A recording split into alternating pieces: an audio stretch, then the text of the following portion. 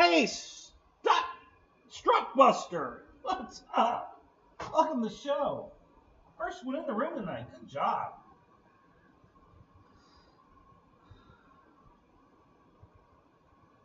That looks better.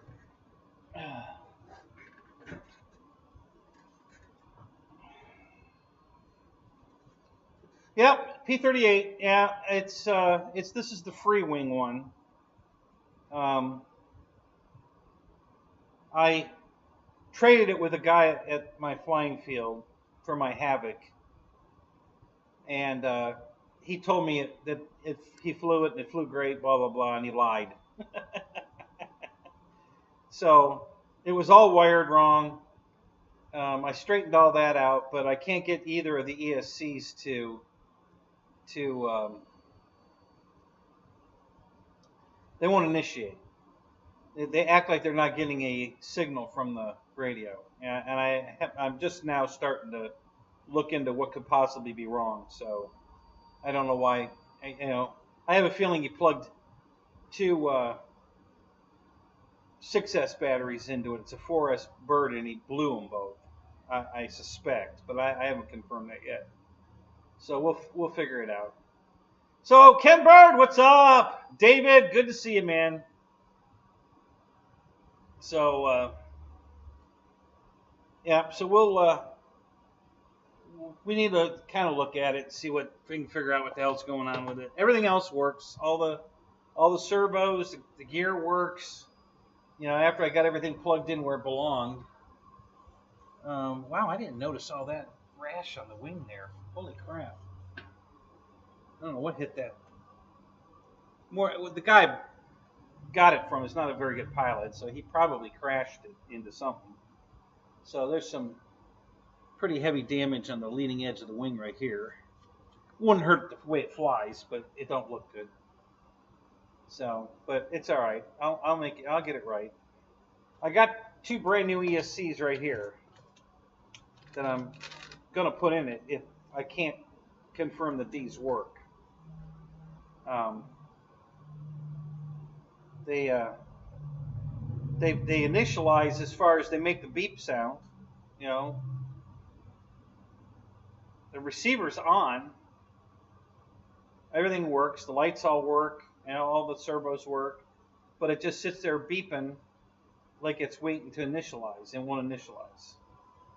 So I don't know what's wrong with it.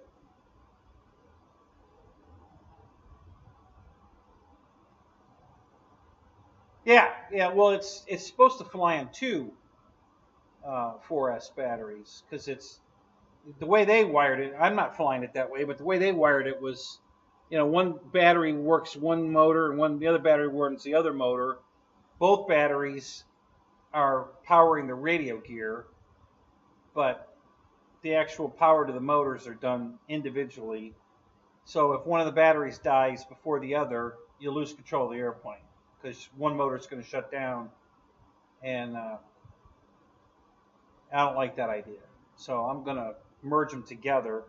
These I want to fly it on one 6S, and these are 80 amp ESCs, so they'll be able to handle that no problem. So that's my goal, is to put those in there. But I don't know if, the motors are going beep beep and they wiggle and they go beep beep, waiting to initialize. So I think the motors are good. I don't know. I haven't figured it out yet. I haven't played with it that much. I mean, after I straightened all the wiring out in my receiver. Tug Hill RC. Oh my God. Thank you so much, buddy. Wow, that came out of nowhere. Thank you, buddy. Man, I miss you so much. I wish we could go flying again. I hope we can do that again. So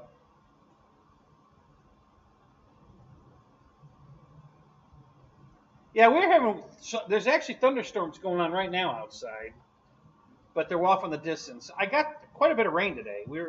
I was driving the bus around. It was raining quite a bit, and but not a lot of thunder till like I said right now. But it's off in the distance. It's not close by, and it's not raining here anymore. So So you could probably hear, I've got a battery discharger running over here. Do you hear that fan running? Can you guys hear that?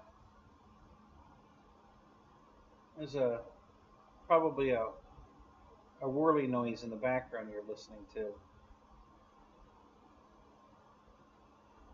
And if it's too distracting, I'll just shut it off. I have a few batteries from Sunday I didn't finish, and I was half tempted to just leave them charged and go fly them this weekend. I probably won't. Let's see, there's 1, 2, 3. Yeah, there's 5 more batteries to discharge. I probably won't get them all discharged. So, not great for the battery to leave them charged, but it's only a week. That's not too bad. So, they'll be all right.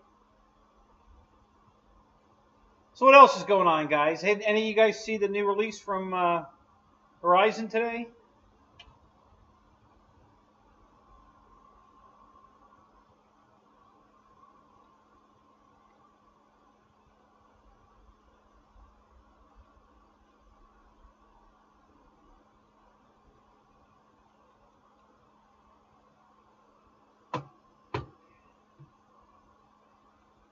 Yeah, we've got a burn, no burn ordinance in place right now too, because we haven't had a lot of rain. Even this rain we got today it wasn't enough to really give us any, raise the water table at all. It wasn't that much rain.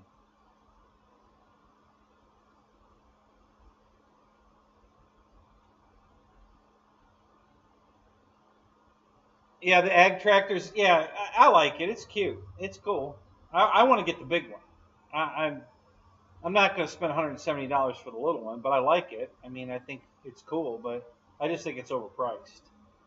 So I'm not buying that, but I like it. It's cool. I've always wanted the big one. I just haven't. It's just priorities. Which plane do I want more now? And that one just hasn't made it to the top of the list yet. So.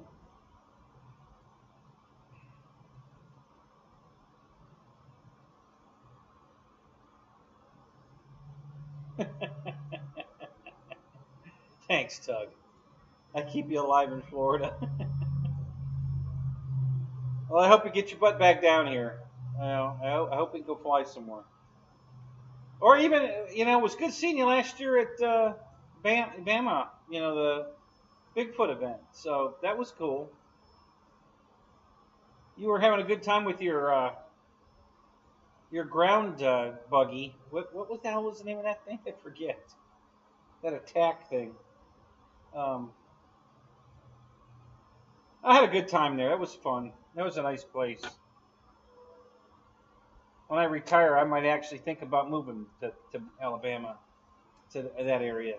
It's pretty nice there. The weather's not that great, but the people are pretty nice, and the field's nice. So you have that to look forward to. So.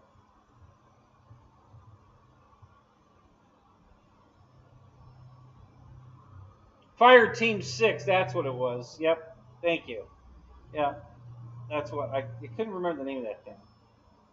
Yeah. Yeah, I don't know if I'll make it to Bigfoot this year. It's so expensive with gas prices the way they are for me to drive there. It was, I think Barb and I spent $700 in gas there and back last year. And, well, actually, it was 2 years ago, right? Or was it? I'm getting confused. No, it was last year. Yeah. Seems longer than that. But, yeah. Oh, there you go. Yeah, that'd be great, Tug. Yeah, come on down after Bigfoot. Come on down. That'd be great.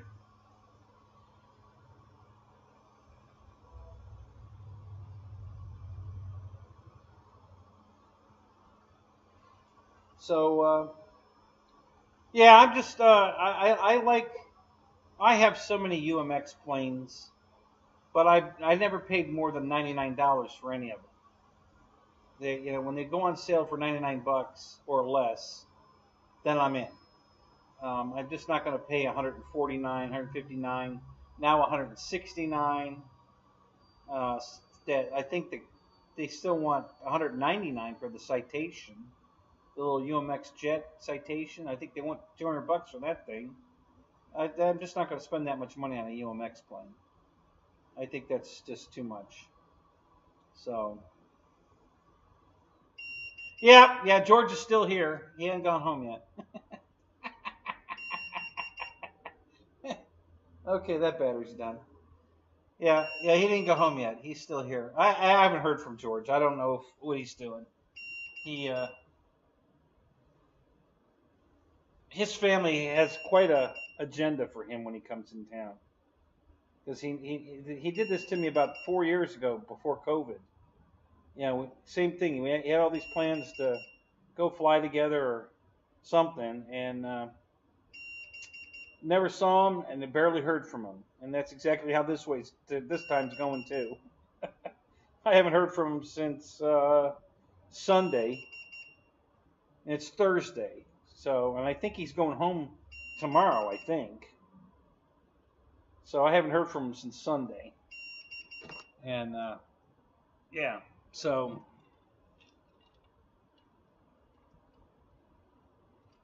and I get it. I mean, I understand. You know, he's here to see his family, and they've got things they want to do, and I totally get it. You know, it's just you know, he was the one that got all excited and said, "Hey, I can come be on the shit show," and him and Michael Bear, and then both of them bailed on me, and it was their idea. Like, okay.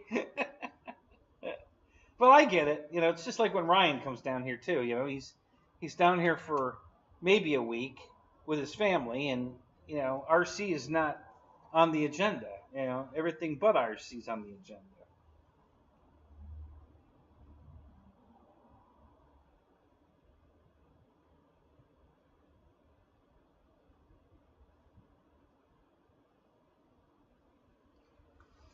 Oh yeah.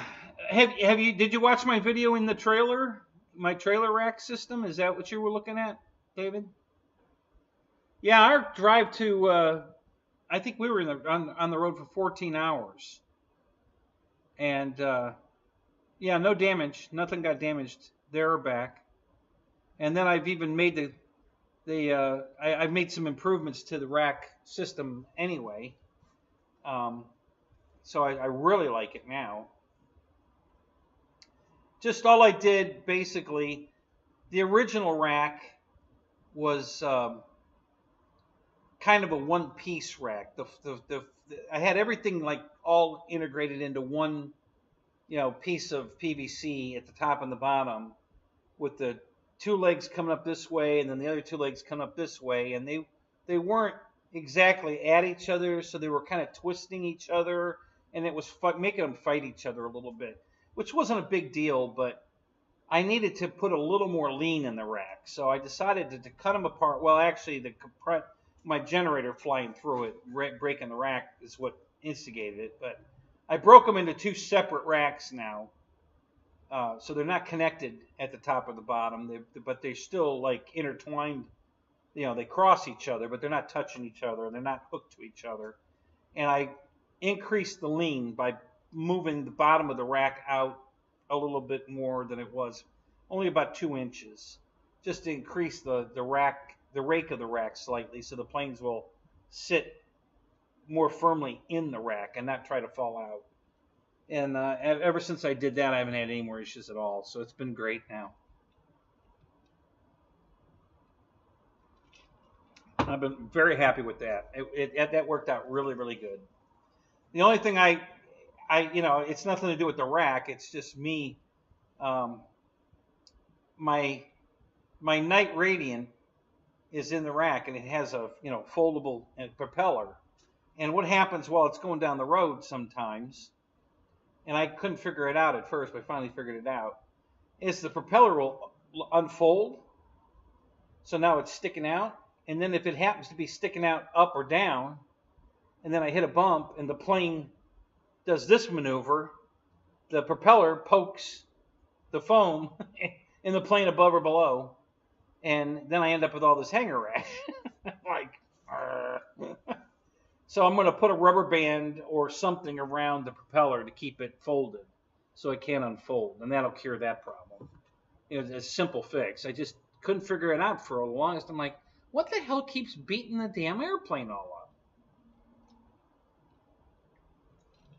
And I finally figured it out. So I'm just gonna. Maybe I might make something out of like tape, but make it so that it does the tape. You know, put it the tape to tape, so the inside doesn't actually stick to the airplane, and then just make it the right size so I can slide it on, and it'll just like a compression fit and stay on, and it'll keep the propellers in. That's what I think I'm gonna do, because I really don't want to tape it. Well, I don't think there's any paint on the radiant to pull off, but it might pull a decal off. So that's why I want to just make it slide on and stay, not tape it on. So what's up, Victor? You're driving to Jets Over California. Really? Where's that at, Victor? What part of California is that in?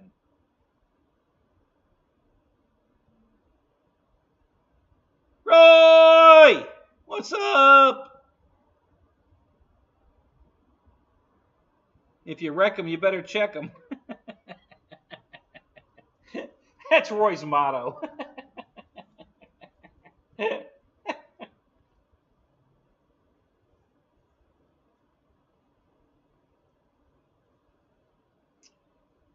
So there's 14 of you in the room, but I only see 4 likes and only about 6 people talking. I don't know what everybody. I've got a lot of lurkers tonight, it looks like. So, which is okay. We don't mind lurkers.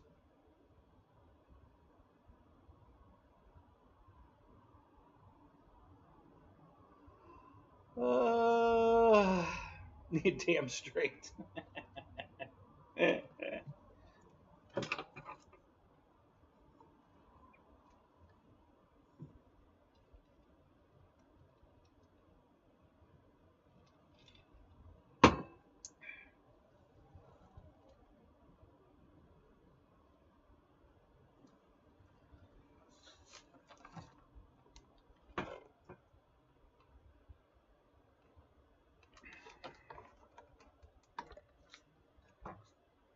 This isn't the easiest plane to work on, I'll tell you that.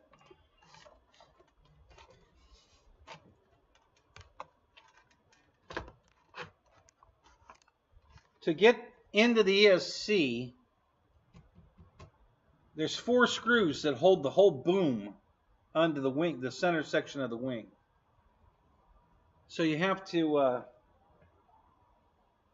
unscrew these 4 screws, and then the whole boom drops out of the bottom. But all the wires go from the boom through the wing into the center cavity here. So you got to feed all the wires, and yeah, it's complicated. It's going to be a long battle to replace these ESCs, if that's what well, I'm probably going to end up doing it anyway. But I got to test it to see if I got to pull the cowls off so I can get to the motors, because I want to test the motors, make sure they're good. And then I want to test these ESCs before I put them in and make sure they'll run the motors and everything works. And then I have to wire them and then put them in. So it's going to be kind of a pain in the butt, but we'll get it done. So yeah, this is the free wing P-38, and it's nice. I like it. The only thing I don't like about it is it uses dual batteries, and the batteries are not. Yeah, George is still here. Yeah, he hasn't left yet. Yeah, I think he's leaving tomorrow. Are you leaving tomorrow? Is that? Yeah, okay. Um, the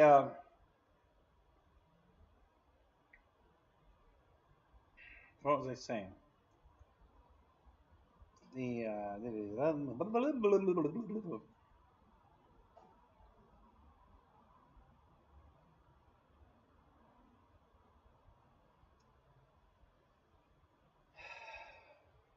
oh, well, I was getting at they've got the way they've got it wired is that each battery pack it's supposed to run on twin 4S's, not in series, so it makes it 8S.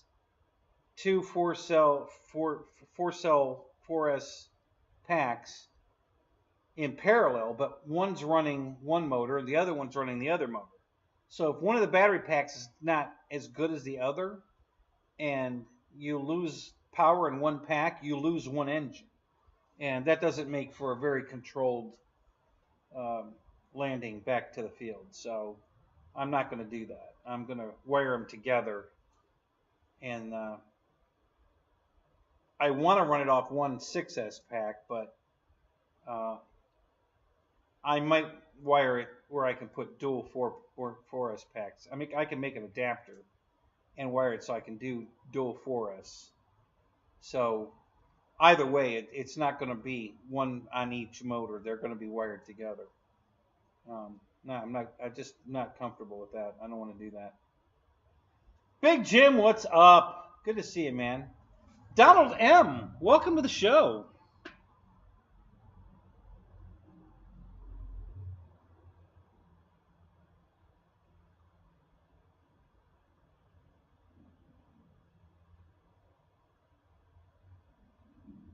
Oh, no kidding. It's been discontinued? The Corsair? Really? I didn't know that. Wow. That's news to me. I didn't know they discontinued that.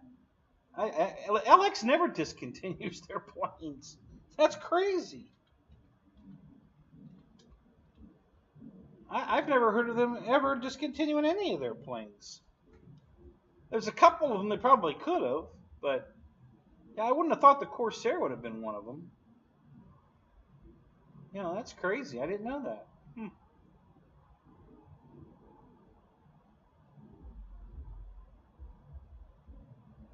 I'm going to look right now just to see what they have. If they still do they have any in any in stock, or are they all gone? All right, let's see if we can do. Their filter system sucks at Banana. Yeah, it's Warbird military, but I wanna.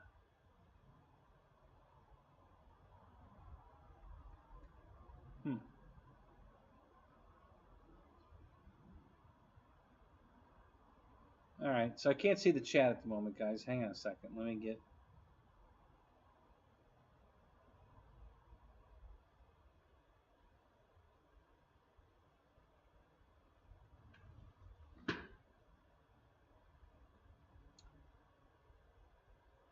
They still have the Wildcat.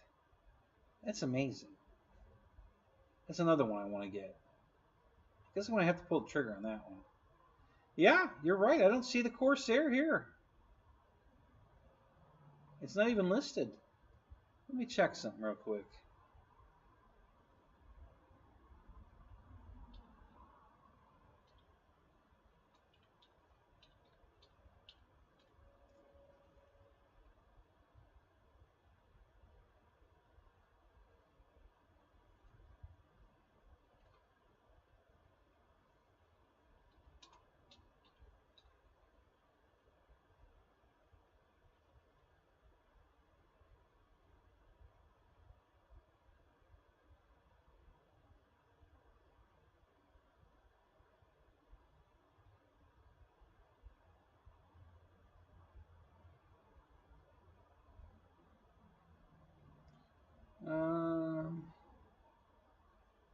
Hang on. That's not what I want.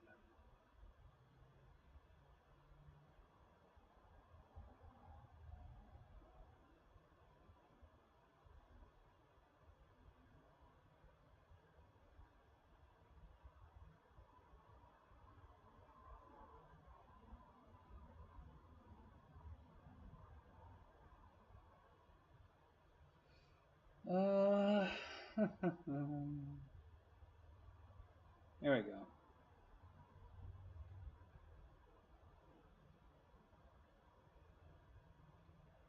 I'm going to the factory to see what they list.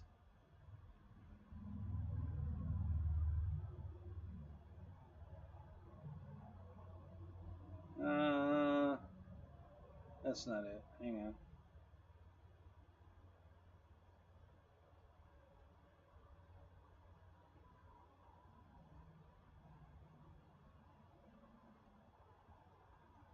I'll be back in chat in a minute, guys. Hang on a minute. I'm checking something here.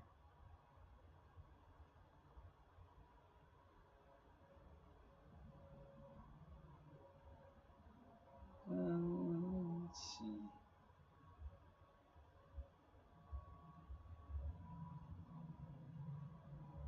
Wow.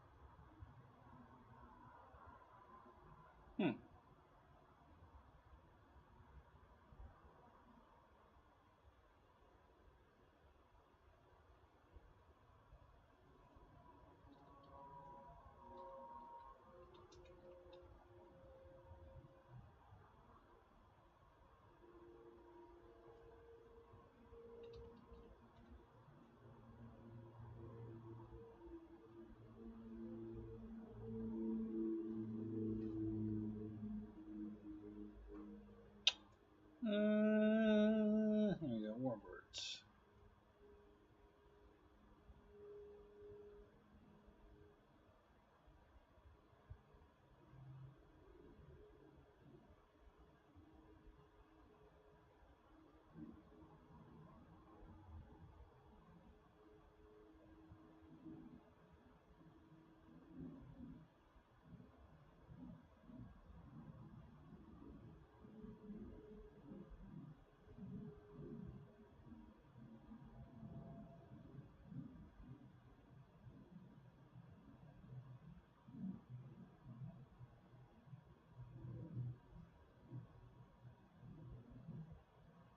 Well,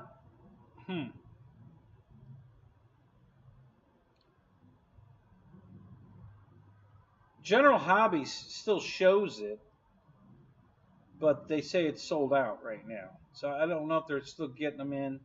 I can't find the main page at the moment. I'll keep looking. Let me get back to chat for a minute.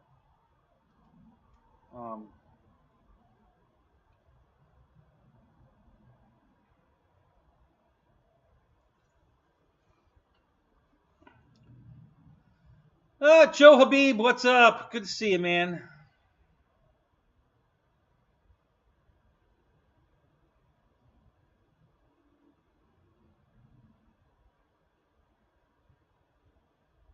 Who else popped in?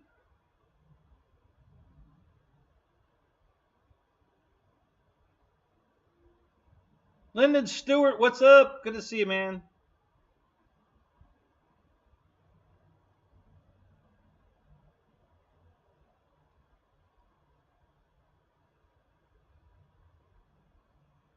Yeah, Banana doesn't show it right now. And, you know, they have at times taken stuff down when they're out of stock. And then when they get it back in stock, they put it back up. I haven't known LX models to discontinue anything. So I'm kind of betting that they're just maybe in a production slump right now.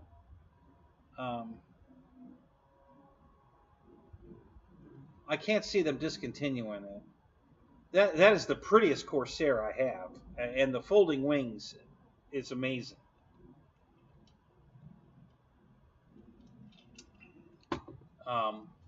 It's a really good flyer too. I don't know if, you know, the FMS one flies really good too. So I don't know which one I'd say flies better. The FMS one's faster, you know, if that means anything. But I'm not a fat burn holes in the sky kind of guy.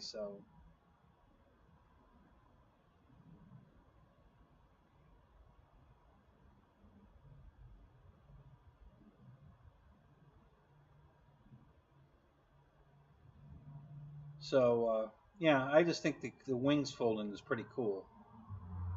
I didn't buy mine right away because I was waiting to see there are two sizes: the 1600, which is the big one, and then a 1200, and that they used the exact same mechanism. And the 1200 wing folding was no problem; they didn't have any problem with that. But the 1600, I guess they were using the same motor in both of them, and it was just the wings were too heavy, I guess, and they were burning the motors out. So there was a lot of complaints.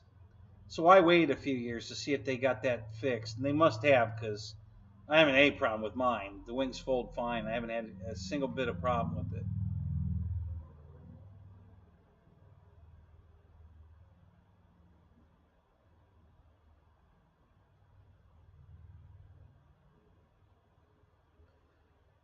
Yeah, Tug Hill, I don't think it's going to be a really good flyer. The wing loading's way too heavy on it. And I think that's what they're fighting right now with that plane. They've been trying to get it, you know, they talk. I don't know if you watched any of the videos, but they were talking about how they're still testing and they're trying to get everything situated before they release it. I just think the wing loading's too heavy. I don't think it's going to be a really good flyer. It definitely isn't going to be a long flyer. It's going to eat battery pretty fast, probably. Um,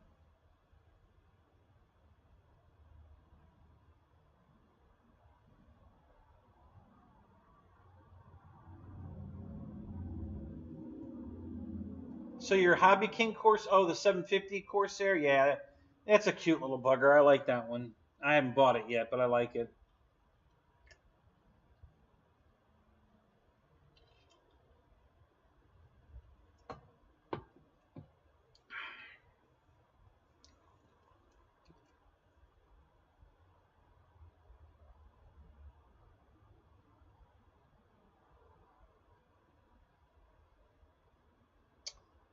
Which one's not a grass ops? You don't think the B1 is going to be a grass plane? Jeff in Lower Alabama, what's up? How you doing, man?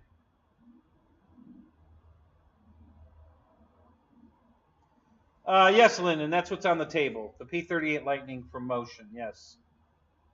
Yeah, that's what this is. I'm working on it. I got it in a trade from one of the guys at the field, and he told me it was ready to fly. It flew great, blah, blah, blah. And I can't get either one of the motors to initialize. Nothing was plugged in correctly at all, so there's no way they flew it the way they had it wired, because nothing was correct. Nothing. Everything was plugged in the wrong place. The ailerons didn't work at all. You know, the rudder was being worked by the throttle, and you know, like I said, nothing was plugged in right. It wasn't even attempted to be plugged in right. Like the ailerons, one aileron was plugged into like the rudder, and then the other one was plugged in, I think, to an auxiliary channel or something. I don't know. It was all screwed up. Nothing was right. So I got everything working. Everything's perfect right now. The flaps work, the lights work, everything. But the motors won't initialize. They just sit there going beep, beep, beep. I can't get them to initialize. The receiver, you know, comes live, and I can work all the controls and everything, but I can't get the motors to initialize. So I think the ESCs are bad. I think they plugged a 6S into it and blew them up. That's the only thing I can think of. I don't know. I'm still playing with it. We got to figure it out. I already bought new. I've got brand new ESCs in the box. These are 80 amp Hobby Wing Skywalker ESCs. So once I figure out what's going on, I'll probably put those in. I'm going to wire them together so it'll fly on 1 6S instead of 2 4S. Or I can make an adapter to be able to plug 2 4S. But the way they have it set up is they have a battery per side. This motor's run on one battery. This motor's run on the other battery. And I already flew one of these that way, and one of the batteries went bad in flight, and it started yawing really bad, and I couldn't figure out what was wrong with it. I didn't know that we were on separate batteries. The guy that owned the plane that I was flying it for him didn't tell me that. And I'm sitting here trimming the hell out of it, trying to get it to correct, and I just cannot get this thing to correct until I finally lost it. When the motor finally shut off, it just spiraled in. No damage. I mean, we lost the canopy. We couldn't find it. But the plane was perfect. There was like absolutely no damage to the airplane. It was amazing. But we never could find the canopy. I think it was in the tree, but I don't know. We couldn't find it. So I know it went in hard, but it didn't damage it. That's what cracked me up. It was practically perfect. I mean, it was sitting tail down, I think. Yeah, it was tail down up against the tree when we found it, picked it up, but there was nothing. There was nothing broken. There might have been a compression here or something, but it wasn't broken. It was like nothing was wrong with it. And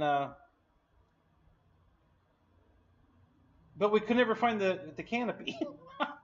We looked everywhere, couldn't find the canopy. So I don't know what happened. Well, Bill, what's up? You sold your Lincoln yesterday. I didn't know you had a Lincoln. What kind of Lincoln?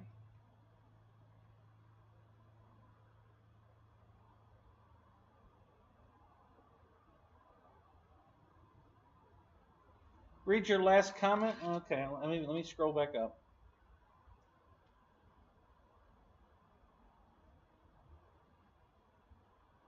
Oh, your last one says, hello, Jeff.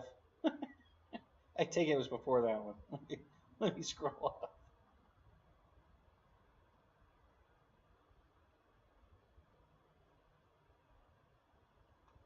I think I tried that already, Roy, but we could try it again. Yeah, I know that trick, and I'm pretty sure I tried that already.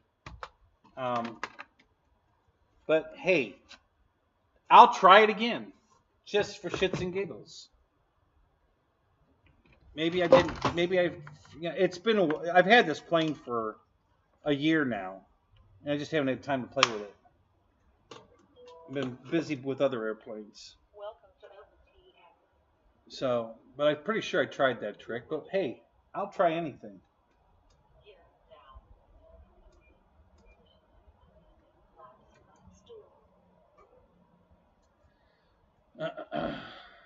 Yeah.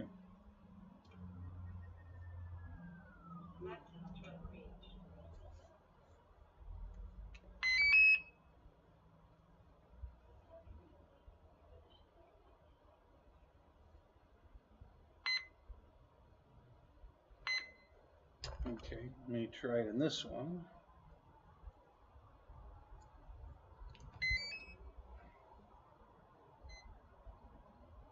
Nope, that didn't work. It was a good thought, though.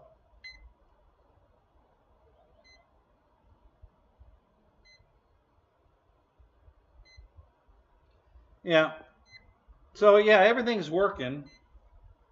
Ailerons, flaps, elevator, rudder. Yeah, everything's working, but the motors won't initialize. I got the trim all the way down. And I split it up. There's a Y connector. I took it out of the Y connector to eliminate that being an issue. So I'm only, right now, I think, this is the motor that's initialized, or trying to initialize, not that one. Because I took it out of the Y. So, yeah, still not. So like I said, I think, yeah, well, I know you need 2 batteries, but you don't need 2 batteries to test it, Jeff. It's not, the receiver's on. You know, you need 2 batteries to fly it, but you don't need 2 batteries to initialize it. It's and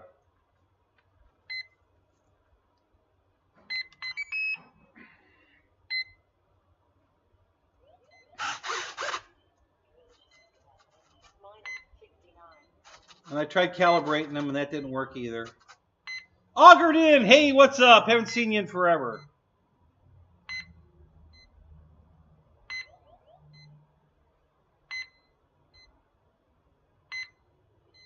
Oh, it's wait a minute. He's talking about. I want to see what kind of Lincoln. Wow, Bill. Hang on a second. Let me back up for a second. O2 town car. Oh, no kidding.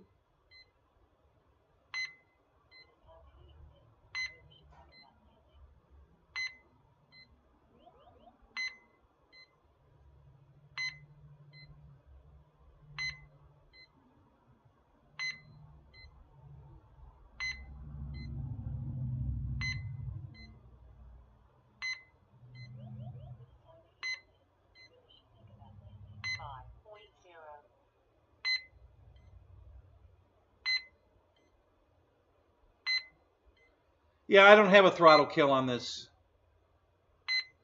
augured in, so that's not the issue. I don't generally use throttle kills. So I went to my monitor, and yeah, it's definitely giving a signal for, you know, throttling up and down. So it's not, you know, it's not that. So I don't know what it is. I haven't figured it out yet. Just I've had the plane for a year, but I haven't really played with it much. So but I want to get it flying. So I've decided now's the time to start playing with it. So.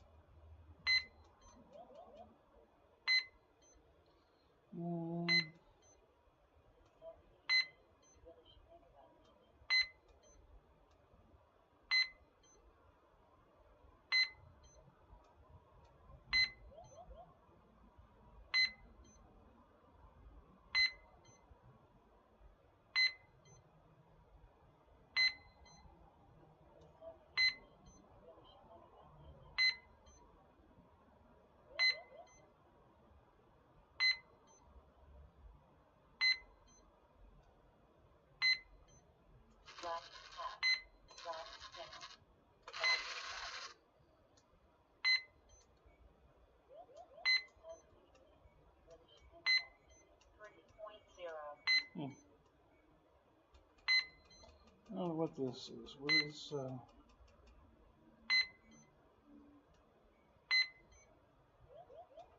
what's L9?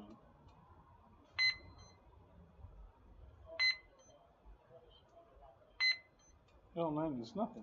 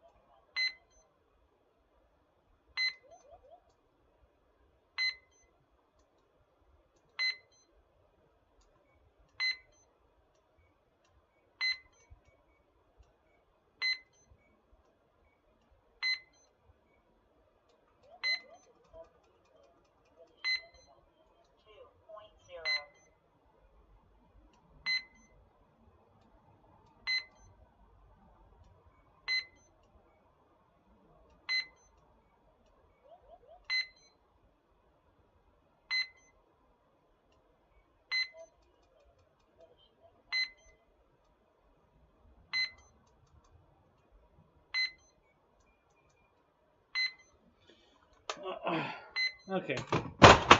Whoops.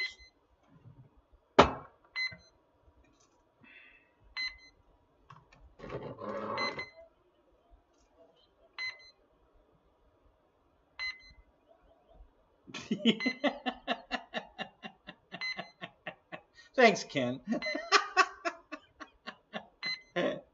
Yeah, well, as long as they're sitting here going beep, beep, beep, there's no way they're powering up. So, but thanks for thinking of me. That's funny.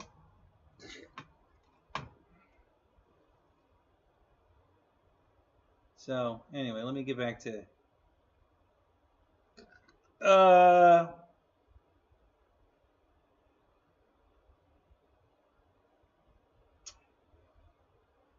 So you know what that? Yeah, I know what you're going to say. It needs a turbine, right, Lewis? Is that what my P-38 needs?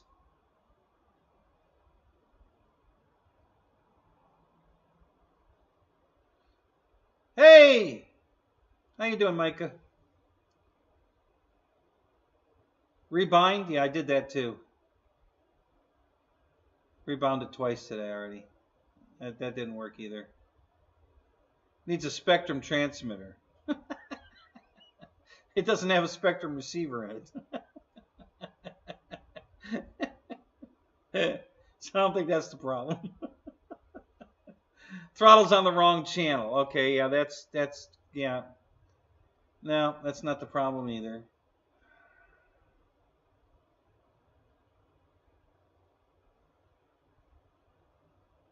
Joe, the one I flew had no problem on the grass at all. It was fine. Absolutely fine.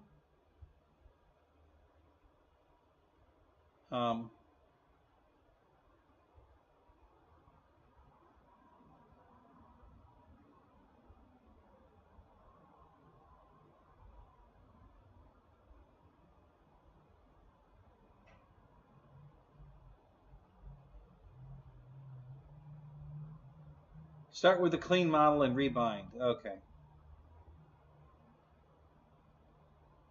Those are all Spectrum tricks. You don't need to do those tricks with other brands. Just Spectrum. This isn't a Spectrum plane. Yeah, I already took the Y harness off. Tried that too. Yeah, thought that might be the problem. I already disconnected it from the Y harness. Plugged in just one ESC. It still won't initialize. So,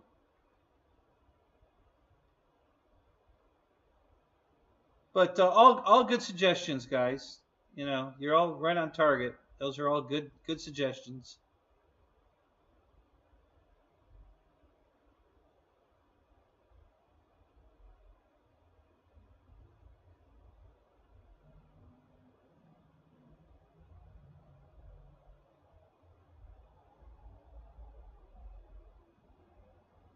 Yeah, I think we've covered them all. I think everybody's drop back 10 yards and punt. You know, Michael, that's funny because I used to use that expression a lot. That's a northern expression, you know, because I'm from Cleveland. And I haven't done that. I haven't heard that one in years, but I used to use that a lot. That's funny.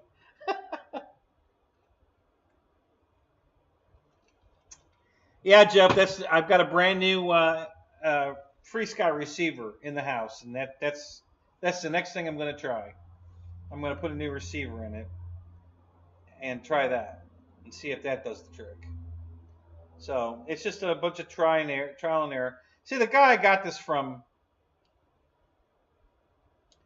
he's really horrible in this hobby. He really is. He doesn't know anything, and he can't fly, and he's just you know, he's a nice enough guy, but he just doesn't understand this hobby at all.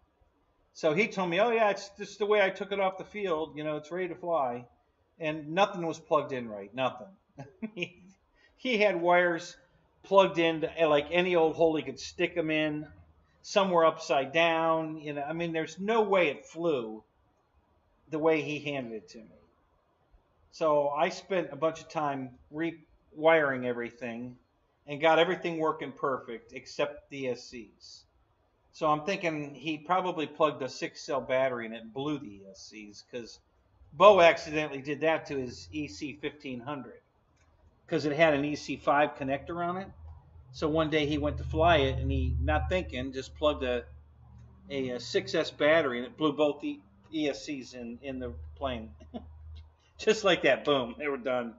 So I don't know if that's what happened. I don't know. I'm still testing. We'll figure it out. Hey, Check 6, what's up? How you doing? Might be time to go back to Spectrum. Yeah, that's a good idea. Yeah.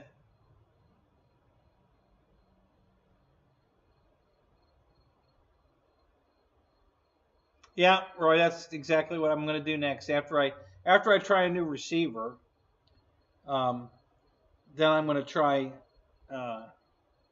plugging an external ESC motor combo. I have one laying on the floor there. It's actually a fan unit out of my T33. So I'll just take that and plug it in, and we'll see if that works. And then if that works, then we'll know.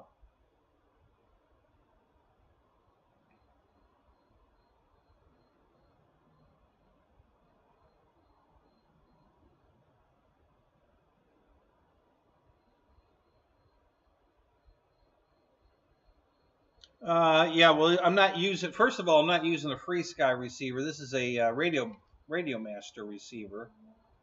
Okay, and second of all, that new software is only in the newer receivers, not the old X8R. The X8Rs are still the same. So.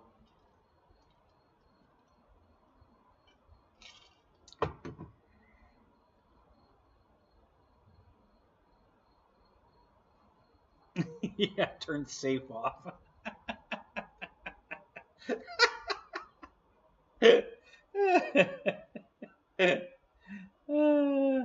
Roland, what's up? Good to see you, man.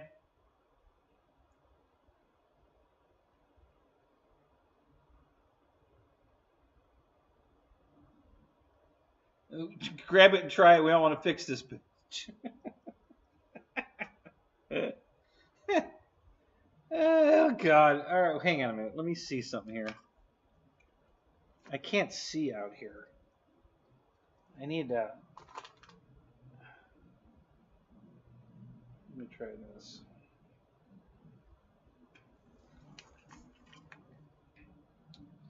Okay.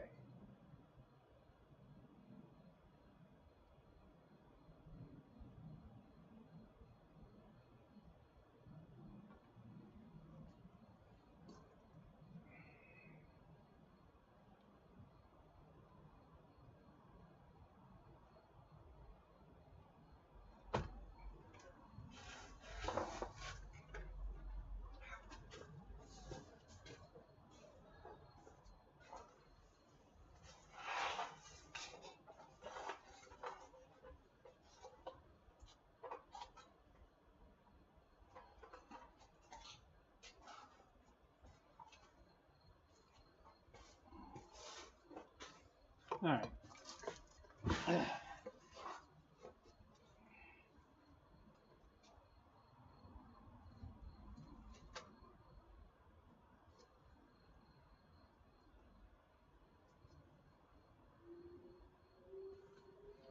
All right, let's try this.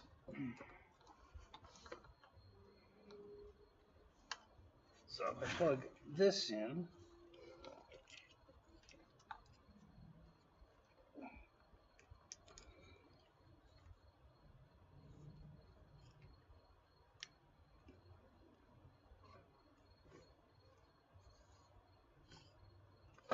Okay. And then I plug this in. Welcome to OpenTN. Switch warning. Gear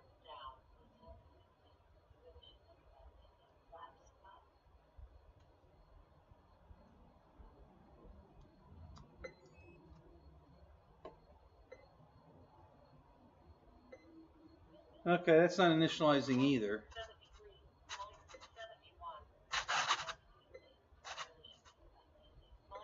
73, All right. So it's probably not an ESC or a motor issue. It's probably something else.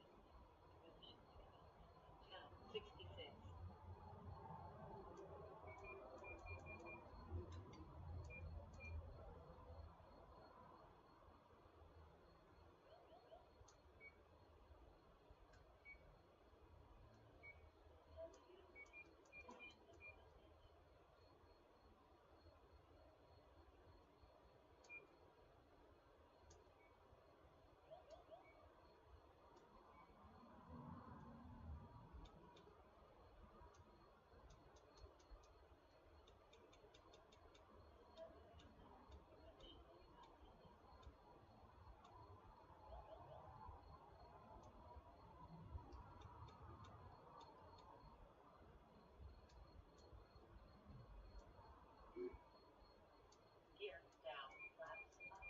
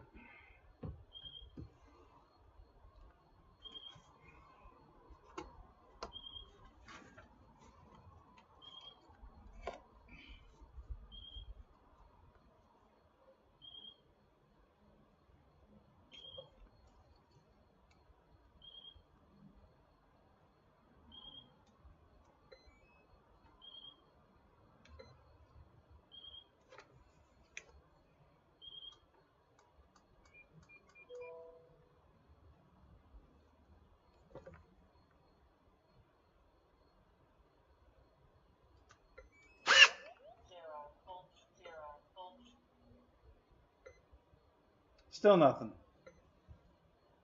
That's weird. So I picked another model in the radio.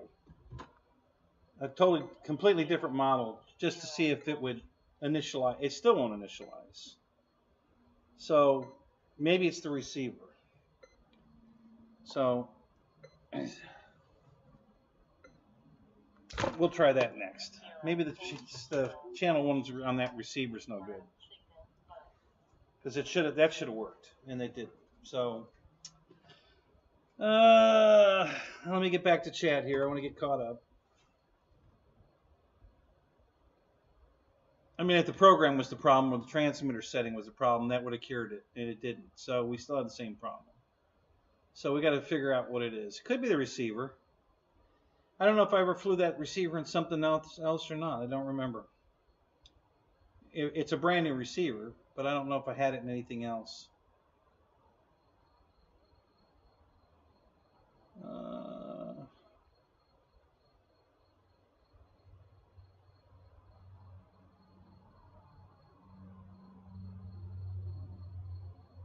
Reverse the throttle channel.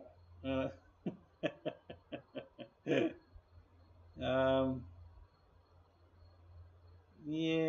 okay. I don't know how that could.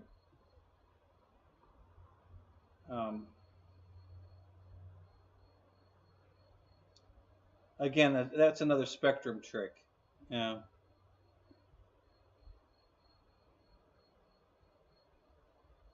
So yeah, so again, the one I flew identical to this one No problem on the grass. None. It flew fine off grass.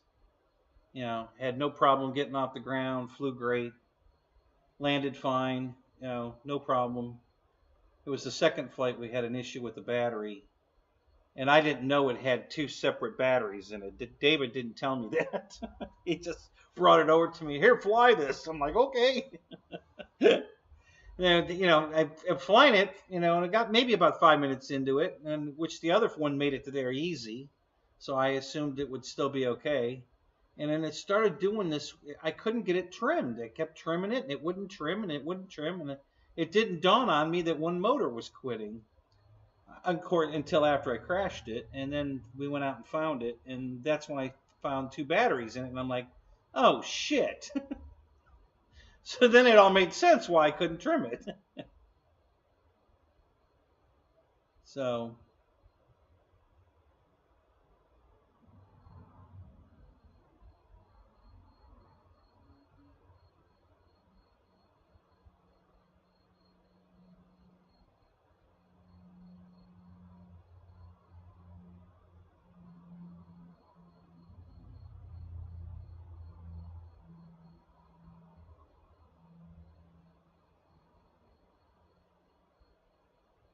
a repaint?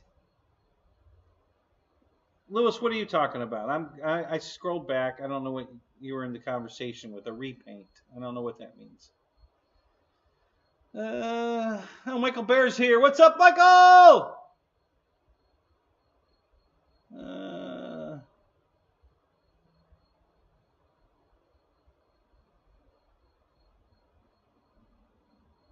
Yeah, and again, I'm going back over answers. You guys already, yeah, I already unplugged the Y connector and tried that. That didn't work either. I tried initializing either one of them separately. No, that didn't work. You know, so I've already been trying to eliminate all the things you guys are thinking of. So, so let's see what else you got.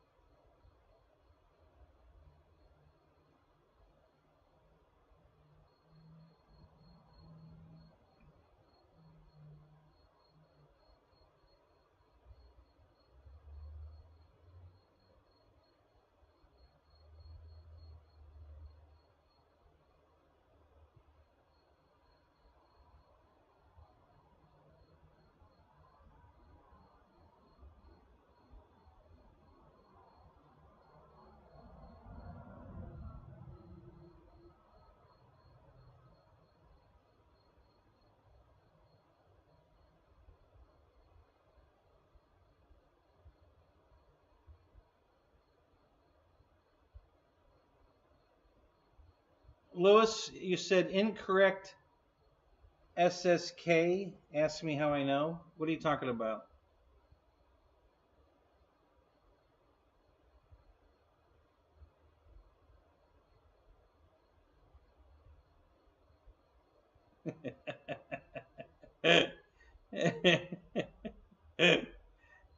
That's funny, Fred. Fred! Polar opposites. Yeah, that could be it. Maybe that's the problem.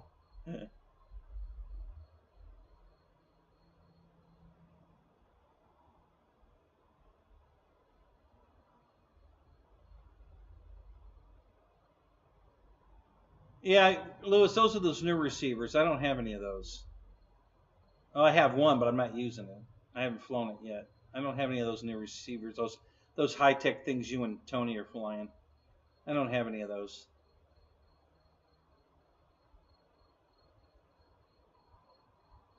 Tim, welcome to the show. Good to see you, man. Let's see what else we got here.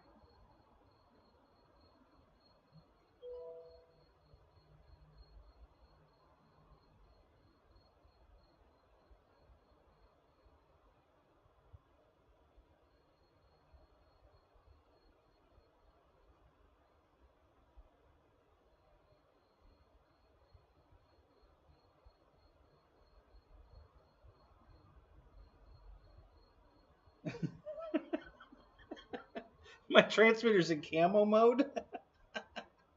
That's exactly the problem. The receiver can't see the transmitter.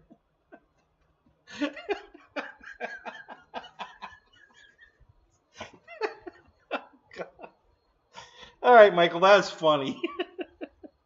That was a good one.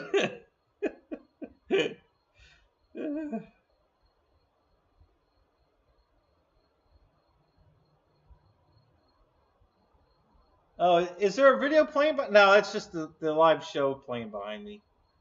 I haven't selected anything to put up on the TV. It's just my show. It's let me look. Yeah, if I go this way, I can go over here and move this.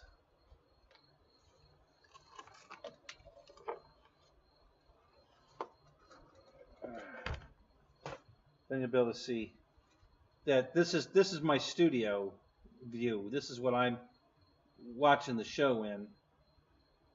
So, you know, the analytics are down here at the bottom, and the chat's over here on the side where I'm reading what you guys are typing. And that's pretty much, it tells me how many people are in the room. There's 26, 14 likes. And I got one $20 from Tug Hill. So yeah, that's just how I run the show. This is what studio looks like. You guys that don't do this live stuff. So yeah, it's just, I have it set to play on that right now because I didn't pick a video to watch. But when I go get that other receiver, I'll put a video up so you guys can watch it on the screen. Actually, I'll just switch to a full screen and you can watch the video.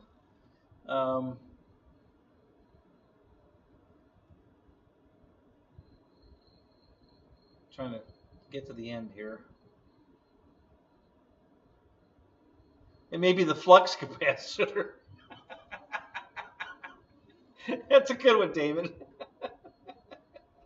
Yeah, I didn't think of that.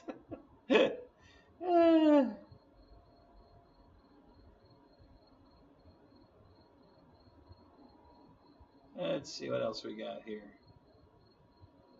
No, it's not a lemon. I don't use those receivers. I don't think I own a lemon receiver. No, I don't think I do.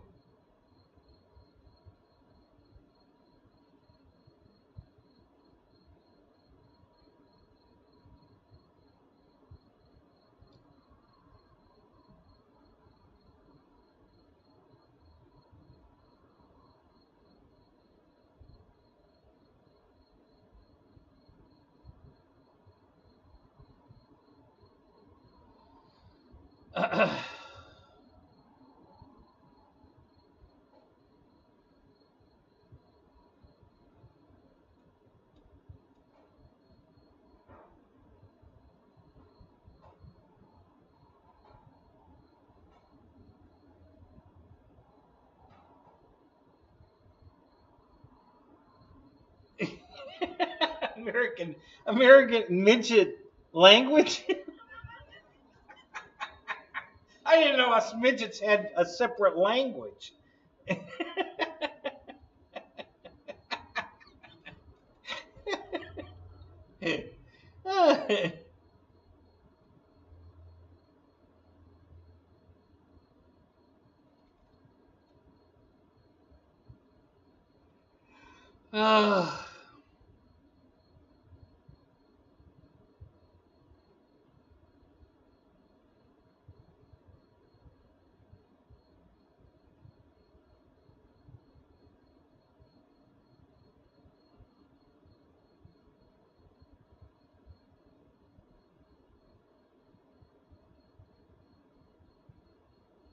No, it binds just fine, Lewis. It's bound. Everything works but the motors. The retracts, the flaps, ailerons, rudder, everything works. The lights are all on. Everything works fine. It binds up fine. I just can't get the motors to initialize. So I suspect that he blew the ESCs, but that's not it either, because I just plugged an entirely different ESC in, and that didn't work either.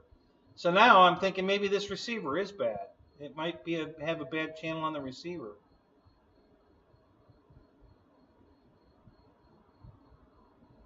Yeah, that's actually the exact same plane, Donald, that Horizon had out, the same mall, just a different paint scheme, because FMS made that plane for E-Flight. E-Flight discontinued it, so now FMS has released it under their own banner. So, and all they did was change the color. It's the same airplane. It's a good flyer. A bunch of guys at my field have them. The old orange one. I haven't seen a blue one yet. Uh-oh, what's Wild Bill putting a video up of? Let me open it, see what we got here. Oh, Ryan's video of the new release. It's cute. I like it. I'm not going to buy it, but I like it.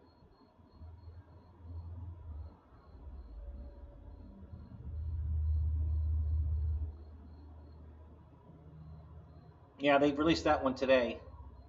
The air tractor in a UMX.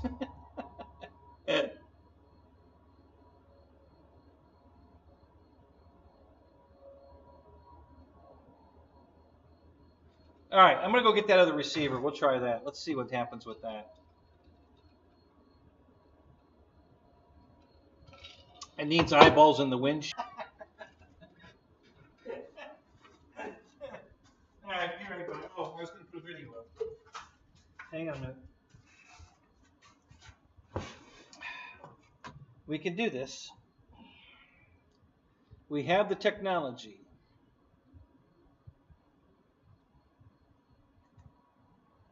Actually, let's just do this. This will work.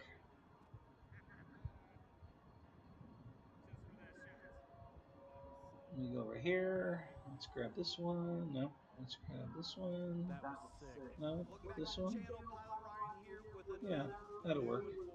Now, some of you recognize this one as it was a larger plane at 59-inch wingspan. Now, this super scale RC model of an air tractor has been released in ultra micro size. Guys, I'm going to throw in some B-roll of the really cool wire suspension on the horizontal. It's got lights all over it. The wheels and the landing gear are super rigid. I really like that, the way they've been made. And the axles are bolts. So you guys that want to play with different tires, you absolutely can. I've got mine bound up to an NX10. The manual has real clear instructions for how to set this up with a DX radio. That means guys with the DXS radio can work it out. So good for somebody who's new to the hobby. And also IX and NX. Again, I'm on the NX10. Set this up by the book, 100%. There you go. So you guys can watch this while I go get the other receiver. I'm down here in the corner. Hello. I'll be right back. Full flaps is going to be 15% elevator compensation, and half flap is 7, if I remember correctly. Looks super scale. You pull the battery hatch off from the front, not the rear. It looks like you should be able to grab it from the rear, but do not do that. That's where the tongue and groove is to key it into the fuselage. So it's magnets up the front. Very cool looking plane. We're about to take it up for its first flight right now. If you're interested in this plane, I've been doing RC for a long time. I really appreciate your support. When you click through those affiliate links in the description, that helps tremendously. This is our full time at this point. So if you're not close to RC Fun Park, Hobbytown and Granger, or Palm Desert, consider clicking that link if you're shopping for this new hot ticket. Let's go. Thanks, Horizon Hobby. Let's get this up. One thing I wanted to mention I forgot, when you bind this up, it's already got safe already programmed in. All you simply have to do is flip the gear switch or channel 5 on your transmitter. So note the aileron, and then when I flip into safe, it deflects the aileron to level the plane. So if you're a low-time pilot, you're going to appreciate safe.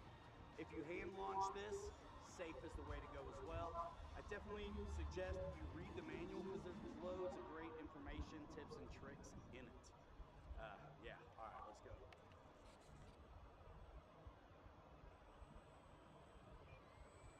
Oh, look at that. Tail comes up. I'm going to go ahead and get out of safe. And I love that this has lights all over it. And I'll put an info card in the video where you can see my video of the big one, 1.5 meter air tractor, which is fantastic. We tossed around a little bit today. I'm going to go full flat this time.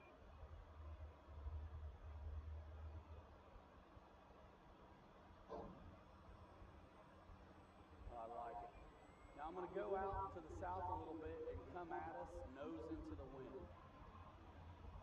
Beauty. Look at that. It looks the part out here too. I mean, this is where you would see the full scale doing its thing. Is somewhere like this.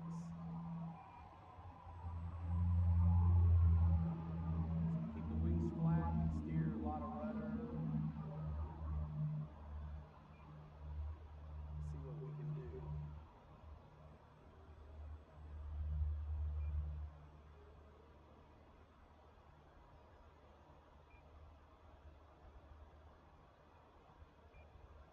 And this will run on 3S and 2S batteries. If you have the white style plug, there's a simple adapter you can get that'll take you to JST, which is what this plane's ESC is equipped with. And that means if you're sitting around on some 2S or 3S 280s, you'll be good to go.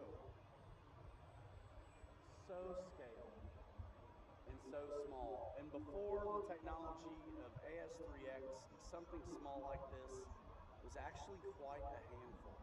I think it's just fantastic how now we got safe in, it's going to be even more stable. Oh, wow. That wind's interesting. We're going to get out of the flaps and out of safe. And I'm going to try to speed it up for you guys, but keep it where he can get it. So I know it's out there. 3S 300. How smooth and quiet. Are you getting that okay? Steep circles right out here in front. Stealth. It's gliding in right now. Rudder. Oh, that was awesome. AS3X only, no flaps on that touch and go. Nice and low. Looks so right over the farm fields here. Now we're going to do a half flap touch and go. All right, I'm back. So well behaved. So well behaved. I had the rudder corrected. So we'll take that off of there. Down to the ground, and it really kept itself nice and right. And that was an For now. Let's see what's going on in the chat. What did I miss? What did I miss? I'm sure there's some more good jokes in here, some more midget jokes.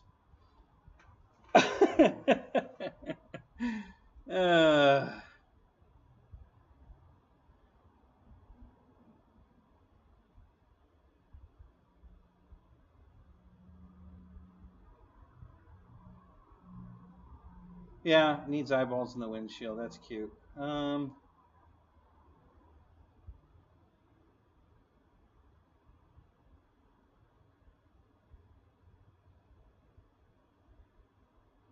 Mighty Air Tractor video. Is that, Jeff, is that on this little guy one or on the old big one? Thanks, Wild Bill. Yeah, I miss Dave. Thought I'd wear this tonight.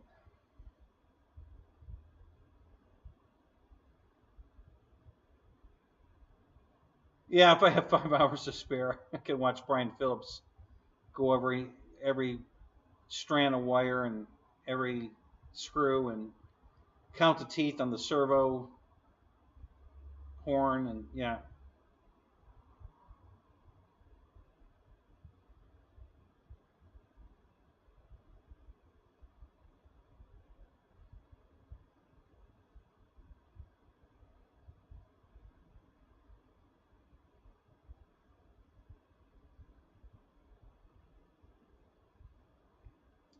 Uh-oh. This is crap? What Tim, what's crap? That airplane? What?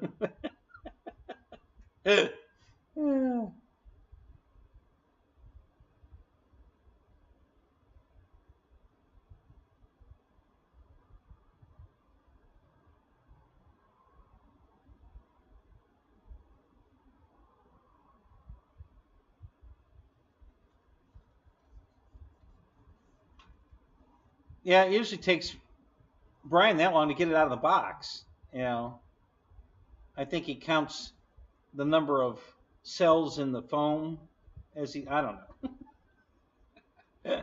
It's the only way I can see it taking that long, but he finds a way to do it.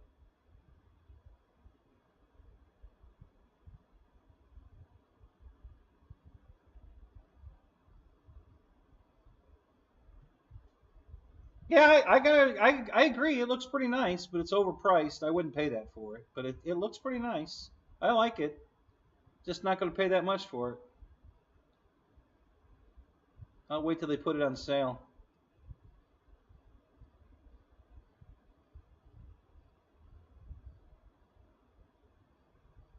Okay, it jumped way ahead. Let me get back here. Hang on.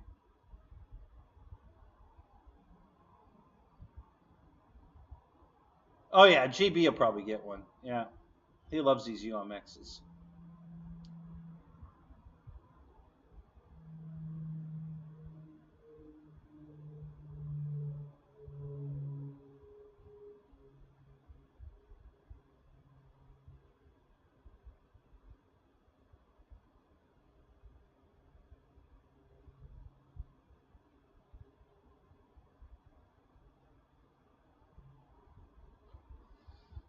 Well, up until Motion just came out with that Cougar, I was said the same thing about Motion too. Neither one of them come up with new ideas, but the Cougar was new, so that I'll give them points for that. But that's the first new thing they've come out with in quite a while. John Graham, what's up? Good to see you.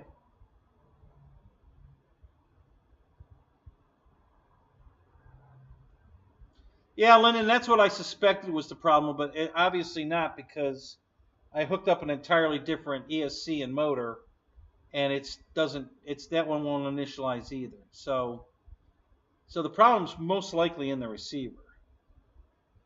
We've eliminated the ESC and motor combo being the issue. So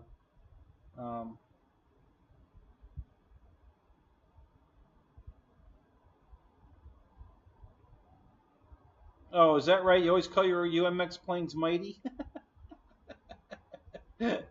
Okay. Like Mighty Mouse, yeah.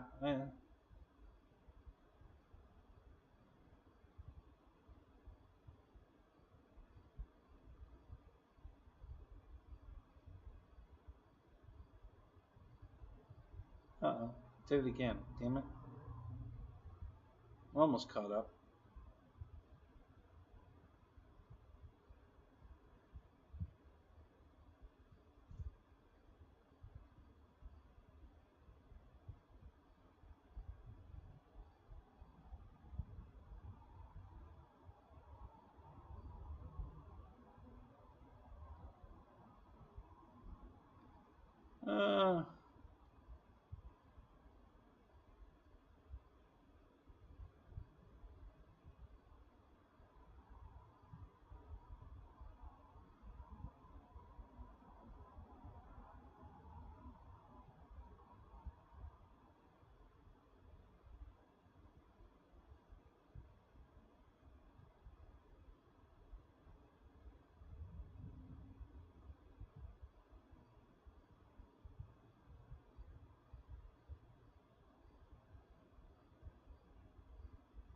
Yeah, Lyndon, now see, I already plugged in another motor and ESC combo right here out of another airplane, and it still doesn't work. So that's not the issue. It's got to be transmitter related, which I doubt because I've tried two different programs.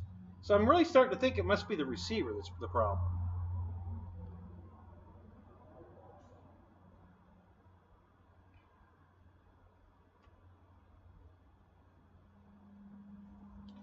So let's break out one of these brand new Free Sky receivers and see what we get. Let's see if we can make it work with this.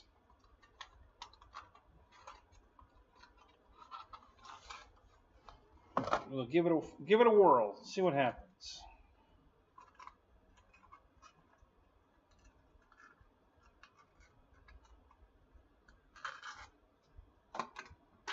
All right.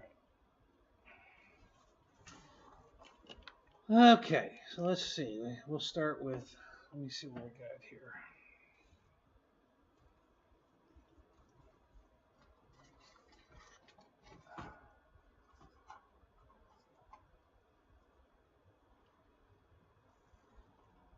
All right. All right, so one starts down here. Negative on the bottom. Signal on the top. Okay. All right, so let's plug this one in first.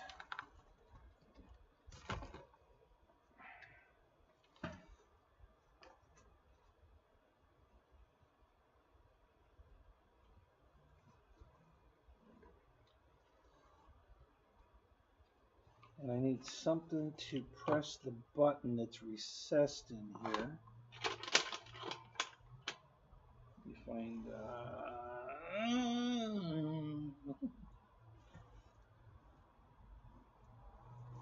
All right. Okay. I got one right down here.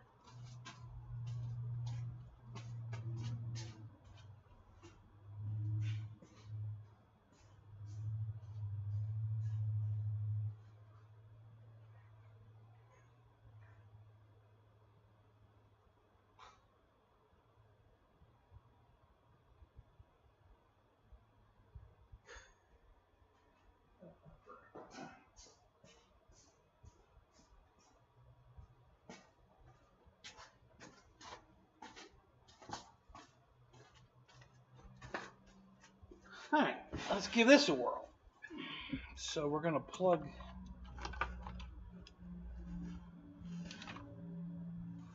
Let's move these forward here. We got to plug this in.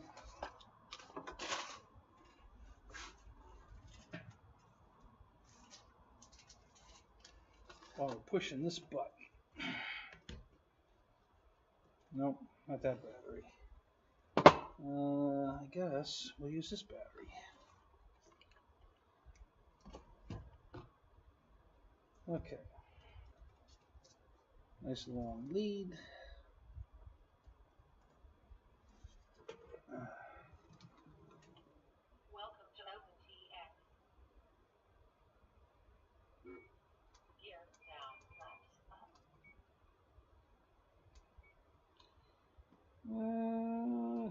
Here.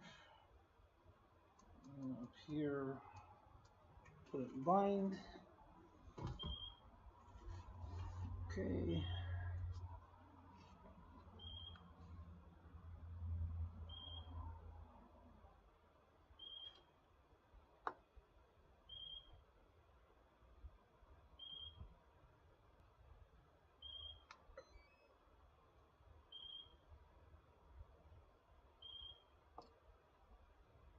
Huh. I don't think that worked. That's interesting.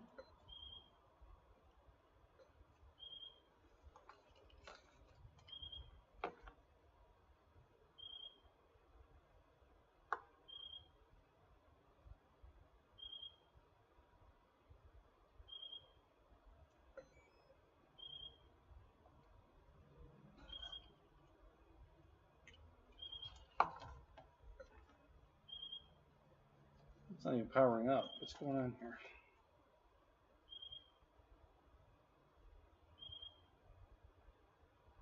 I have it plugged in backwards. That's what's going on here. Man, I read that twice, looked at it twice. I still plugged it in backwards. That's good. I cut it twice. It's still too short. I don't understand. All right, let's try it now. I don't know how the hell I did that. All right, let's try it again. It should work this time.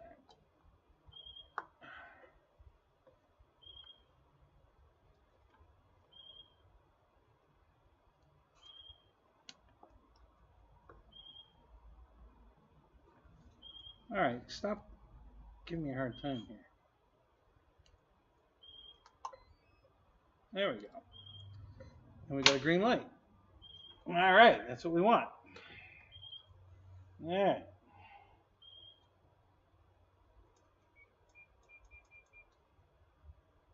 Okay.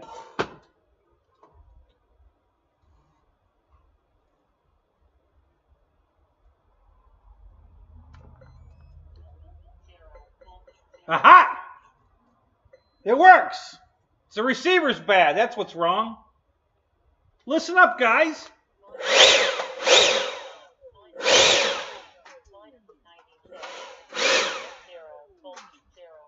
We got something.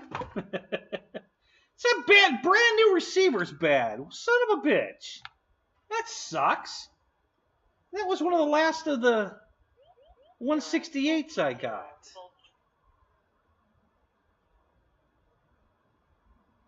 You said that an hour ago. Did you really? I missed that one.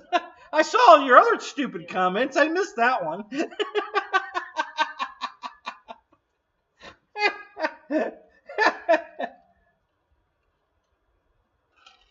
Yeah, that would have fixed it. I should have went Spectrum.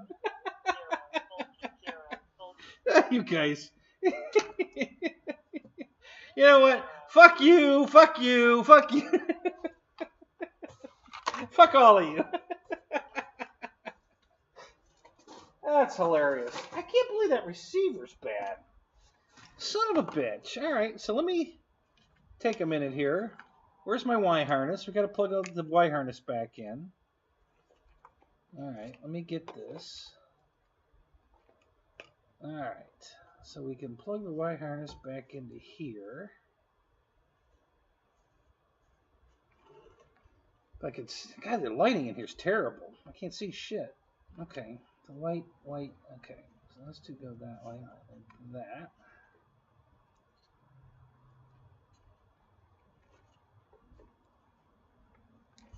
Okay, all right, got that.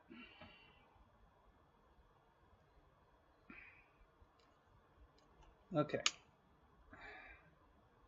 we're going to plug that in here.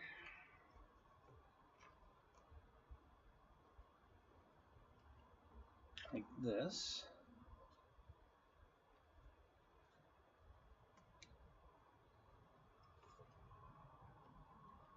Okay. All right, let's get to these wires here now. All right, I don't like that. Let's not do it that way. That's stupid. And let's put this outside the. I don't want those that way. Okay. Oops. Okay. There we go.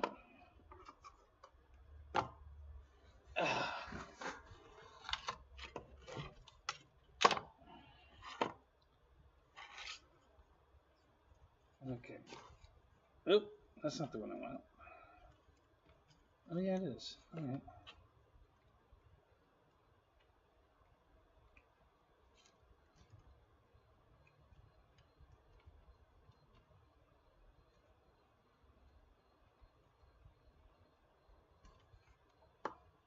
No, I didn't, Lyndon, because I was running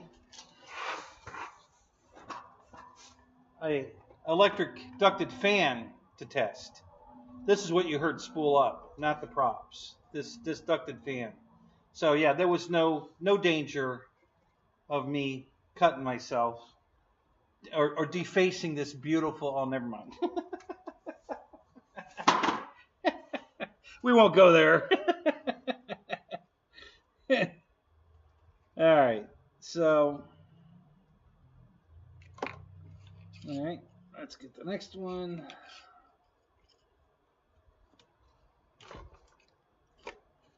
Plug it in here.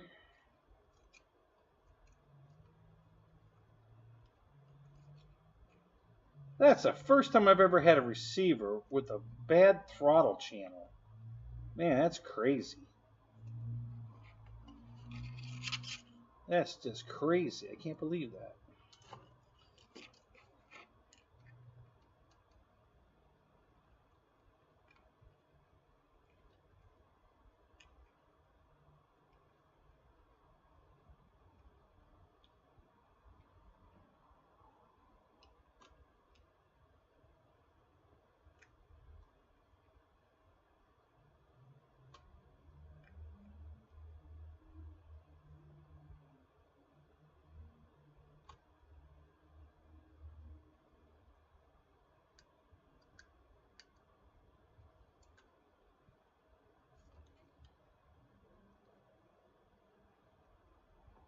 All right. Apparently, I'm not holding my mouth right. There we go.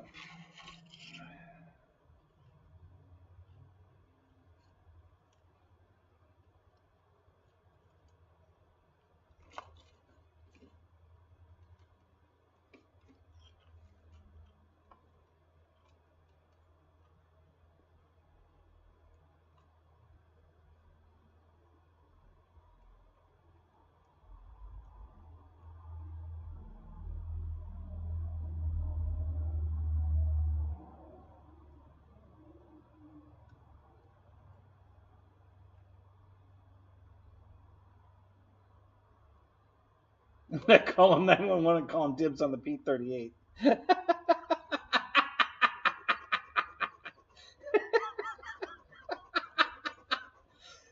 Oh, God. That's good. I like that one. So, Roy, this is exactly the same thing that happened a couple weeks ago when I was working on the Phoenix Spitfire. What's Phoenix Spitfire? I didn't see anything. This first I heard of this. All right, what's going on? I'm bumping something. What the hell am I bumping?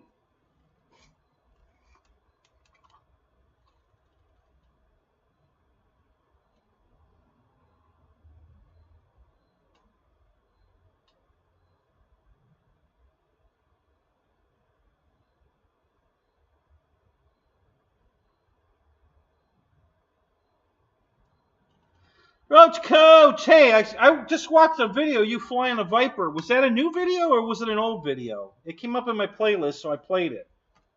And you were flying your yellow Viper. Is that old footage or something new? Activity alarm.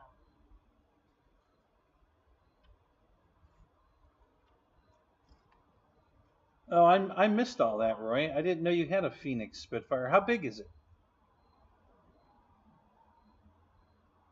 It was belly cam. The camera was on the bottom of the plane.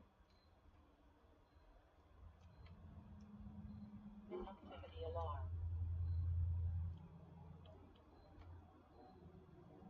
Ah, new video. Cool.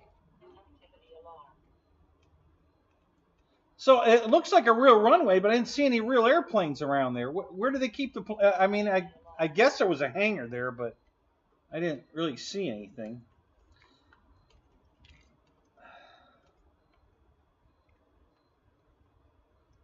All right, come on. There we go. One more.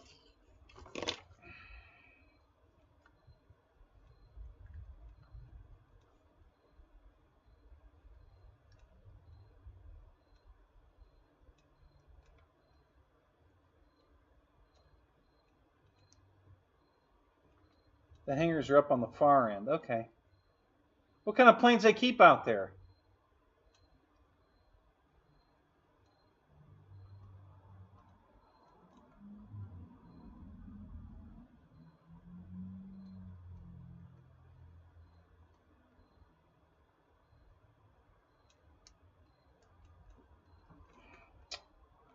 God damn it. What the hell? God, these things are being a pain in the ass to plug in.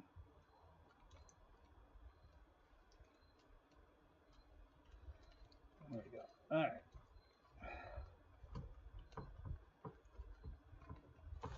Okay.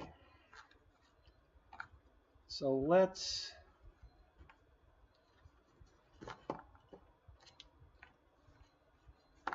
got to rebind it to the correct channel now. So let's do that.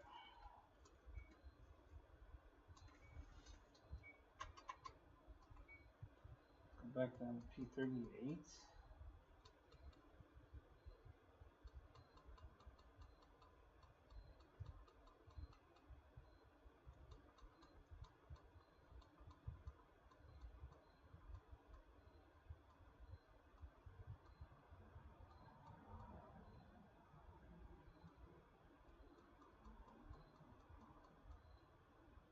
There it is.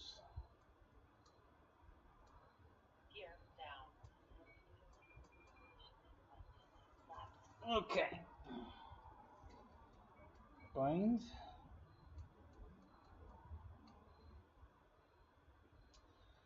Oh, I don't want to bind it to that.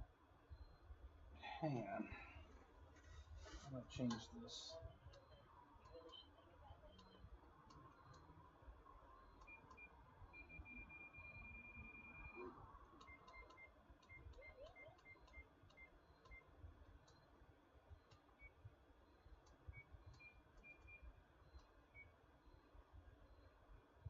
Okay.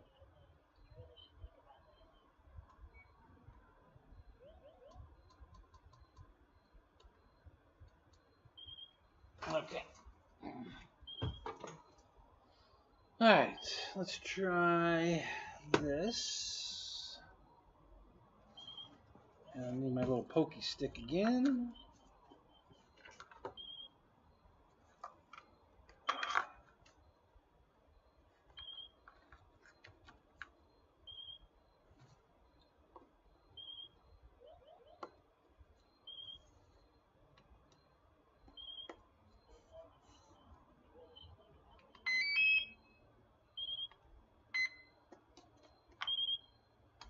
Okay.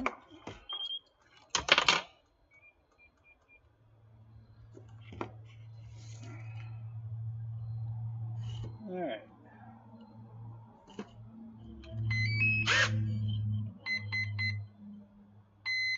There you go. How about this one?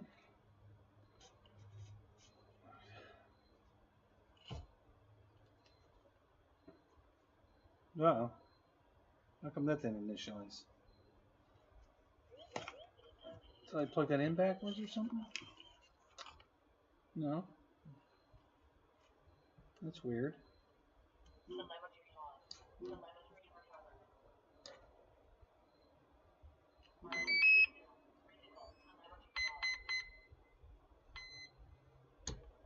Okay, how about this one?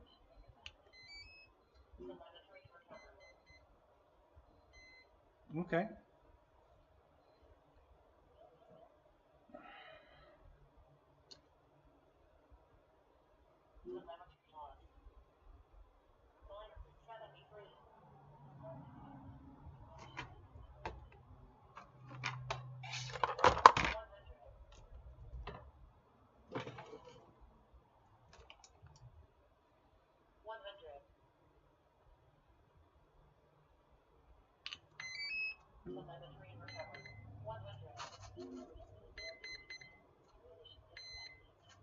Okay.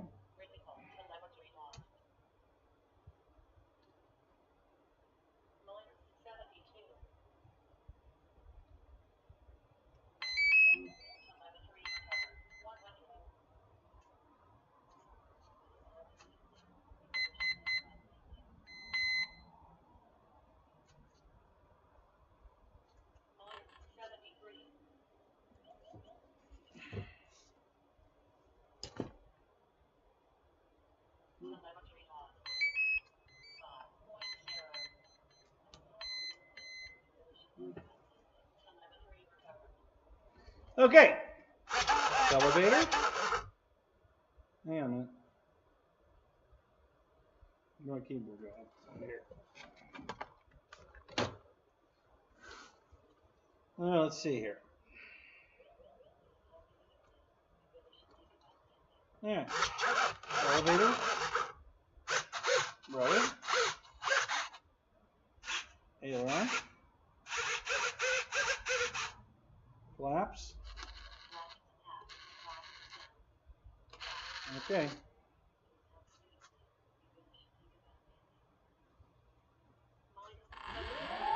Motors. Yep, the props are spinning. You see that?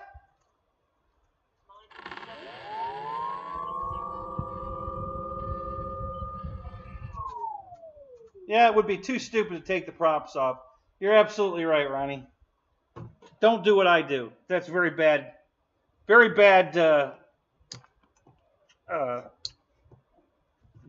Bad show. You should never do what I just did. But hey, it worked. It's fixed. We're fixed. It's flyable. I can fly it. And I just have to make a harness to hook to double to. What the hell is this? I got a battery leaking or something?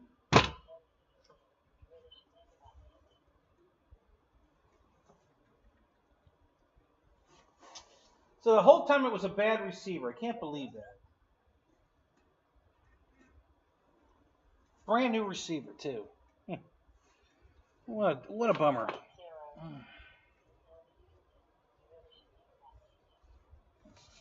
Yeah, I don't know what the hell was leaving that mark on there.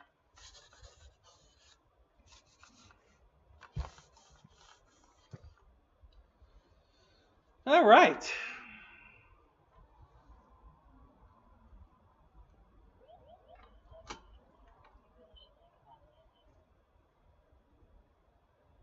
Yeah, I could cut it would have cut the tent up into little pieces. Oh my God, what was I thinking? Yeah.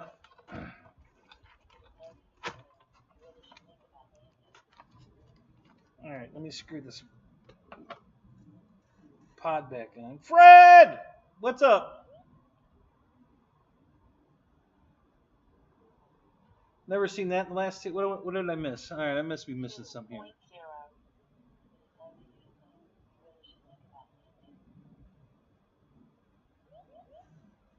Hang on, let me back up. I want to see what's going on. Oh, shut up. Turn her off.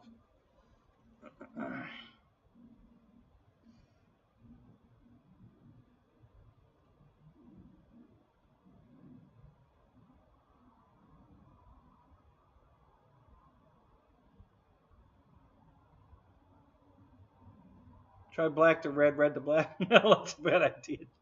Check 6. I don't want to try that.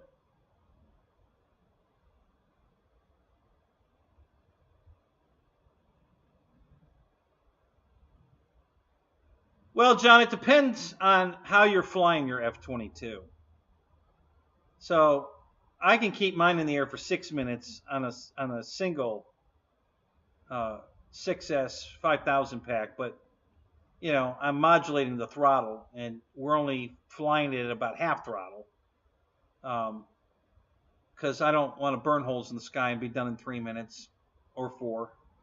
So it's hard to get in. We do a lot of formation flying, and it takes guys sometimes. It takes us that long to get all together. 3 minutes. All right, we're finally all in sync. Okay, I gotta land. Wait, what? What do you mean you gotta land? So yeah, that's. Oh, that wasn't a bad landing, Michael. That was fine. I mean, there was a little bit of a bounce, but you're on pavement, and those rubber tires on that particular Viper are hard as shit. So yeah, if it's not absolutely perfect, you're going to bounce it, and that wasn't much of a bounce. That was a very acceptable landing.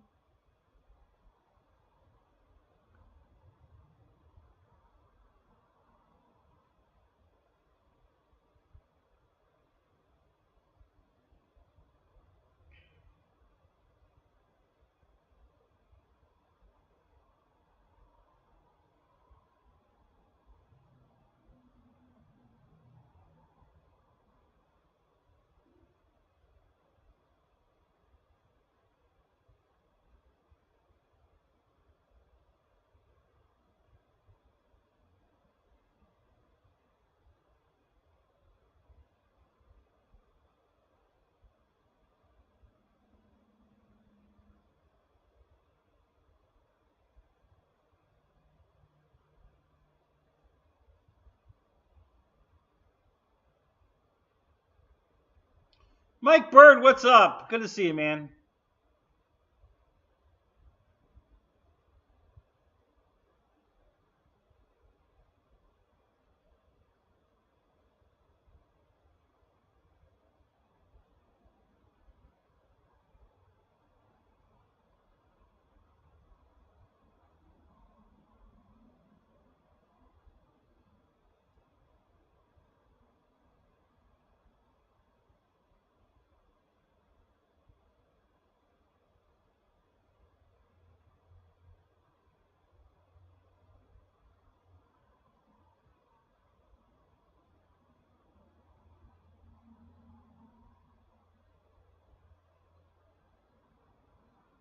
Turn and burn, baby.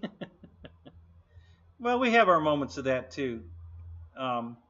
Honestly, John, my only reason for flying as conservatively as I do is to save the batteries, because not only does it deplete the battery quickly, but it wears them out quickly too.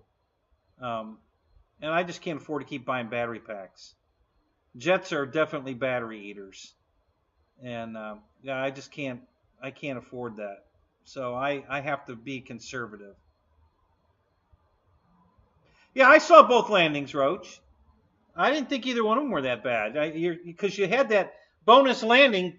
Stay tuned for bonus landing or whatever. I thought both landings were fine. They didn't look that bad.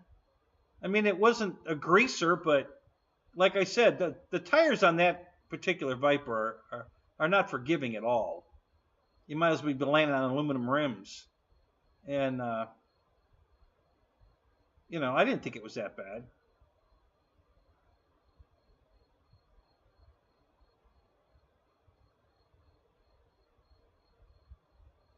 Well, that's true, Ronnie. You got a point there. But I've never had a problem with these receivers. I bought 25 of these receivers. I've never had any problem. That's the first one I've ever had an issue with. When they were going away, I bought 25 of them from Grayson Hobbies in Atlanta because they got a copyright. This X8R receiver here, it's an exact copy of it. Exact. So Free Sky sued Radio Master, and Radio Master had to pull them off the market. So this 168 receiver, which is full, it's an 8-channel full telemetry receiver, identical to this X8R. They had to pull off the market. So I bought 25 of these. And this was the last one I took out of the package and put it in here, and it didn't work. And then all this time it was the damn receiver. Yeah. Well, that would have been the last thing I would have suspected. That's why it was the last thing I checked, because I just wouldn't have believed I had a bad. I mean, everything worked except the motors. You know, the only thing I wasn't getting a signal wire. So the signal to the channel 1 is not connected inside the receiver somehow. Bad solder joint or something. I don't know. I'll have to take it apart and look. Yeah, the Willie should be worth 2 X90s. Yeah, at least. You want the Wendy's meal? Okay.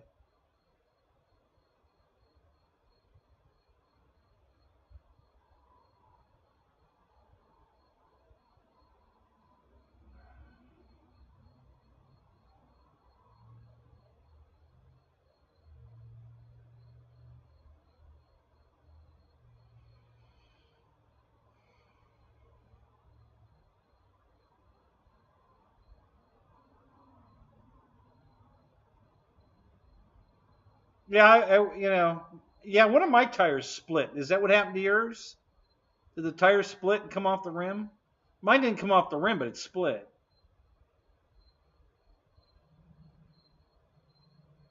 All right, John. Have a good night, man. It's good seeing you.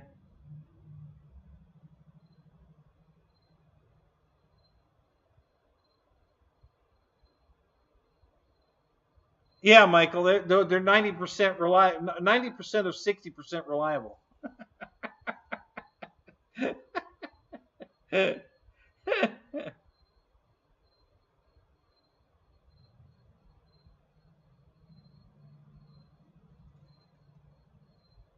Bag boy, bag. What you gonna do when they bring you your food? Is that it? Yeah, it sucks when the rubber splits. Yeah.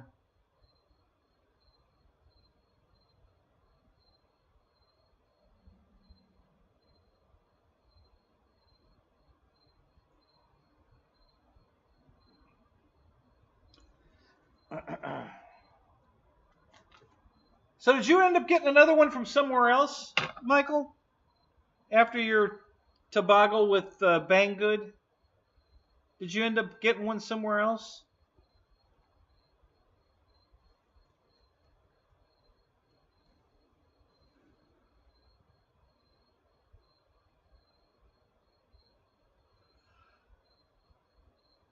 Oh no! So you only have one then, right? You only have one Viper.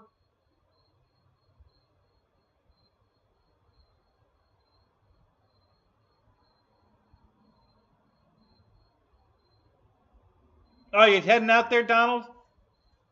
All right, man. Hey, thanks for coming in. It was good to have you here. We have fun. The next time you come in, I got some questions for you. So you like the new UMX release?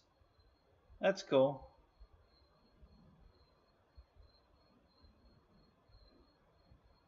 Oh yeah, yeah. You want me to throttle it up in my tent?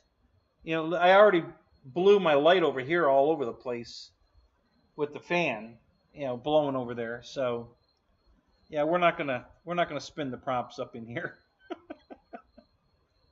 That nice low idle was good enough.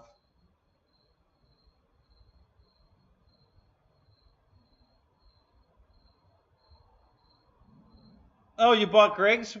Okay. Yeah, I remember Greg had one.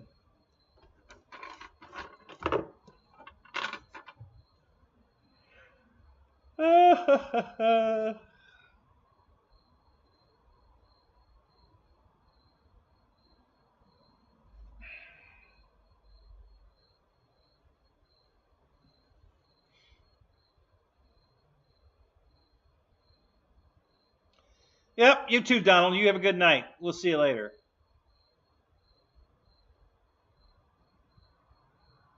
Oh yeah, it's definitely warm enough to move out of the tent. I just haven't gotten around to taking it down. I cleaned it all up. I mean, I've got it 90% clean. 90% of 60% clean. You know, I just have a couple more things to clean out, and then I could move everything out of the tent and take it down. So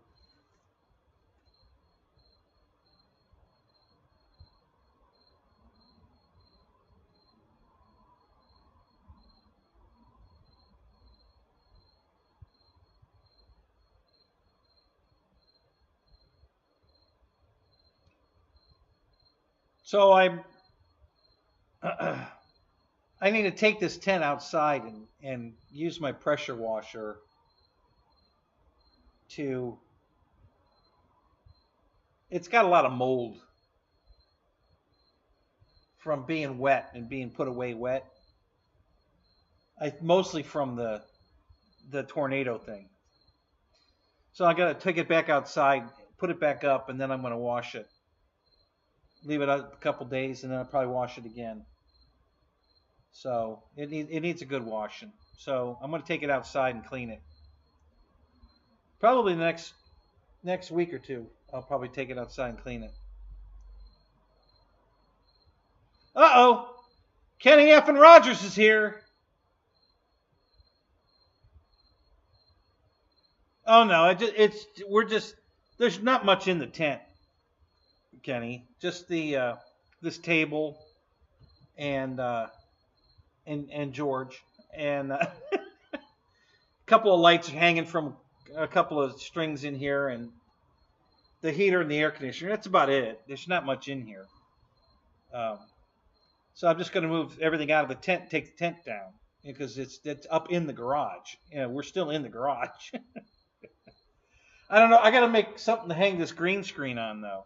I got to make a new green screen holder, some kind of backdrop that I can put up, you know, individually. Because right now it's a 2-section tent, And there's two zip doors right here behind the green screen. And if you unzip those, you can go into the back of the tent. Right now, the only thing in the back of the tent is an exercise bike. And so I got to hang this green screen on something, because right now it's hanging in the middle of the tent. So I have to hang it on something. I have to figure out how I'm going to do that. So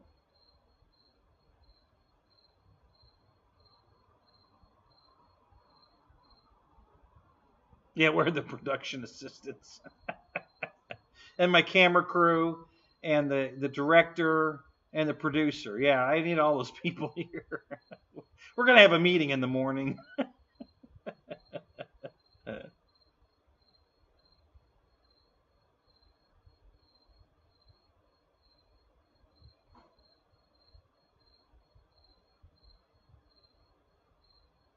What's going on? Well, Bill, what are you puking about? Yeah, Fred, that's probably what I'll do. I've got a bunch of PVC left over from airplane racks. So yeah, I'll probably just make something out of PVC that I can stand up, hang the green, cloth on, and just stand it up behind me. You're at a dental office?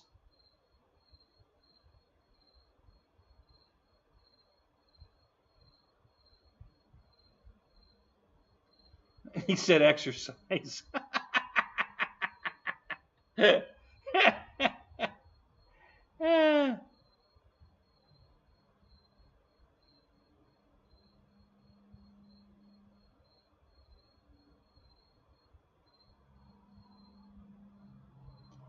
I'm indoors. I'm in a 40 by 60 foot garage, and the tent's inside the 40 by 60 garage. Yes, that's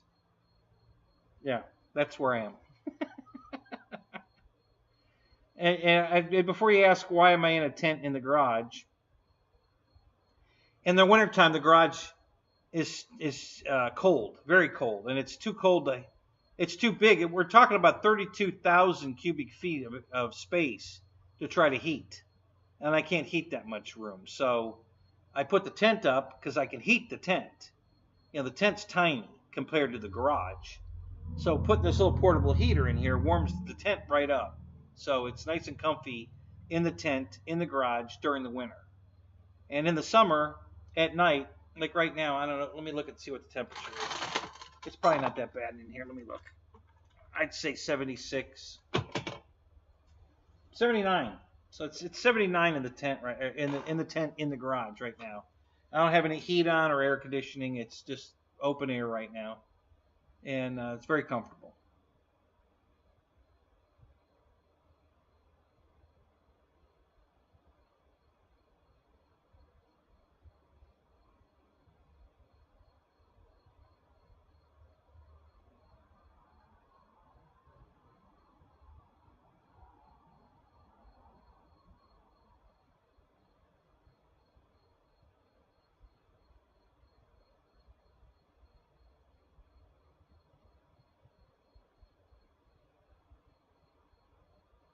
Right, I know. It's not, yeah, I need to X the tent. You're right. But haven't had time. I've got so much going on, guys. I just haven't had time to take the stupid tent down. I got to move quite a bit of stuff to get the tent down.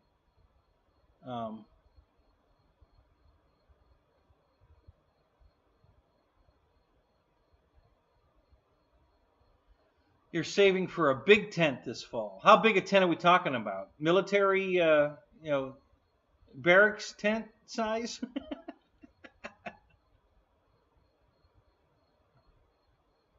Yeah, I know. It looks a little plain in here. Hey-oh!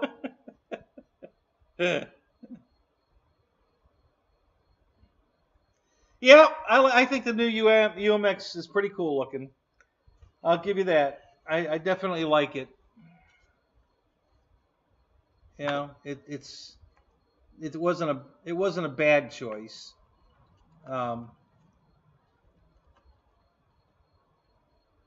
I think they should have made a Draco personally. I think they would have done great with a UMX Draco.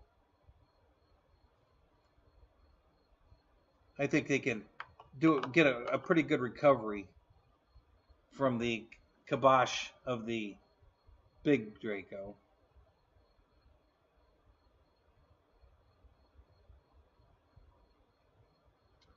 A 10 by 12 cabin tent with large wood stove. Okay.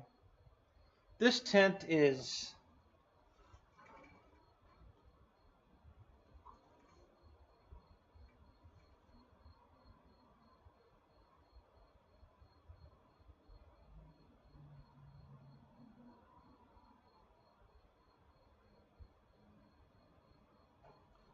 I'd say this one's 10 by 20, I think. It's a 16-person tent is what they call it. It's got 2 rooms, and both rooms are the same size. Each room's 10 by 10. Pretty close. It might be 12 by 12, but I don't think it's quite that big. You know, I'm kind of like,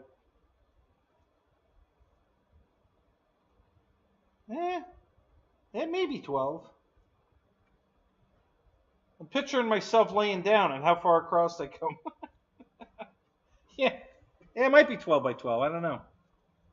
So it might be a 12 by 24.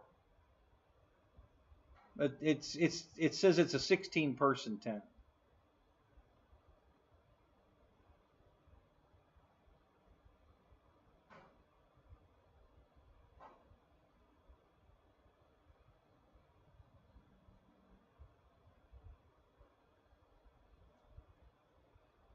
Yeah, I like my Otter.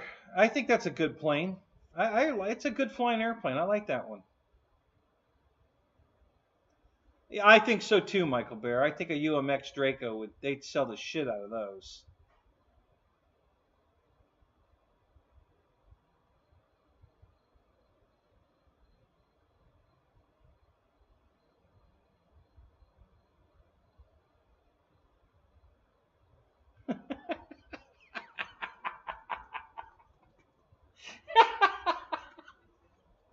You're asking for a friend, Jim, are you?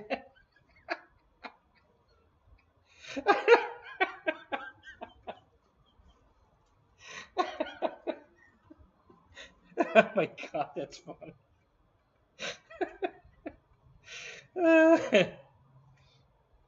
Nobody across the street knows I have a tent.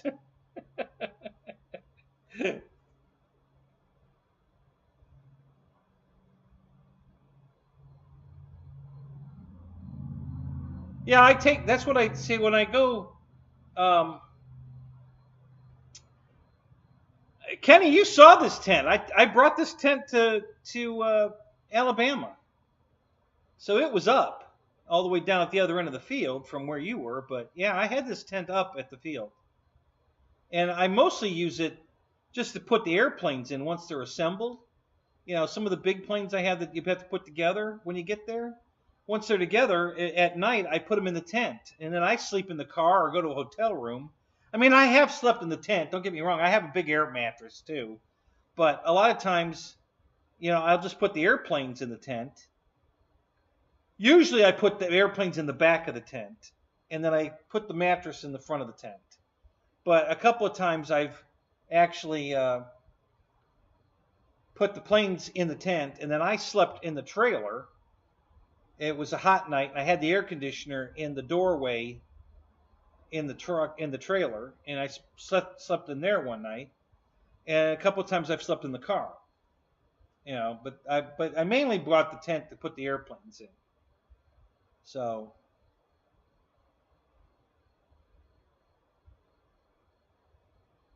no, I didn't even finish. Well, I guess I did finish watching it, but no, I didn't leave a comment. I'll go back and leave a comment. Yeah, you're right. I should have done that.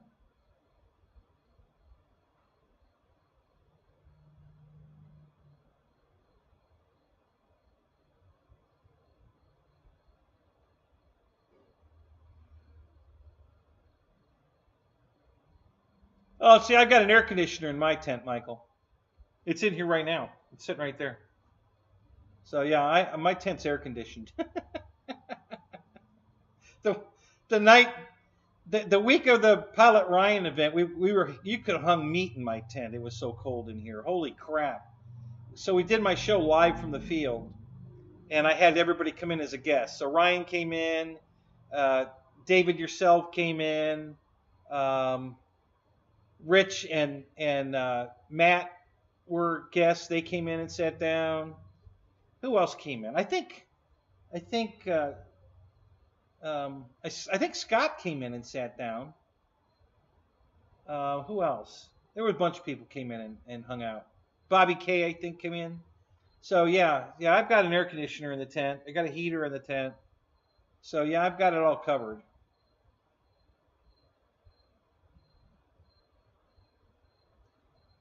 And got sticker surprises. I did get a sticker on my padlock. They did leave me a little sticker surprise on my padlock. Yeah.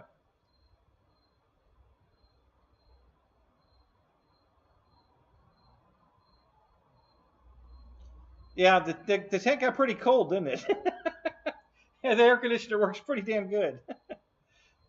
I was kind of disappointed at first because I had it.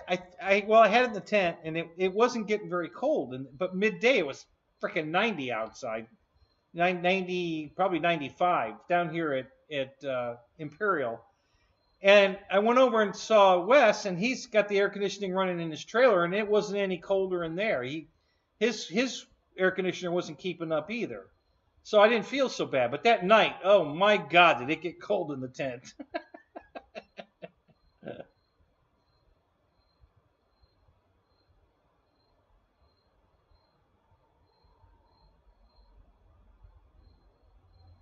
Yeah, Ronnie, I'll have every homeless person in Pasco County in my tent. We'll find out how many it'll hold.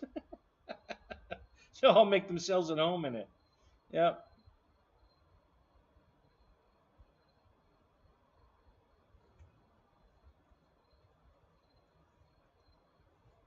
Oh you'd love my air mattress, Roy. It's comfy. I have a really nice. It's a queen size air mattress, and it's nice. So yeah.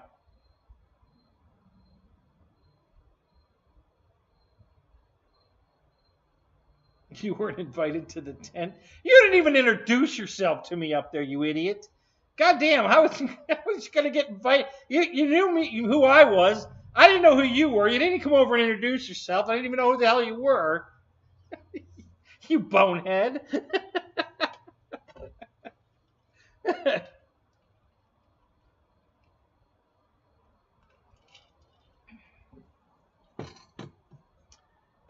It's called a generator, Michael. Um, and they're not that expensive. I mean, in your book they are, but they're really not that expensive.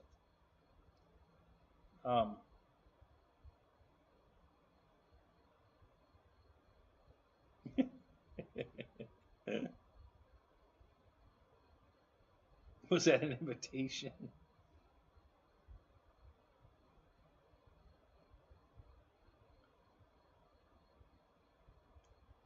Well, Michael, you weren't even there. So, yeah. I mean, Big Jim was there and didn't get invited because he didn't tell me who he was. He didn't come over and introduce himself. Uh-oh. Are you out of here, Wild Bill? Yeah, tomorrow's Friday. Yep.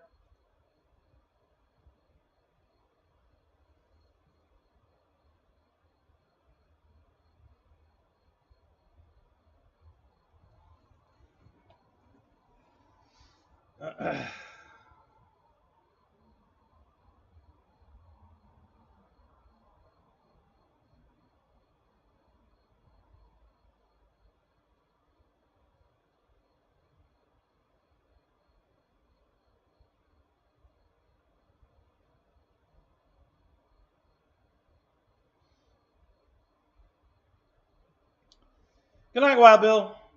Have a good night. Yeah, Michael, I bought one for $250, and it lasted about 2 years. And I think the only thing wrong with it is a trigger for the ignition, but I can't buy the replacement trigger for it. I can't find one anywhere. But I love that generator. So I bought a new one. This one was a little more money. I think this one was $400. And this one's quieter than that. That one was quieter than a Honda. This one's quieter than that one. It doesn't have quite the surge. This one only surges to 2,500 watts or 2,600. The other one was 28. So pretty close. It hasn't been an issue yet. It's done everything I've asked it to do so far. So the new generator works good. I really like it. And I have a big generator too. That one's loud and noisy, but we can do anything with that one. I can cook. We can bring an electric stove. No, just kidding. Microwave, shit like that, no problem. Yeah. Although my little generator probably handled that.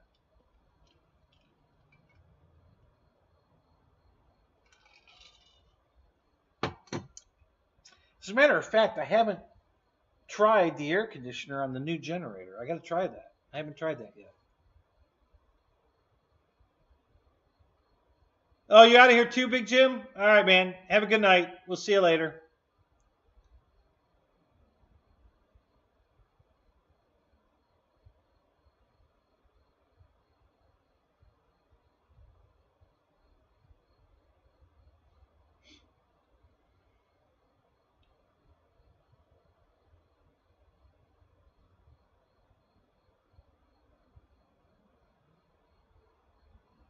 Yeah, Roy, we've been telling him all these things for quite a while now. He just won't. He wants to die with the $8 million in the bank, I guess, because he won't spend a dime of it on anything. That's why he's looking for a Suzuki X90. The guy's nuts.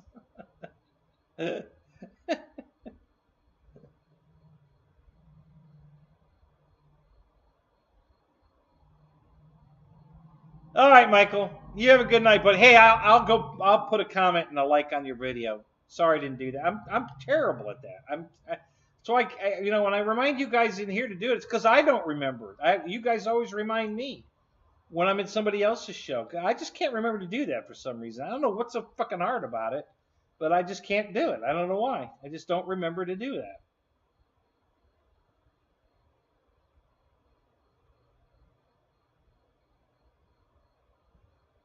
I know, Roy. I tried to even get him to buy a foamy airplane, a real foamy airplane. And he won't come off his wallet. He's still going to build all flight test foam board stuff. He just won't come off his wallet. I think his wife put a combination on it and didn't give him the combo, so he can't open it. I know, that's what we keep telling him, Mike. You can't take it with you when you go, But he just won't come off his wallet. I try to convince him that he needs to buy an RV-8, a night RV-8, and that plane will easily become his favorite airplane. It'll handle anything, any kind of wind you could ever throw at it. It does not care, and it's just an awesome airplane. And that would give him one good, solid, fly in any weather airplane to have as a backup to all of his flight test stuff when they're just not going to work that day. So it would change his RC life. You're right, Fred.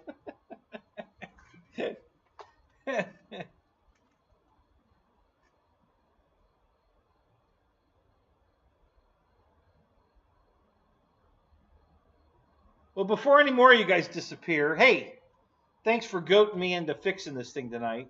You guys are egging me on, so I'm pretty happy. That's cool, and I can go fly it now. I got to make an adapter because this dual connector shit for the batteries is not going to happen. I'm not doing this. I'm either going to put 2 4-cell packs in there that are going to be parallel connected together, or a single 6-cell in there paralleled together, or whatever. The motors are going to be paired together. I'm not having separate power plants on each motor. It's not happening. So I got to make an adapter of some kind. I got some damn, looks like hot glue in here. I don't know what the hell they were hot gluing.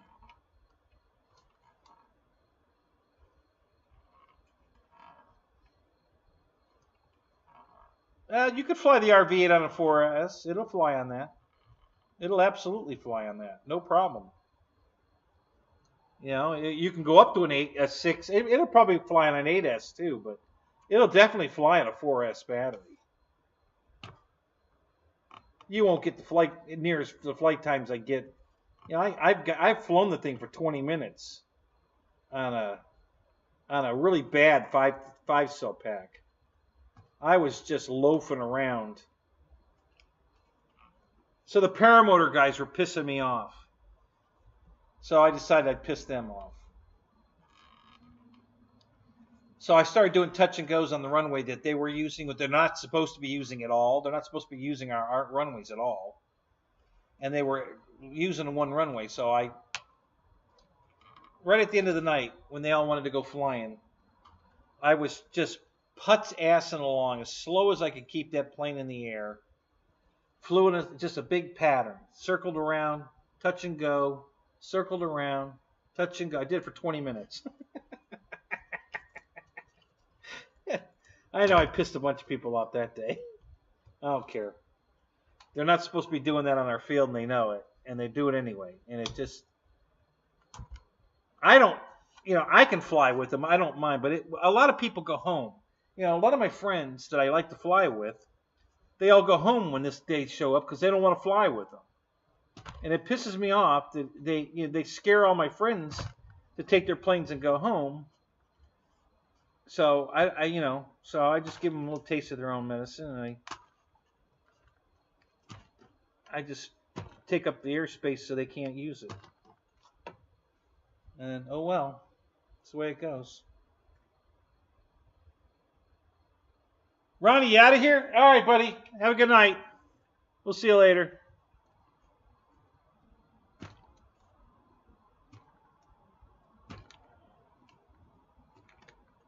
I don't know what the hell they were hot gluing in here.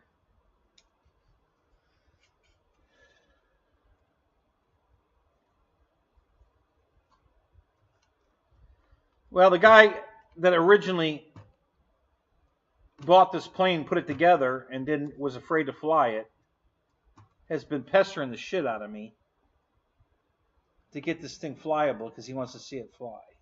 So we're there. It's flyable. Now I can fly it. I have some fine tuning on the control surfaces, but it's there. It's ready to fly now. I'll have to do something about I'll have to make a battery, a Y connector to. I'm gonna have to make a double Y. I could fly one single 4S 5000 or two 4S 4000s if I plug them all together. So I gotta. That's what I gotta do before the weekend, so I can fly this thing. I'll probably just make a single Y for now, and so that I can hook the two motors to one battery, and I'll fly it on a 5000. I'm sure I'll get good flight times out of that 5000. The guy that was flying his, I think he was only flying when he had me fly it for him. I think it was like two 2400s or 2800s. They weren't big batteries, So I think, pretty sure that's what he was flying it on. So I guess I can fly it on. I got to balance these props. I'm sure they didn't balance them. I got to balance these props. Yeah, I'm sure they didn't.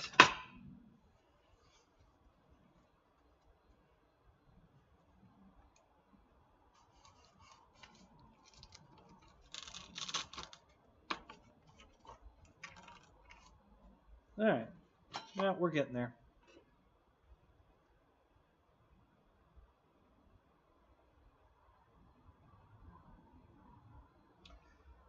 Right, Roy, and that's how all of us feel. But Bo is such a nice guy, and he's friends with everybody, and he can't say no to anybody. So when the head paramotor, and I love the guy that runs the paramotor guy is the great guy. His name's London. He's a super nice guy. I really like him. But you know, when Bo told him he could come out there and but here were the rules that he agreed to, and it's not necessarily him that's breaking the rules. It's just guys will come out, meet out there. They all talk on the internet. They meet out there. These guys don't know each other. Nobody knows nobody. Nobody lays down the rules to these guys. And next thing you know, they're out there breaking all the damn rules because they don't know any better because nobody's told them any better. So,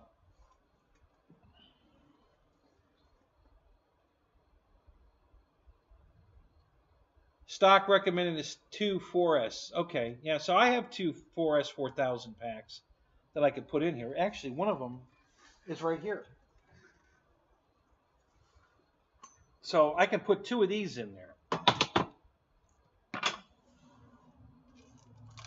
I guess that's what if they're claiming. That's what I can put in here. Let me. Man, I don't know if they'll fit in there.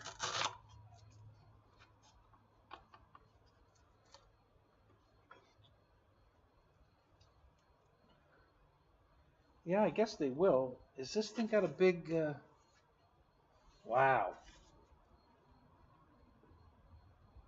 Holy, I don't know if that's gonna fit. Shit.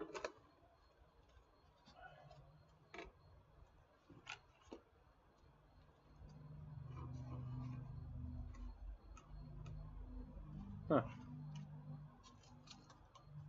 Let's try this.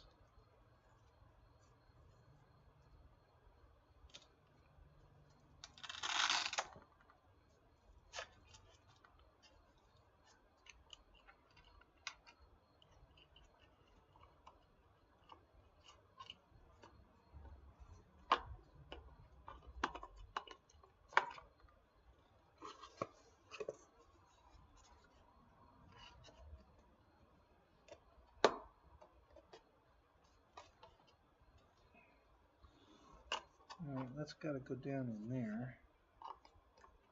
Wow, I don't know if this is going to work. That's pretty tight.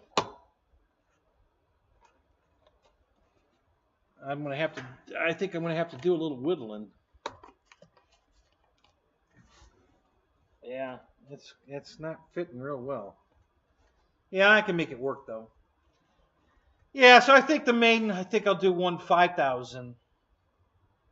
And then we'll work our way up to 2 4,000s. I have 2 2200s also, but I think that's going to be a short flight. That's the same as 1 4,000. Well, it'll be 4,200, right? Or 4,400, but yeah.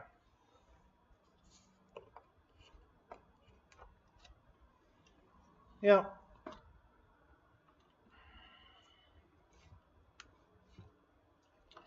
We'll figure it out. I'm just I've been wanting to fly it anyway. I just haven't had time to screw with it, but since you guys, were on me tonight, I got it done. So thank you. I appreciate it. I was going to do it anyway, but I didn't want to do it on camera, but you guys goaded me into it, and kind of glad you did. It's done. It works. Now I just got to make a couple of harnesses and I can fly it.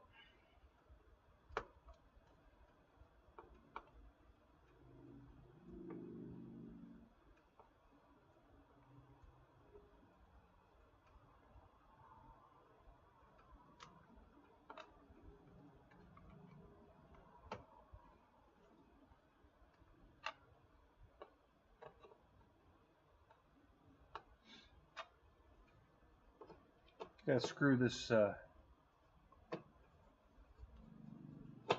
boom back on. I started to take it apart.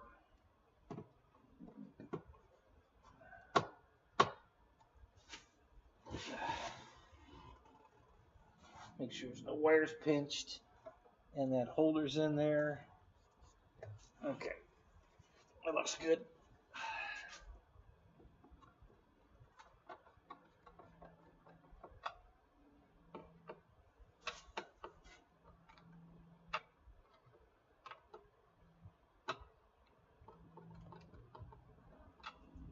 Very nice.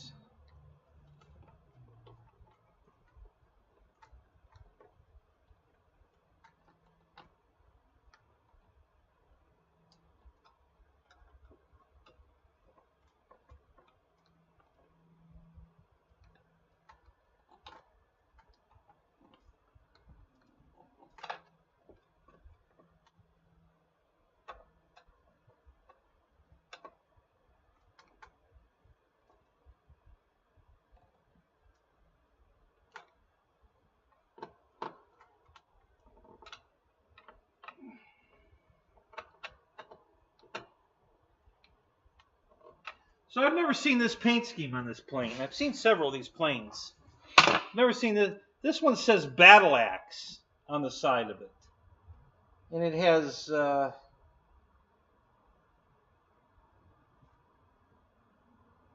25. Yeah, it's called Battle Axe and it has 25 Jap kills on the side of it. On just the left side. There's nothing on the right side. The right side's clean. You guys ever seen that on this model before? I'm assuming it came with more than one paint scheme. You know, one livery, and you can pick and choose.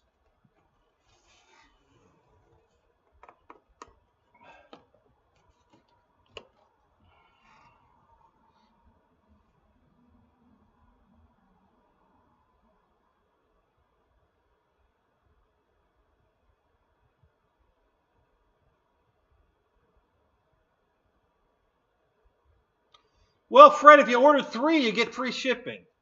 So I get on it. What are you waiting for?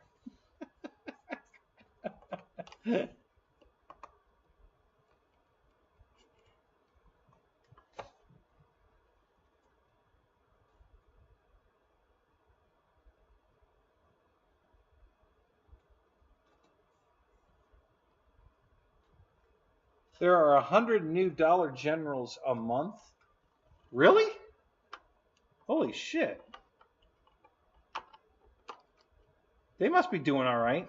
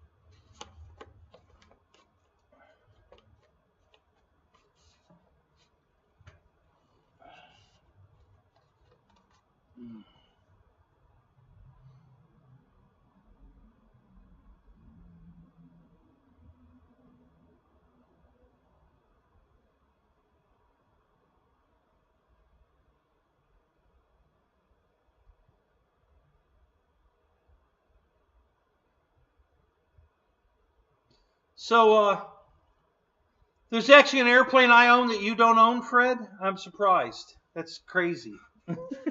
How'd that happen? I thought you and I had all the same airplanes. It seemed like we did anyway. I thought we were, you know, neck and neck with the same planes. So I ended up with one that you don't. Do you have a Havoc? The green Havoc? Do you have one of those? Well, I know one of yours I don't have. I need to get it. I want that plane. That your LX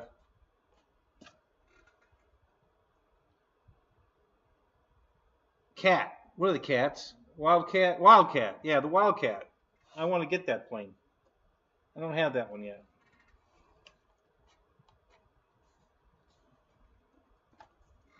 All right, I guess that's going to work. Sweet.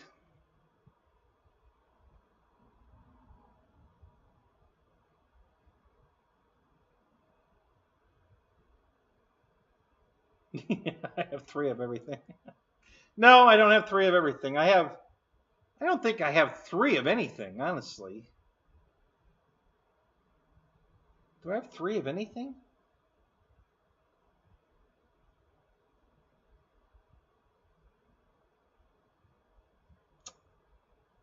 No, I don't. I not of one particular brand airplane. No, I mean I have more than 3 Mustangs. I have more than 3 Corsairs, but they're all different brands, different size. I have a lot of twosies. I have a lot of doubles. You know, anything that like the FMS Pitts, I bought 2 of those. The EC 1500, I bought 2 of those. The F-27, the UMX F-27, I bought 2 of those. The Yak 130, the 90 millimeter Yak 130, I bought 2 of those. What else? The Horizon, the Valiant, bought 2 of those. Michael, you need to get a Valiant. It's not an expensive airplane. I think it's, hell, I think it was just on sale for $189. I think it's normally $229. You would love that airplane, Michael. You need to get one of those.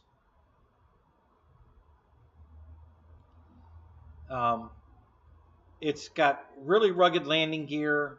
It's very, very light loading.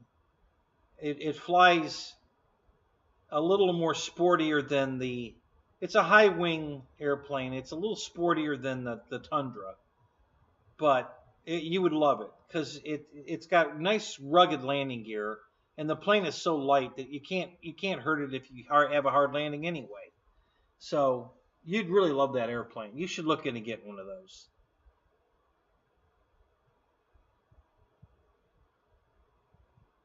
Yeah, they fly really good. I had that in the trailer for you to fly if you came over. I had that in the trailer. I had the Tundra in the trailer. I had the Timber X Night Flyer. I had that in the trailer for you, and then of course I was going to let you fly all my flex planes, the QQ and the Mamba and the RV8. I probably wouldn't have let you fly the Mamba, but I would have let you fly the QQ and the RV8. So yeah, I had a bunch of stuff ready for you, and then I had all kinds of jets for George. I had 4 jets in the trailer, which is a first. I had the F4, the Avanti, the F-22, and the J-65. I think that's all I had in jets. And then I had the King Twin, which either of you could have flown if you wanted to. What else did I have in there? Oh, the F-7F Tiger Cat is in there. You could have flown that.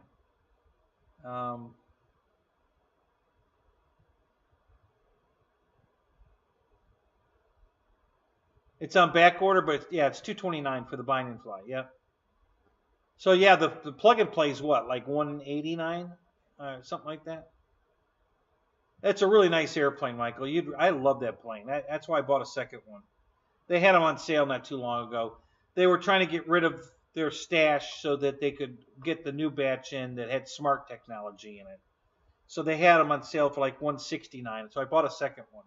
So it's brand new in the box sitting here. And then the other one's in the trailer. So, but that's a nice go-to airplane. If you just want to go out and, fly around and do some aerobatic fun stuff, just have a good time, it's a perfect airplane. It's so stupid easy to fly and so forgiving and flies forever on a 3-cell 2200. So yeah, it's just a great airplane, Michael. You should get one. You'd really like it. Yeah, it's 3S. Yep, 3S, regular 2200, flies 9 minutes, pretty easily. Yeah, it's just, it's got flaps. It's got, of course, ailerons, flaps, elevator, rudder. No landing gear. It's got wheel pants, but no landing gear. No retractable landing gear. No nose gear. It's a tail dragger. Just a great airplane. I know. It's exactly the kind of airplane. That's why I said it. I know what you're looking for. You'd love that plane.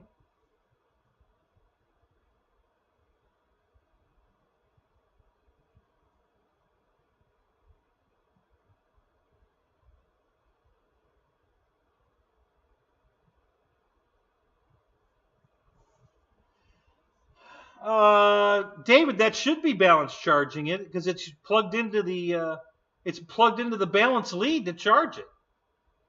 So it should be balance charging it.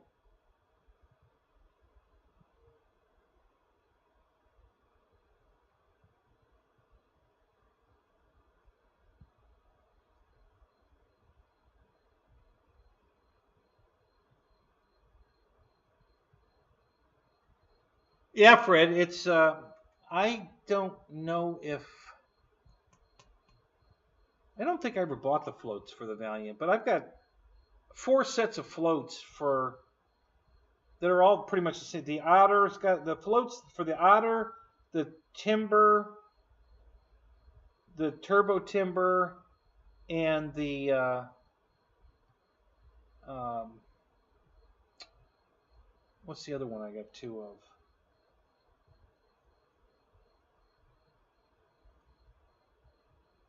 Oh, the P18 and the Tundra all came with floats. I got floats coming to my ass, so I could put floats on any of these planes. I mean, I even have a big set of floats for my Carbon Z the Carbon Z 150.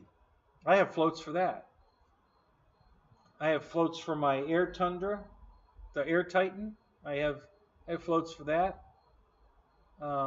Yeah, I got floats coming out of my ass. I mean, I could make so many airplanes float planes. If I had water, man, they'd all be float planes. I love flying out the water.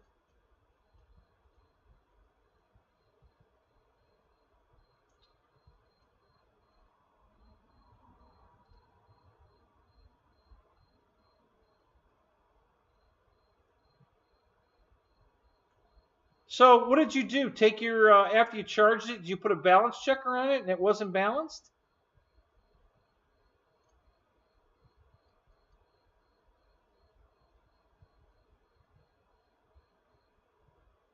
How far off was it? That's weird. It's charging off the balance lead. Why the hell wouldn't it balance charge it? That's goofy.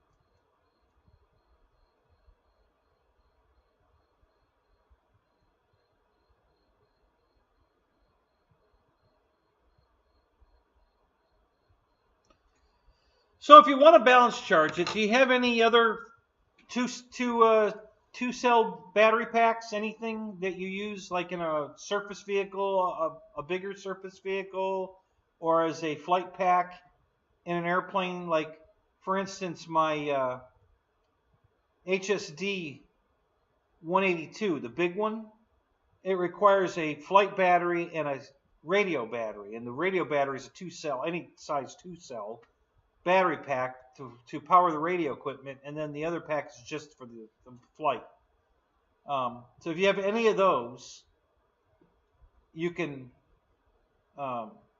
if you've got a balance board that has the multiple ports, you know, a 2-cell, 3-cell, 4-cell, 5-cell, 6-cell.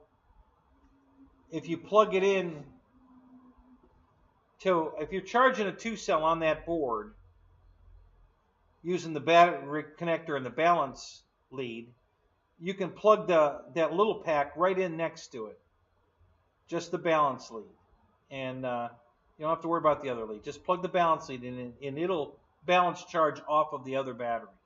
I do it all the time. Works perfect. So you can do it that way, and you won't have any problem if you really want it balanced. I'm with Michael. I don't think it'd matter. You know, I don't think I'd give a shit. Just charge it and play with it. But if you really want to balance it, that's a way you can do it. It works great.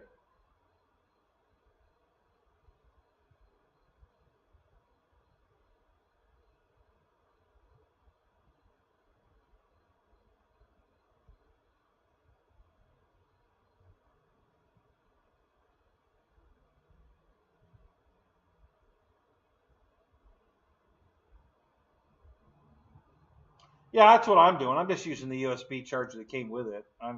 You know. But if I was in a hurry to charge it, I would charge it off one of my other batteries. You know, because that works pretty good, and it's faster. Yeah, there is, but you'll learn it. You're not under the gun. There's no rush. You know, just take it as it comes. No big deal. This thing looks like one landing gear is longer than the other. What's the story there? I really have to go over this thing before I fly it. Make sure it's really airworthy. I can't believe that receiver was bad. That's crazy. Oh, it was in a hole. That's what it was. Okay. This tabletop is not flat. It's the glass is textured.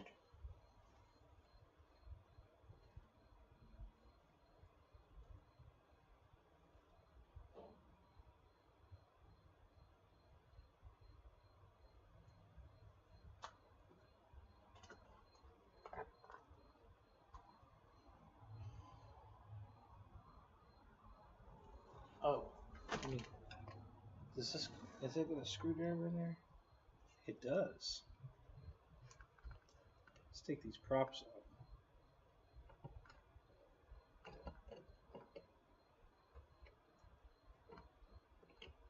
Oh wow, I didn't know that. Hell, I thought it split at the color. Wow, that's pretty good. That fits on there really good. I didn't notice that. Oh god, it's the 3-bladed. Hell, these are FMS props.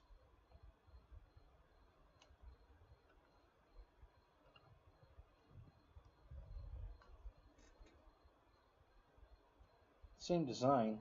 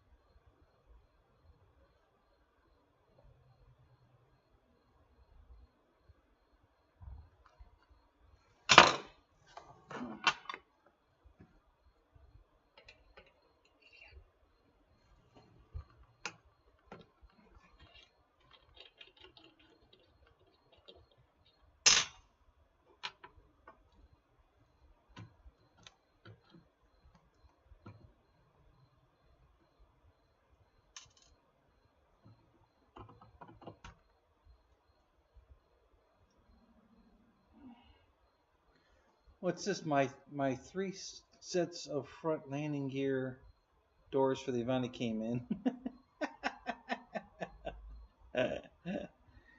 I bet you never break another one, David.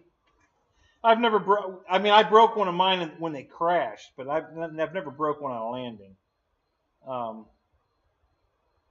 So you'll probably never break another one because you've got backups, you've got spares. So now, you know, that's the best insurance you can buy. I'll tell you a funny story. I bought a Monte Carlo SS, a 96. I'm sorry, an 86 Monte Carlo SS. And it had that urethane nose on it. You know, that sleek NASCAR aerodynamic nose on it. And then my dad, he loved it so much he bought one. He couldn't stand it. He had to get one. So he bought one. So we each had one. And then I don't know what he hit. He hit something with his and broke just the grill area. It was a minor break, no big deal, easily fixed.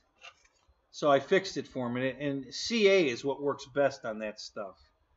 It almost melts it back together because it gets hot when you use the kicker.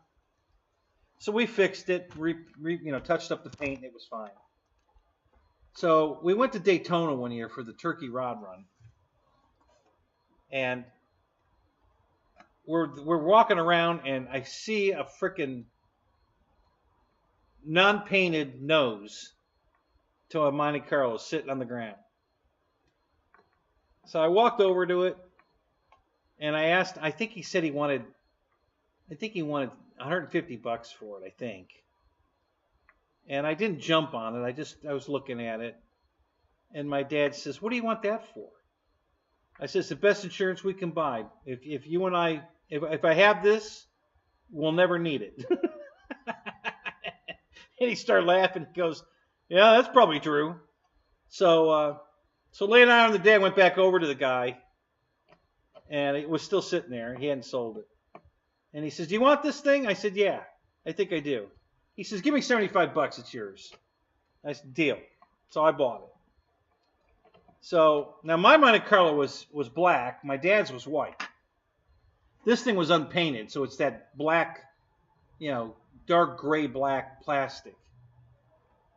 So what I did with it, and you'll get to see it.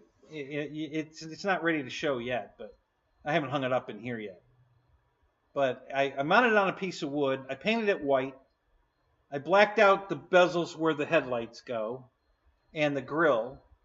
And I painted it white with the black grill and the black headlight bezel areas. And I've got headlight covers to cover the headlight area. And I'm going to put turn signals in it, and so that I can light it up. But I've already had it hanging on the wall in the other garage. And I took it down. And I'm going to hang it out here. And when I do, you'll get to see it. So, but it's beautiful. It's mounted on the wall. It's mounted on a board. And I put the board on the wall, and it's beautiful. So,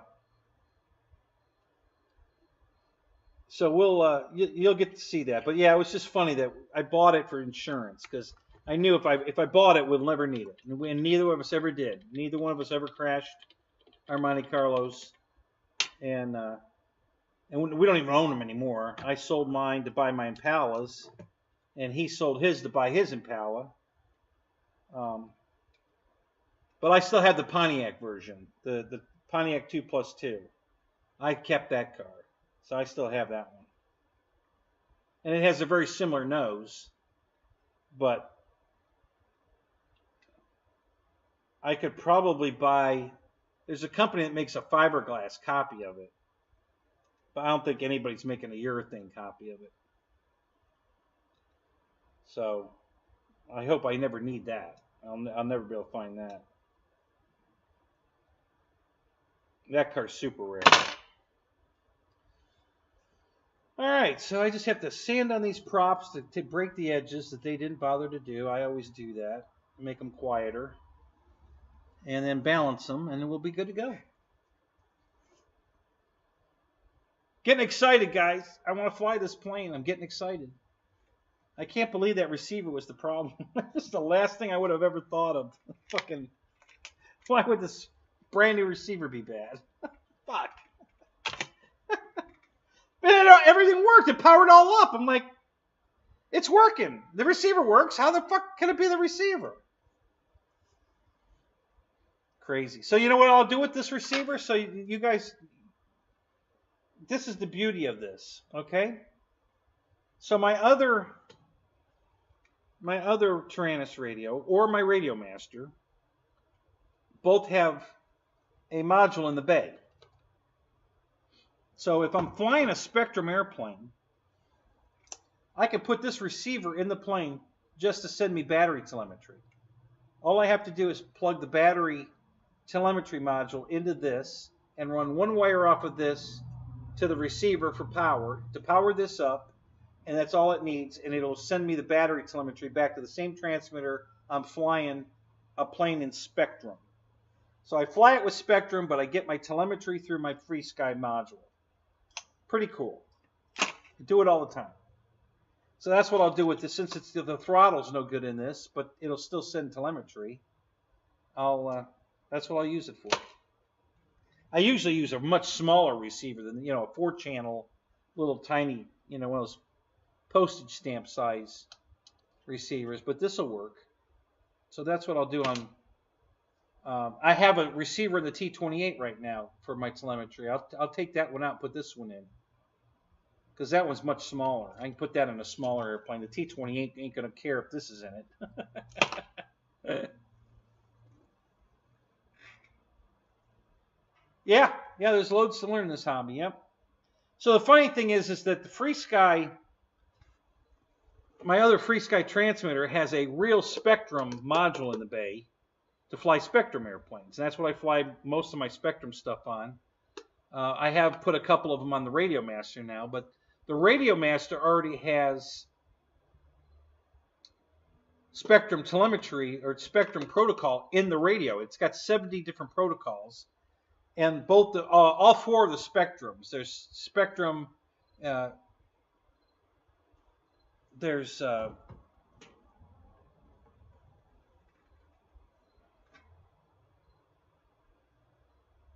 what is it? ASX, AMX, S, and AS2. SMX. Yeah, DM. That's it. DSMX. So there's DSMX1 and DSMX2, and then there's DSM2 1 and DSM2 2. So there's 4 different Spectrums available inside the Radio Master radio. And somebody gave me a FreeSky module. Okay? So I put the FreeSky module in the Radio Master, so I fly the Radio Master Spectrum on the radio and use the module for telemetry. Just the opposite here. I fly the Spectrum plane on the module and use the radio for the telemetry. So they work backwards of each other, but they both do the exact same thing. So that's how I've been, all these years by all my Spectrum airplanes, that's how I've been getting telemetry out of them.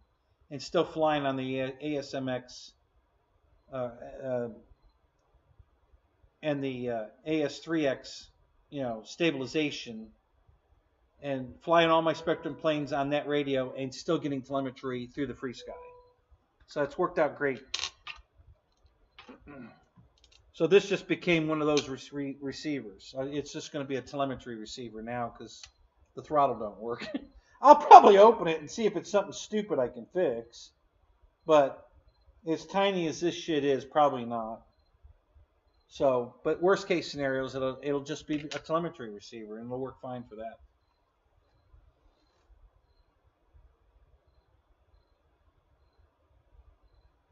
Yep, it reads 2 different receivers at the same time.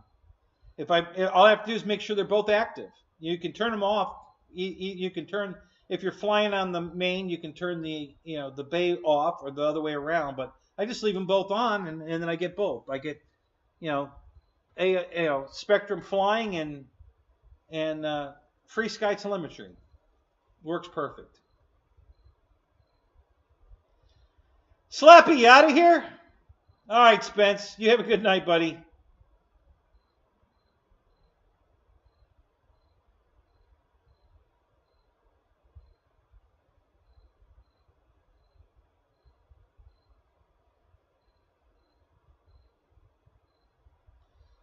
The modules for the Radio Master Boxer are in stock now. Yeah, I think they're using a different... they changed the size of the module. Is that what you're talking about, Mike? I think it has a much smaller module. Listen, I can't believe they changed it. But my 80s Futaba radio over there uses the exact same module that they're still using today. What are we talking? We're 50 years.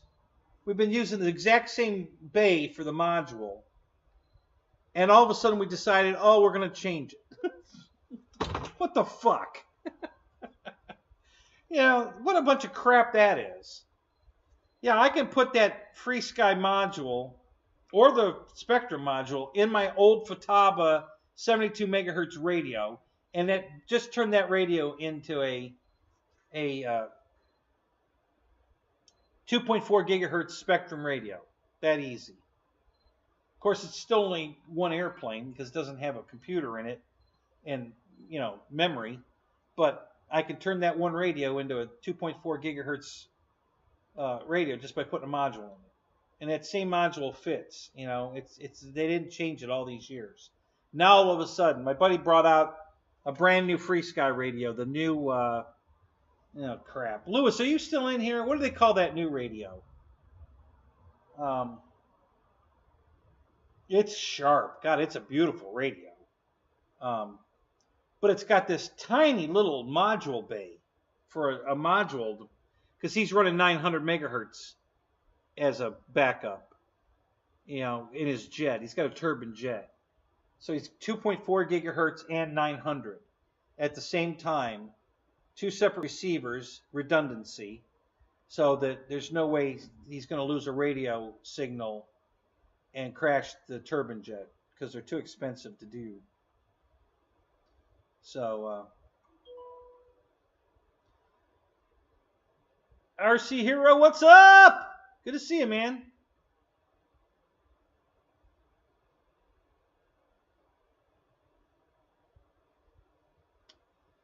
A low-wing tail dragger electric. What size electric?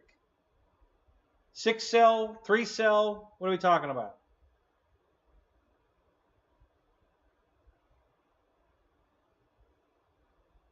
$4S max. Okay.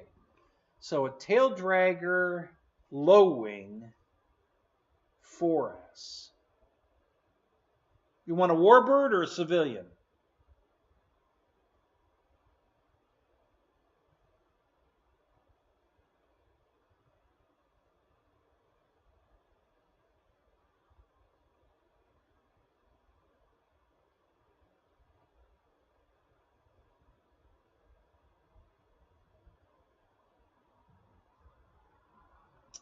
Uh-oh, I stumped you. Not a warbird. Something aerobatic, I think. Okay, all right.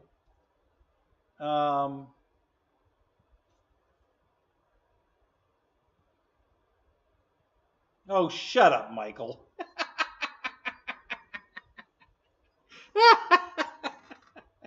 You idiot. Okay, it's not a low winger, but it's a mid wing. But it's what you want. I would say the Flex QQ, Flex Innovations QQ. That would be my go-to plane. It's cheap. It comes with that Aura, that fantastic Aura flight controller in it. Not safe. It's not a safe airplane. It's just a stabilization excellent flying airplane. You'd love that one. And you can get it in a night version. For a couple bucks more, you get it for a night version. So that would be my best pick. But if you're looking for something more civilian scale low winger, tail dragger. God, there aren't too many low wing tail draggers that aren't warbirds.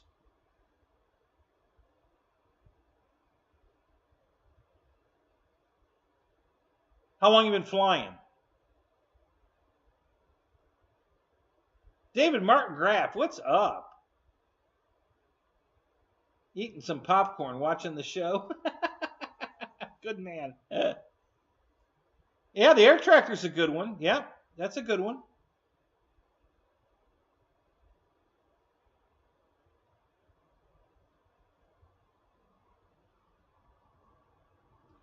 17 years. Okay, so you're not using safe or any of that crap, right? So you're good.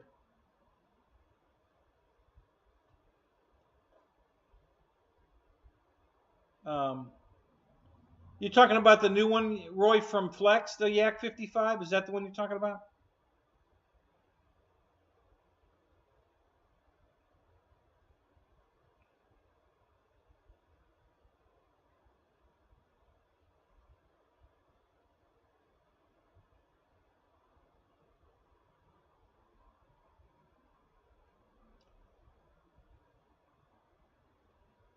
Any of them?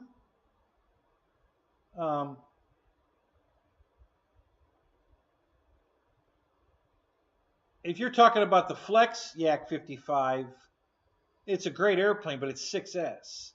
You know, it's a small, little, tiny 1500 milliamp, but it's 6S. I don't know how well that would fly in 4S.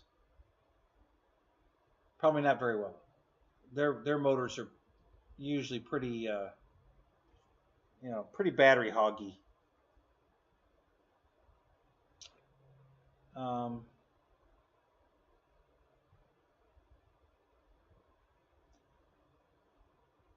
Yeah, again, it's a mid wing, not a low wing, but I think that would be what he's looking for. How about the Arrows Edge 540?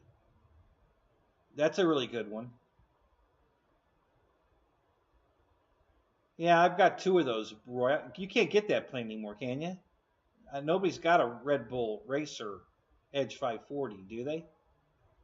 I bought 2 of them when they were available. I don't know that they have them anymore. Yeah, Fred, the E-Flight. Do you have one of those? The E-Flight RV8?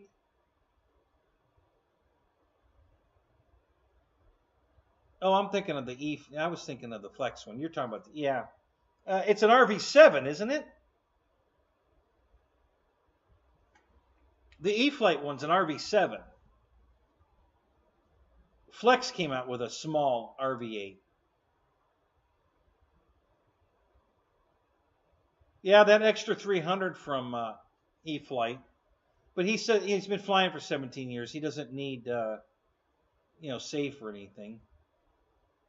What kind of radio equipment are you using, Hero? Are you a Spectrum guy or not a Spectrum guy?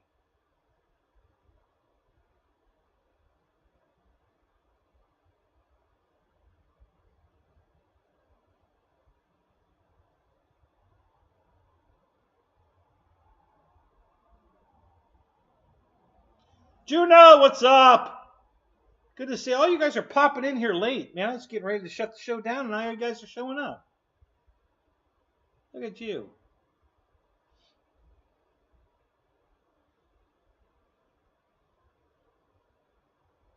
You're debating on getting an NX20?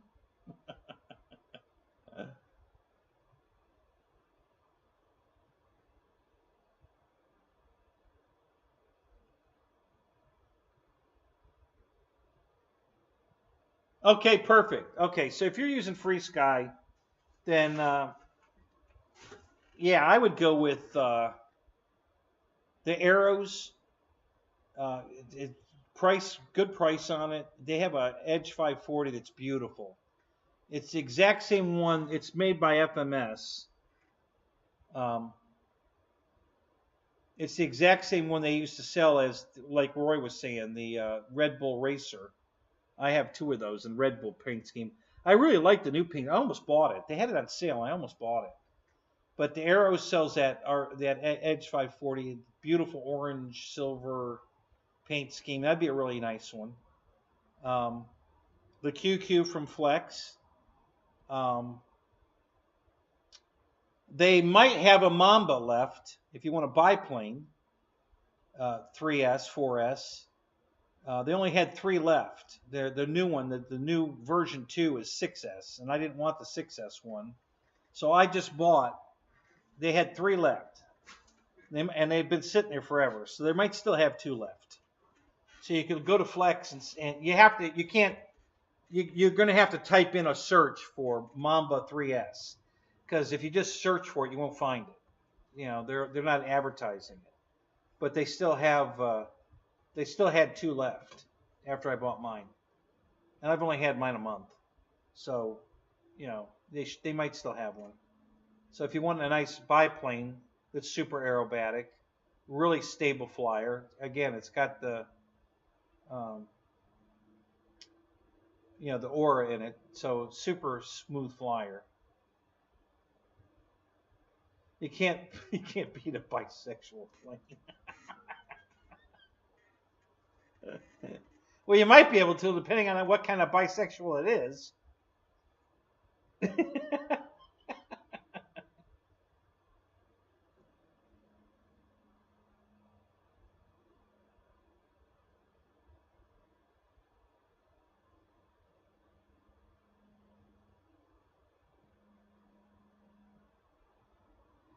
Yeah, well, they're 3D planes, but you don't have to fly them 3D. They fly just really stable, especially if you want to learn to fly inverted, or if you like flying inverted. These planes are awesome for that.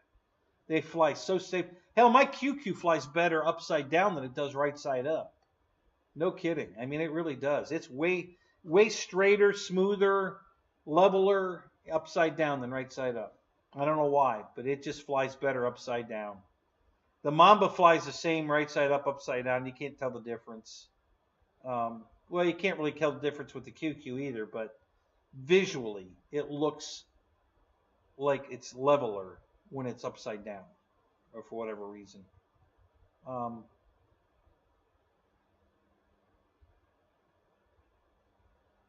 So the RV7 is a Spectrum plane. Of course, you can probably buy the plug-and-play version and put your Free Sky receiver in it. The RV8 is a flex plane, but the little one is not very good. The big one's 6S, and that's awesome. I have that one. The little one actually is 6S too, come to think of it, but the little 1500 6S. So you probably wouldn't want that anyway, the Flex RV8. But the RV7's good, the one from E-Flight. Just get the plug-and-play one, not the bind and fly. Let's see, what else is available in a low wing? God, I could name some good airplanes, but they've been discontinued. That's too bad.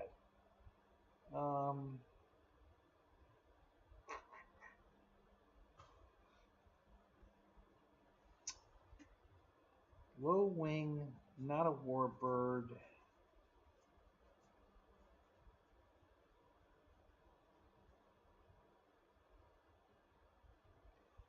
The E-Flight Cherokee is a nice one. It's a Piper Cherokee that's low wing, tricycle gear. Oh, it's not a tail dragger. Yeah, never mind. Man, low wing tricycle or tail dragger is tough. There are a lot of those out there.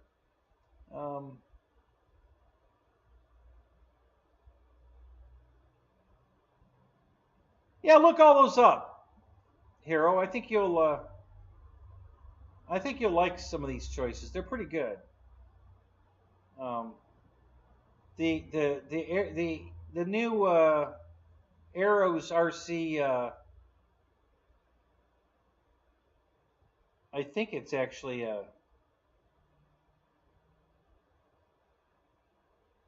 no, it's an Edge 540. Yeah. I really like the color scheme on it. It's really pretty. You might, take a look at that. You might really like it. I really love the color scheme. It was on sale. I should have bought it. I was hee-hawing around, and I could have saved $30 on it. And I should have bought it. I really want it. I mean, I have 2 of them already. It's the exact same airplane, but I really like that color scheme. So that's how I wanted another one, just because I wanted that color scheme.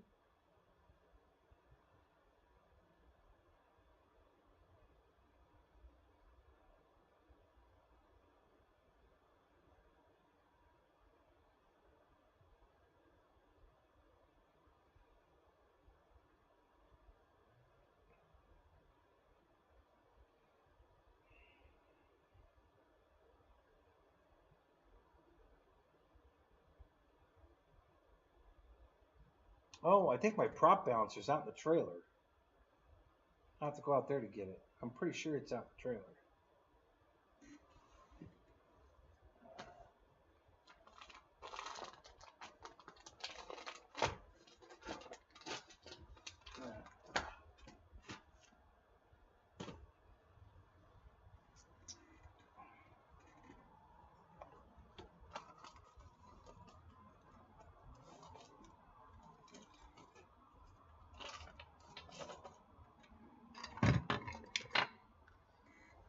You know, David, you got me thinking about that balance charge. Are you still here? For the little Jeep and stuff.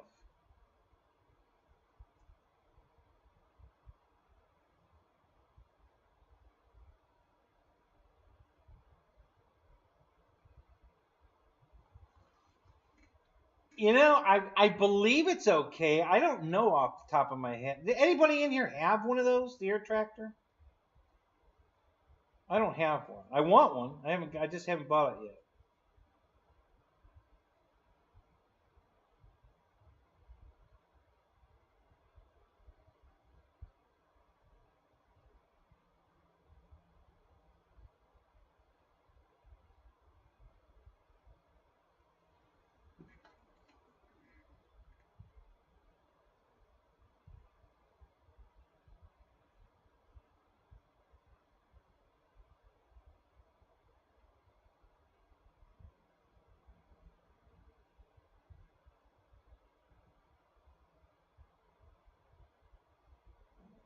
Oh, not you, David Martin Graff. There was another David here. I forgot you were here. Yeah, I think the other one left. Hobo. I think Hobo's gone. So,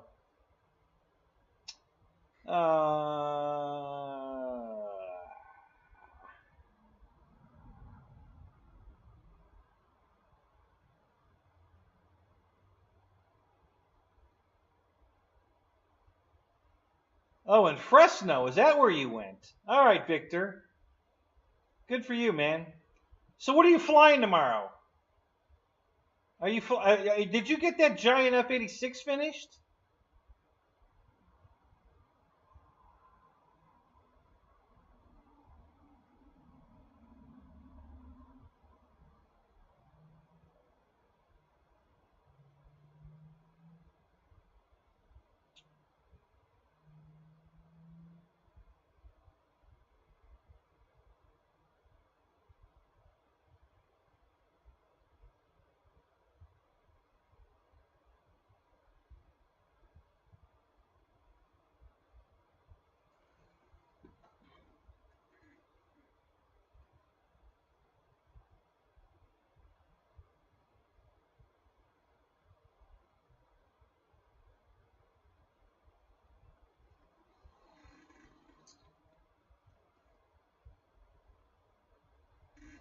David, they'll probably be fine, but you don't have any place else you can store them that's a little cooler than a hot garage.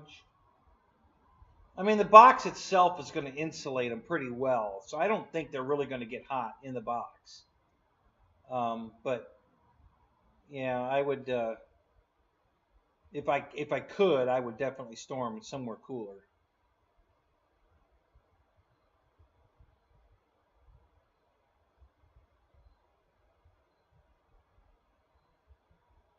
Oh, cool, Victor. So you didn't bring it with you to finish it at the event, did you?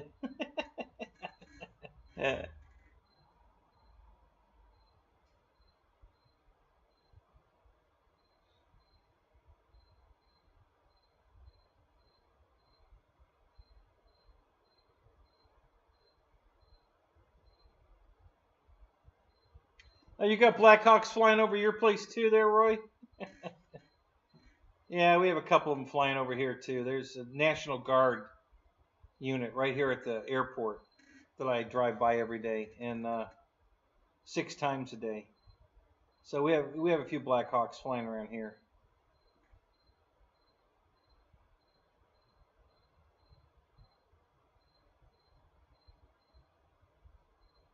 So which ones you flying, Victor? Let us know. Give us a rundown. Which 4 planes are you flying?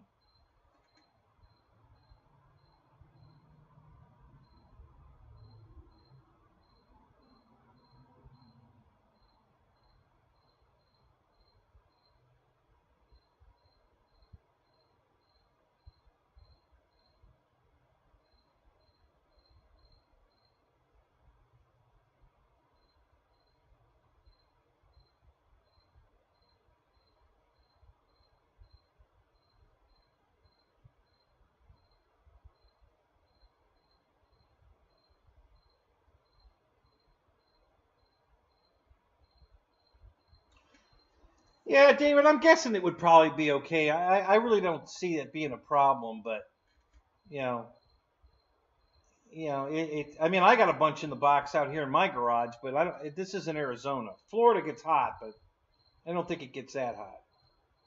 I think you got me beat there.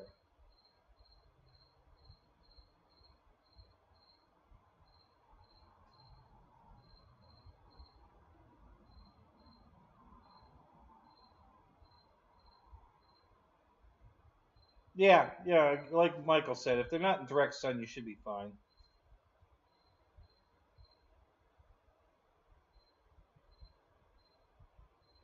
All right, Mike Bird, have a good night, man. We'll catch you later. 115 to 130. Wow. Yeah, that's pretty toasty.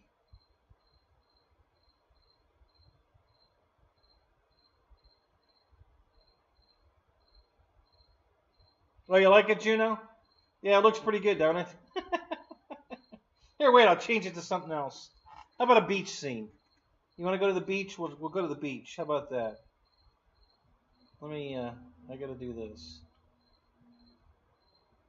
Oops. Come on. So I gotta switch to this first. And then I can go down here to Sandy Beach.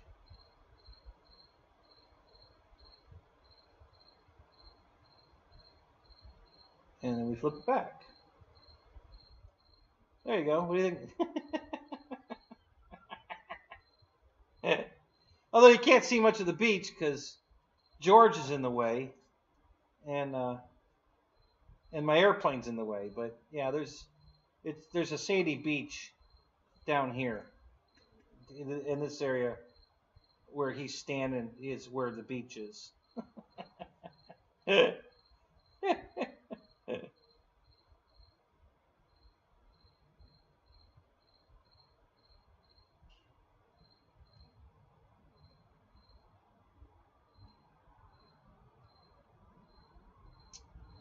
Let's see what else we got. How about some Falcons? Or a Falcon. I don't know which one this is. Let's see.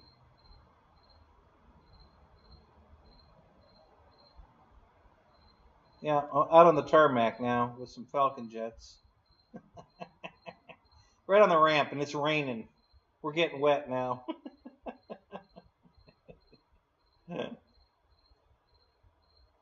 Yeah, I need some sunscreen, right, Juno? Not anymore. Now I'm getting wet. Now I need an umbrella. I have the fix for that, though. We cure all the evils with this one.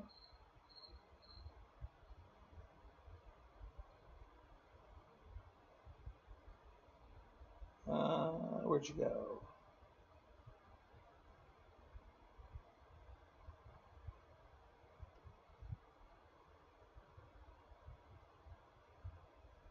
You're going to love this one because it's out of this world.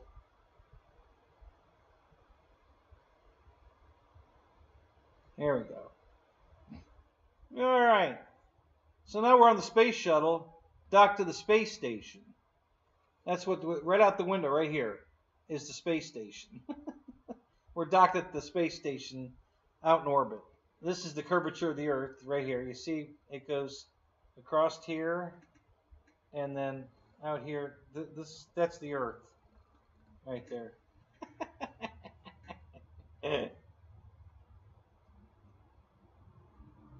Yeah, now I need moon screen. Yeah, there you go.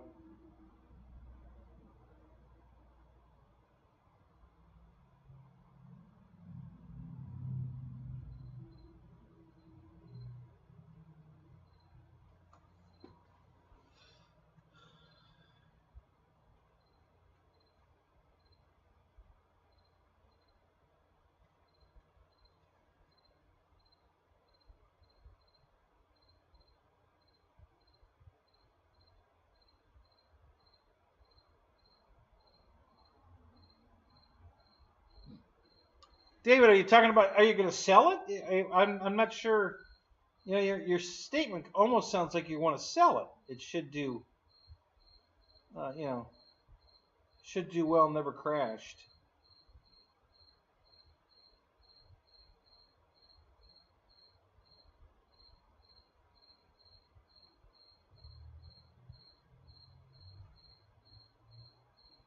There you go. So Roy thought the same thing. So he's already bidding on it. That's funny.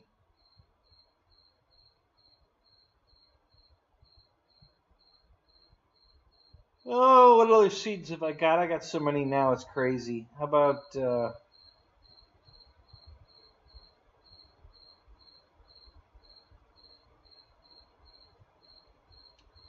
I think it's snowing on the ramp, I think, here. I think that's what this one is. Oh, yeah, but you can't see nothing. Yeah, George is in the way. I'm in the way. Yeah, you can't see nothing. Screw that one. I know what we could do. Anybody hungry?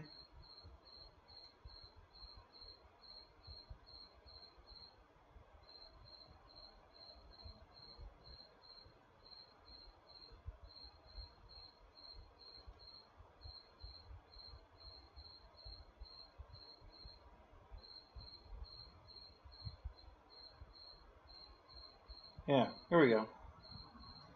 All right, take your pick. We're at the frozen food section there at Dollar Tree. So help yourself to a cold soda. I think there's some beer way over there. Keith Christie, what's up?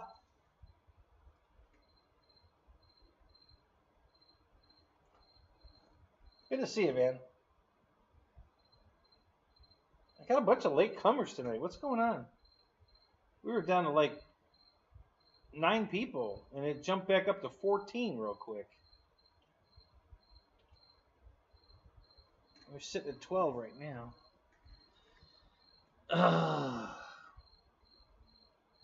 I got so many damn backgrounds now. It's unbelievable. It's funny as hell. There's the Falcon in the hangar. Falcon.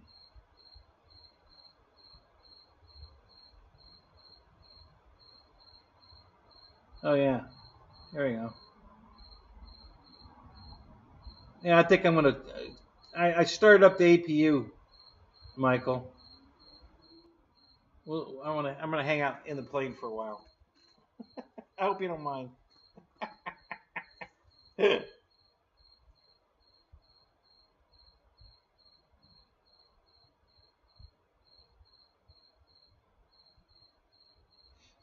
Yeah, you save a lot of money when you do your own cooking, that's for sure.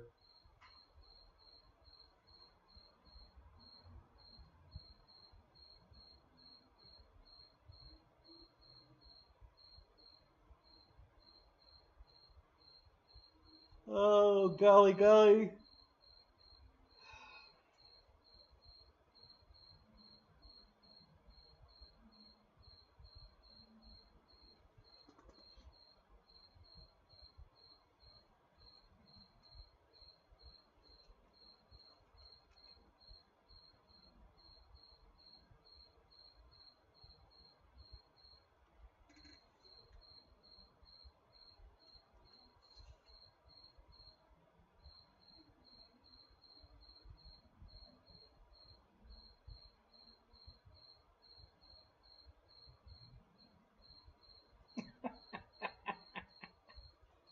Juno, be careful what you wish for.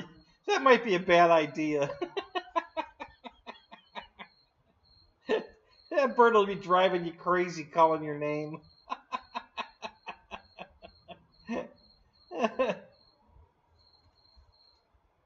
Yeah, exactly. What the fuck? I don't get it either. He'll spend a fortune at the Waffle House, but he won't buy a damn airplane. Not even a Valiant. You know, the guy's nuts. You know, He's going to spend, I don't know how much he's going to spend on an X90, a Suzuki X90. I don't know how much he's planning on spending on that piece of rubbish. I don't know. I don't know what to tell you. The guy's crazy. He's crazy. He's just crazy.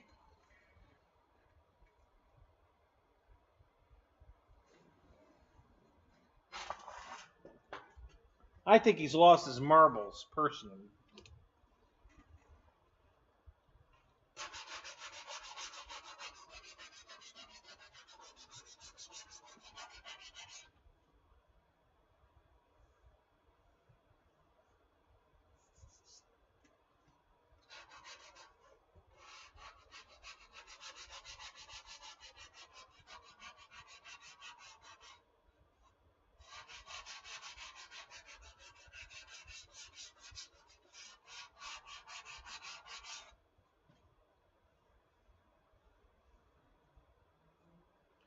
It's not as cheap as a Valiant, Michael. You're not getting that X90 for $229.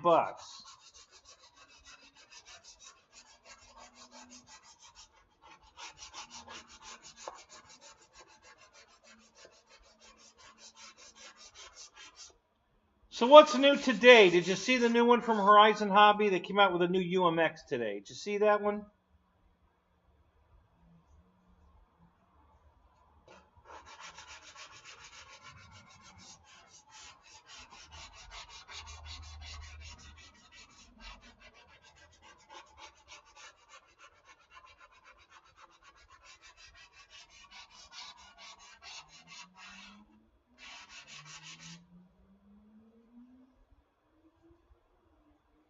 Yeah, the air tractor, the UMX air tractor. Yep.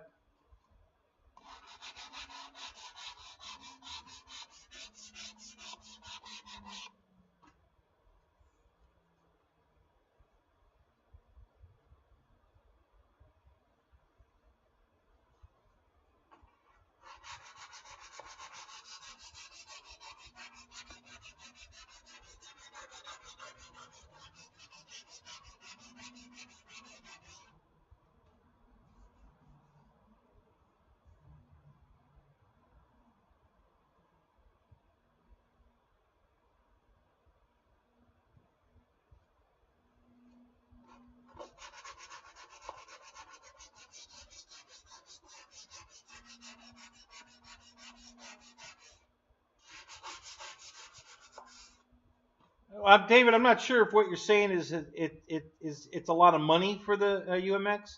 That's my feeling. I like it, but I'm not going to pay $170 for it. You know, if it was in the $100 range, I'd order it. But at $170, I'm not buying it. It's too much. I don't want to spend that kind of money. I can buy a lot better airplanes for the same price or just a couple bucks more. So. Yeah, 169. Keith. Yeah, $170. $169.99. $170.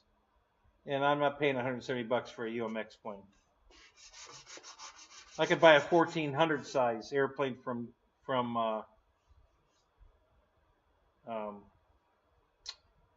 Arrows that I would love to have way more than that little UMX plane. So. Yeah, personally, I just think they were asking too much for the UMX planes. I mean, I have a shitload of UMX planes, but I never paid more than $100 for any of them. And I got a boatload of them. I got 2 or 3 Mustangs. I got a Spitfire. I've got I've got 2 F-27s. I've got the Timber, the Turbo Timber, I've got I think it was called the Beast. A biplane. I've got that. I've got a Cub, the red SS, Cub SS, I think they called it. What else? Oh, I just got the new Voodoo. I got Voodoo. Paid $100 for it. Like I said, I won't pay more than $100 for a UMX plane. Yeah, the Voodoo was used, but it was only flown twice. It's in perfect condition. Yep. So I have that one. So yeah, I have a boatload of UMX planes, but I'm just not going to pay $170 or more for a UMX plane. It's just crazy.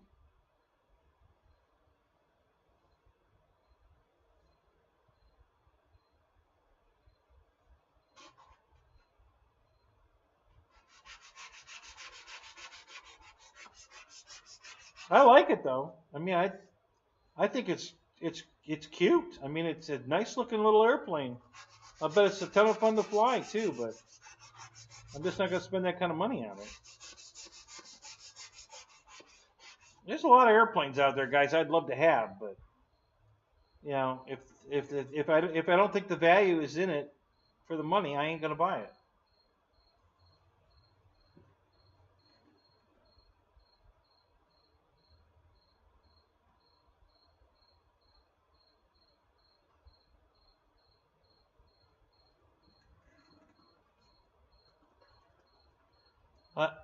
A Blade F-27 FPV. I'm not sure what that is, David. What is that? A jet? Is it a helicopter? What is that?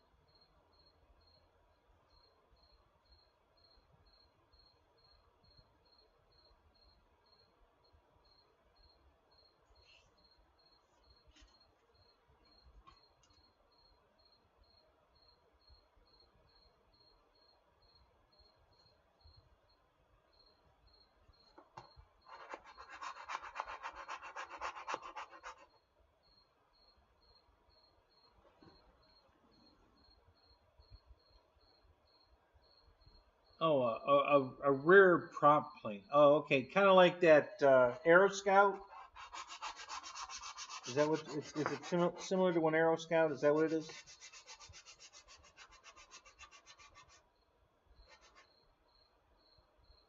Like the Skyliner.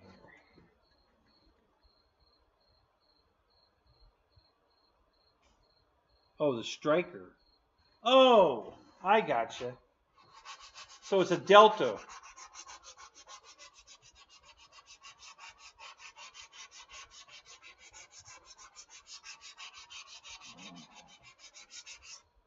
Yeah, I've got a Striker I've never finished. I gotta finish that bitch. Yeah. Just another airplane. God, I got so many damn airplanes. Hi, my name's Kenny. I'm addicted to foam airplanes. Hi, Kenny.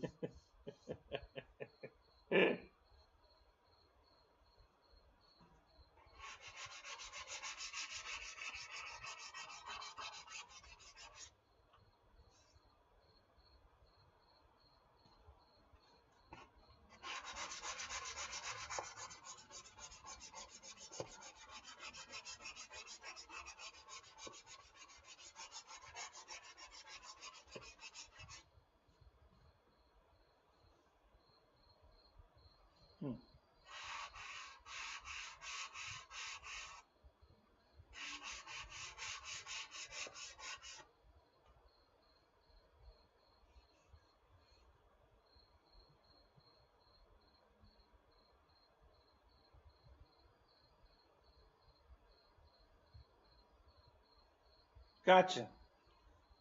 So do you like flying FPV a lot, do you?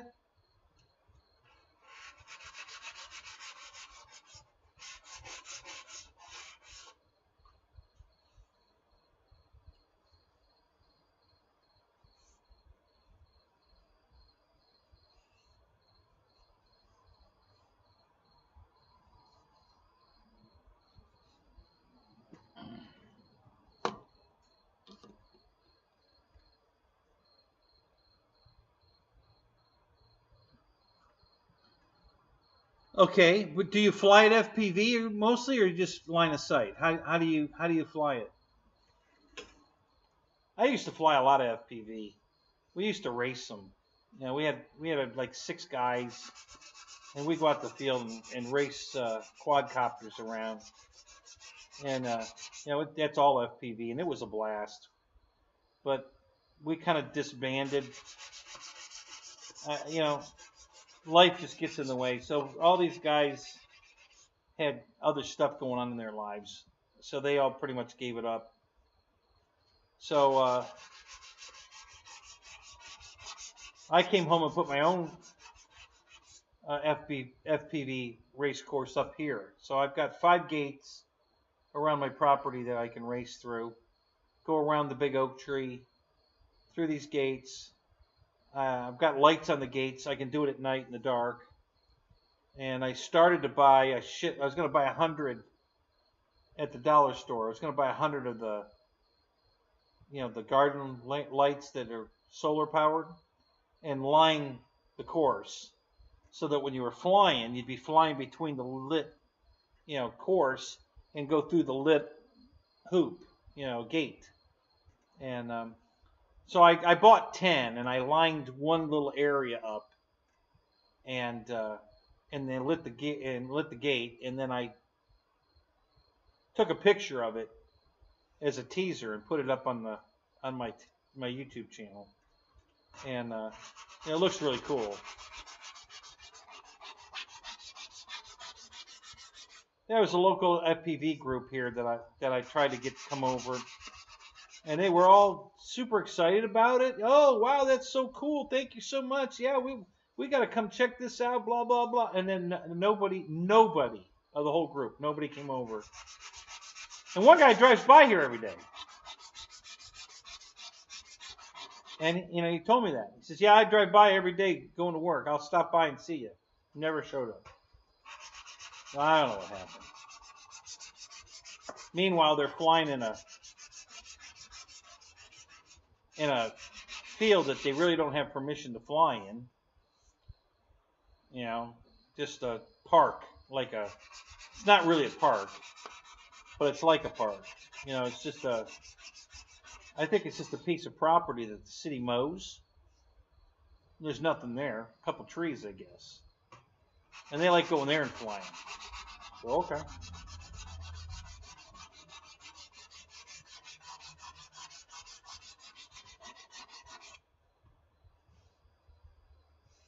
I don't know if they were worried that they thought I was too, you know, like too professional at it or too good at it, and that they'd feel out of place, or I don't know what they thought. You know, that's the only thing I could come up with, because I can't understand why they wouldn't want to come to a place that is dedicated to this, that you have permission to fly on. You know, it's like, why wouldn't you go there? But they didn't want to come over. Okay. So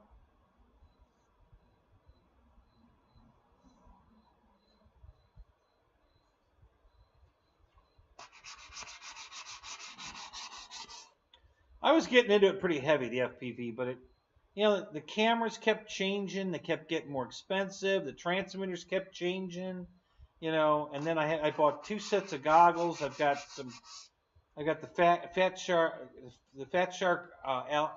altitudes, and the Fat Shark Dominators, and then I've got a couple of screens that I can use also if I don't want to wear goggles, and I don't know.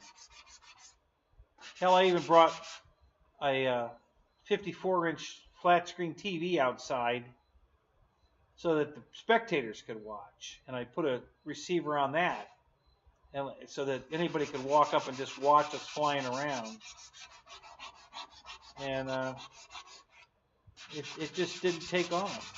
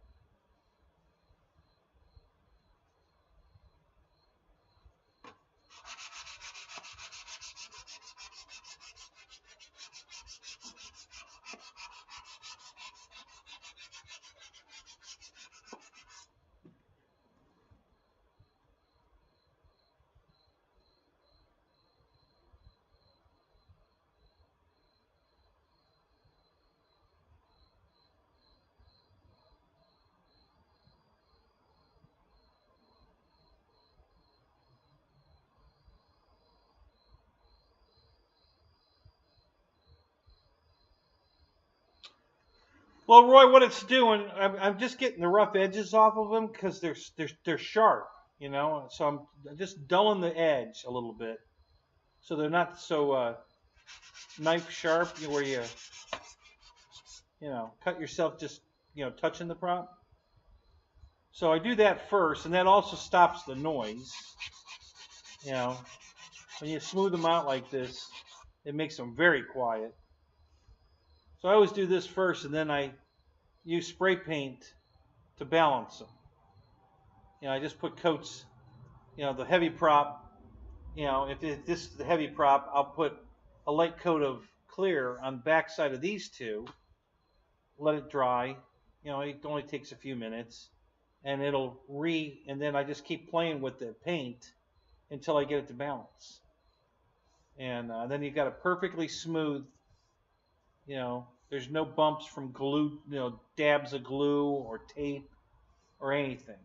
So the props are whisper quiet when you do this. I mean whisper quiet. Go watch my F7F video. I did a flyby for Nate. And Christ, that impressed him enough that he went out and balanced his own props. I couldn't believe it. I actually did something that made Nate go check, and he got back to me on it. He said, "Dude, I can't believe the difference." He says, "That is amazing." I said, "Hey, balanced props make a big difference." I keep telling people that, but nobody's listening. And yeah, he was really impressed. So yeah, that's why I do it. I like to break that edge. A lot of times these weren't as sharp as they were jagged. The way they came out of there was like little jagged rough spots all along the edges. So I wanted to get, I just wanted to sand those off, and that's what I did. So now these props are nice and smooth. They're not, no jaggedness, no sharp edges. Very, very nice and smooth.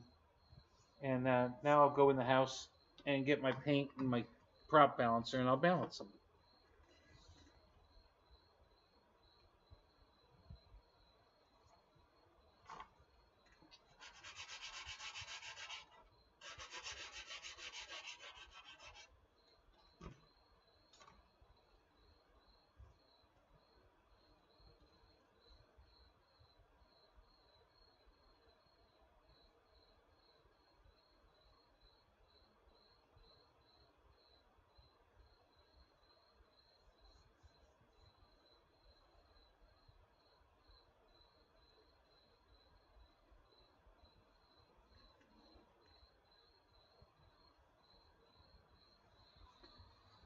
All right. Craig Beeman, what's up?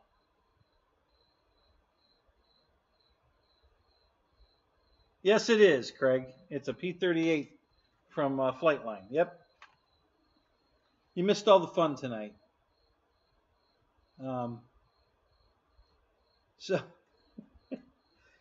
So I got this plane on a trade. I traded him a Green Havoc for this, and he told me that when he gave it to me that it's been flown, it flies great, da da da da da, and I said just the way it. He says, "Yep, all you gotta do is throw a battery and it's ready to fly." So I threw a battery in it, it wouldn't even power up. I'm like, what the hell's wrong with this thing? So I get to take the receiver out and I look, and nothing's even plugged in correctly. Half the shit's plugged in backwards. The others, everything's in the wrong hole. Nothing's in the right spot. Nothing works. I'm like, and you flew it like this? Really? So, and it was a Spectrum receiver. So I took that out and I put a brand new, where'd it go? It's laying right here somewhere. I put a brand new Radio Master receiver in it. The one that they got sued over. It's an exact copy of a Free Sky receiver, and telemetry and everything. And so they sued him over it because it was an exact copy. So they took it off the market. So while they were still available, I bought 25 of them. Grayson Hobbies had a shitload of them, and they had them on sale. So I bought 25 of them. And I think I've used all the other 24 in airplanes, and they were fine. Oh, here it is right here. So I put it in this plane, this one, and got everything wired correctly. So everything's working. Ailerons, the flaps, the lights, everything. Everything's working perfect. But I can't get the ESCs to initialize. They just won't, you know.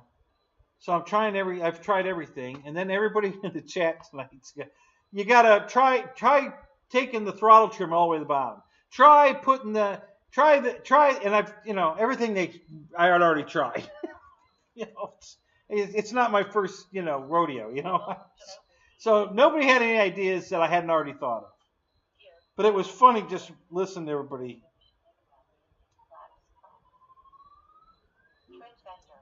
Everybody giving me all the help, you know. So I finally went and got my my Crash T33 because it's got a good ESC and a fan in it. And I plugged this into the receiver, and this wouldn't work either. And I'm like, okay.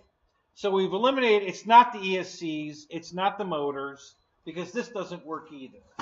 So it's either something wrong on the transmitter, and I can't be that because I'm using a profile. I tried it even on another profile where I know it works. You know, the plane flies. So I'm narrowed. It's got to be a bad receiver.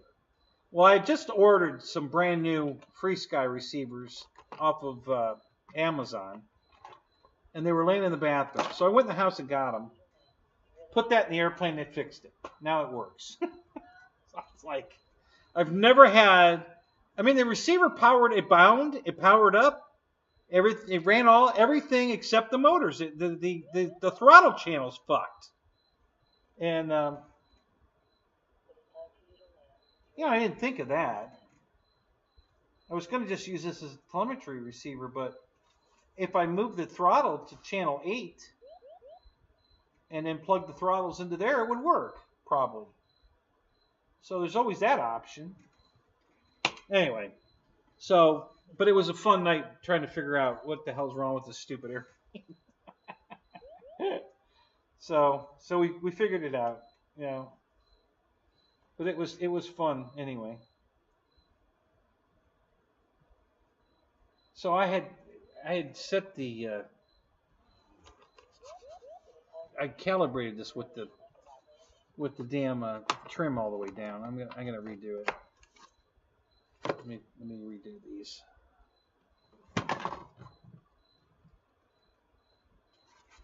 And I've got the props off now, so I can fart around with it all I want. I did it before with the props on. Everybody's, oh, you really shouldn't be doing that with the props on. And, yeah, you're right. You're right. I shouldn't be. You're right.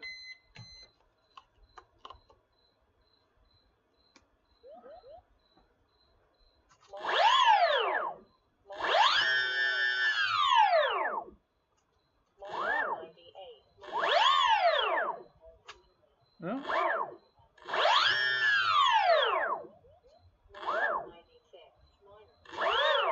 guess they're okay there. I set the trim back to neutral and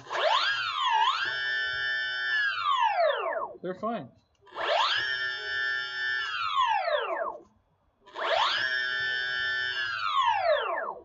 We're good. That'll work. So, yeah. So that's how that went down tonight. You know, I mean, then Michael Reitza was here, and of course he starts giving me really stupid, you know, advice, just being funny. You know, he said drop back 10 and punt. Okay, let's try that.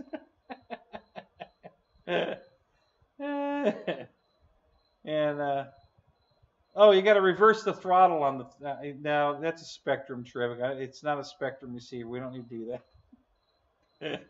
Yeah, so it's getting all kinds of funny advice. It was funny. Yeah, well, I want to test the landing gear. It's just I haven't seen it work in a while. Let's. Welcome to Might be a little hard to do. Oh no, probably not.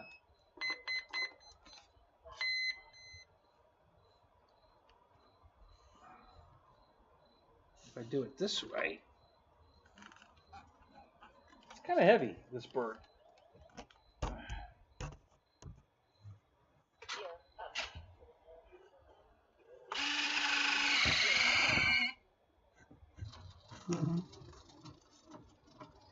Uh-oh. The nose gear door's not working. What the hell's wrong with that? It was working. Oops. Oh, what's going on with that?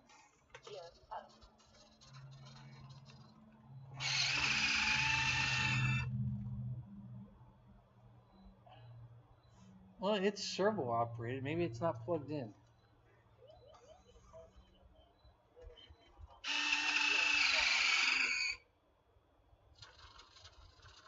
Yeah, it's the blue box. Okay, it's got the blue box in it. So we've got a blue box issue here. Yikes! Knocking everything off the table. All right, let's see if we can find the gear door problem and fix that.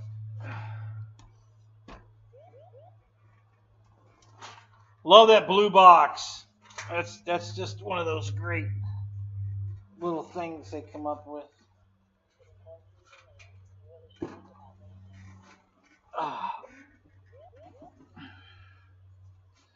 Okay. So where would that servo lead be plugged into? We got to find one that's not plugged in or half plugged in.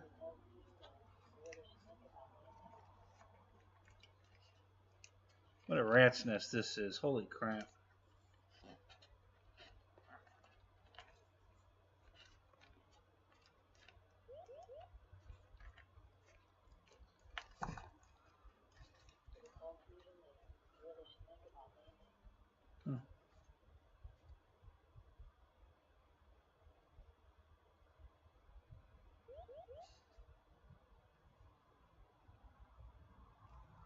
I know they worked before. What's going on?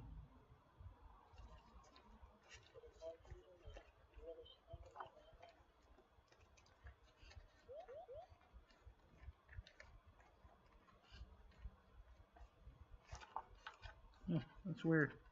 I don't know why they're not working.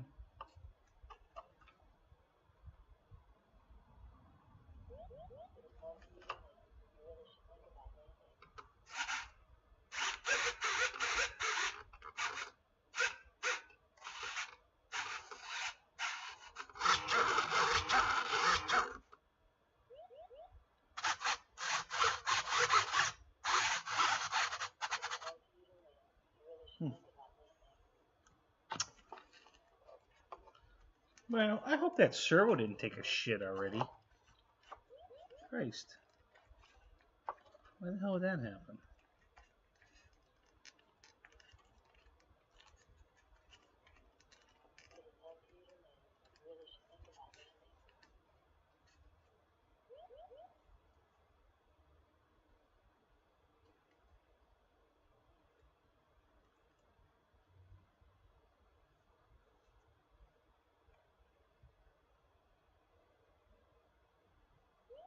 Okay, so wait. Okay, Michael. Good night, man. If you're still here, I didn't catch that.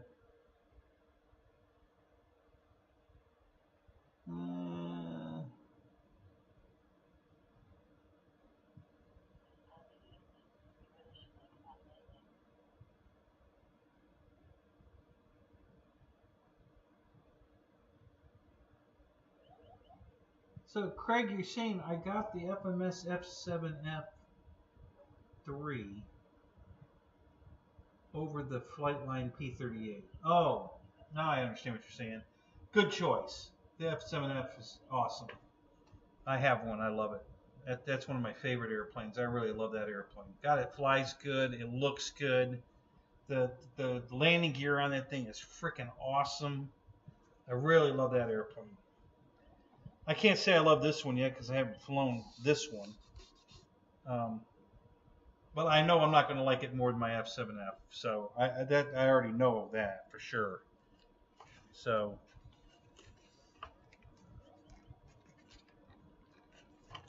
well, I don't see anything unplugged.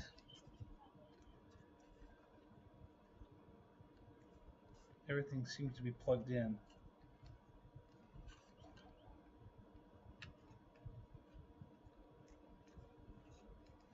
All the lights are on.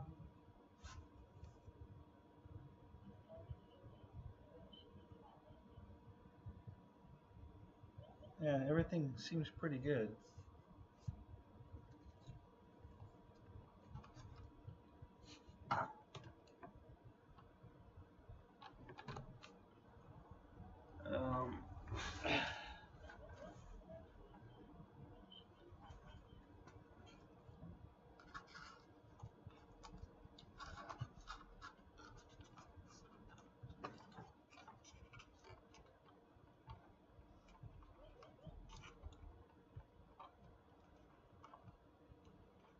Well, this servo seems like it's locked.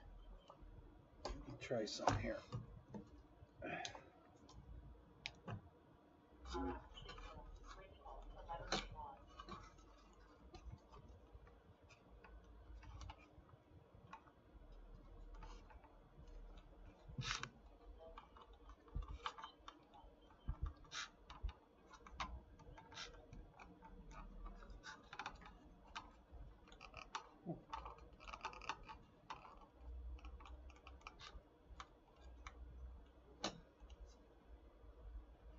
All right, well that's weird. Well, let's see what happens now.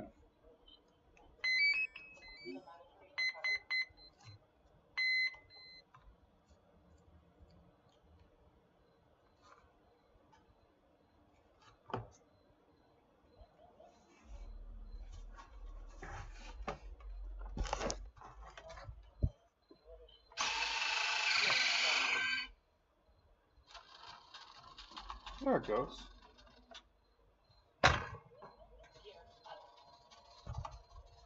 I'll say it used to work.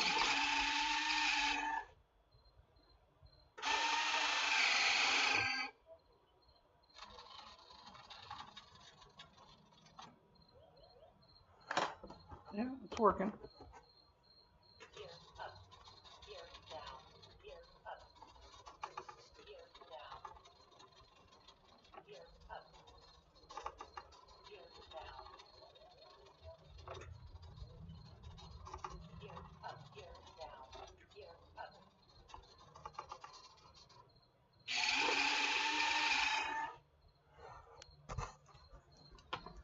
Okay. We'll switch that though. Gears backwards.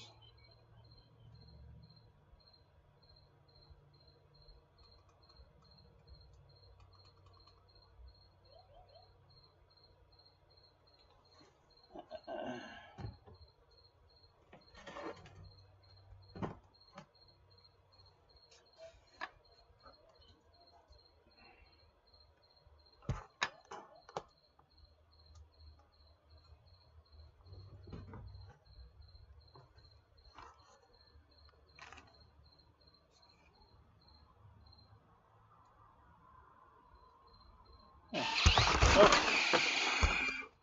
There we go.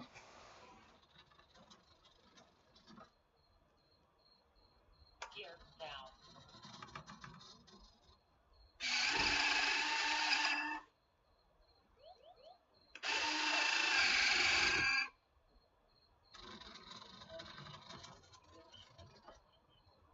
Okay. Gear down. We're good. Everything's working.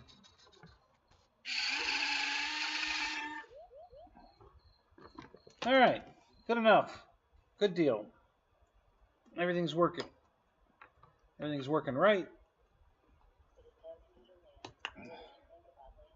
Signal critical. Telemetry loss. All righty. Oh, shut up. Nag.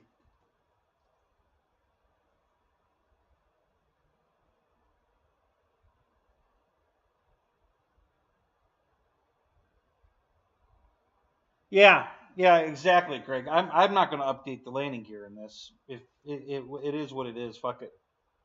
I'm not a big fan of Freewing. I'll be honest with you. I've got several of their planes, but they've never impressed me. The the FMS plane is head and shoulders more detailed, better quality. The landing gear on that thing is unbelievable. So it's there's really no comparison between this and the F7F. I got this because the guy wanted my Havoc, the one I'd run over with my car, by the way. I think you all heard that story. So I fixed it, and it was fine. I mean, it looked really good. Not perfect, but it looked really good. It flew perfect, and he wanted it. And he says, I'll trade you my P-38 for it. And at the time, I was trying to sell the Havoc to another friend of mine before I ran it over with my car. And after I ran it over with my car, I told him I can't sell it to you now. I screwed it up. And even though I fixed it and it came out perfect, I still wouldn't sell it to that particular guy. But this other guy, the one that had this plane, he wanted it, and he says, I'll trade you my 38 for it. And I always wanted one of these. I have another P-38. It's just a little bit smaller than this one. It's funny. This is 1600 millimeter. The other one's 1500 millimeter. But in overall size, it's way smaller. Even though the wingspan is only, 100 millimeters different. The size of the engines, nacelles, everything is so much smaller on the other plane. It's unbelievable. Huge difference. But the other one flies great. I love that one. But I wanted one of these. I wanted a bigger one. I wanted this one. So since he wanted to trade, I said, okay. But he told me this, I flew the Havoc that day. He saw me fly it, so he knew the Havoc flew. I didn't see this fly, but he told me it flew. Well, he lied, because there's no way it flew the way he had it set up. Impossible. So he lied to me about it. And I thought he'd blown the ESCs because I couldn't get work, because I would have never believed that receiver was bad. It bound right up. Everything worked after I plugged everything in. And I'm like, but I couldn't get the ESCs to work. And it turned out that the channel 1 on the receiver is bad. So, because I put a different receiver in it, now everything works. So, weird. Very weird. So, anyway,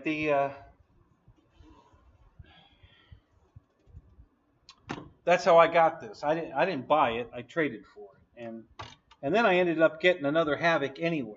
I went down to the jet event last year at Imperial, and obviously somebody had crashed their Havoc and threw it in the dumpster with everything in it: radio, the receiver, the landing gear, all the servos, everything was in it. The wing was in perfect condition. There was nothing wrong with the wing.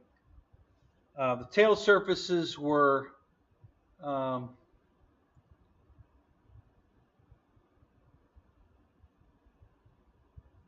I think the rudder was broke off, but it's part of the fuselage, and it needed a fuselage.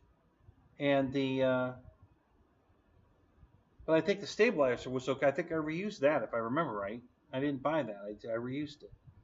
So I bought a fuselage for it, and a canopy, battery hatch, and I got another Havoc. And he did pull the motor and the ESC out of it, but that's okay, because I'm going to take the motor ESC out of my crashed T-33 and put it in the Havoc. So this setup's going in my Havoc, and then I'll have a flyable Havoc again. And it's damn near perfect. I mean, the wing has got just superficial hanger rash on it. I mean, very minor.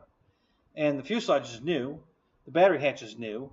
Tail surfaces, again, superficial hanger rash. Nothing really. And so yeah, it's going to look great. It's going to, it's going to be a super jet again.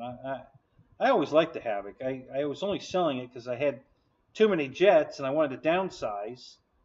And that was the one that I could sell to get the most money out of because it was in the best condition. The other ones had a lot more hanger rash on them. But I'm past that now. I'm not going to sell it. I'll keep it.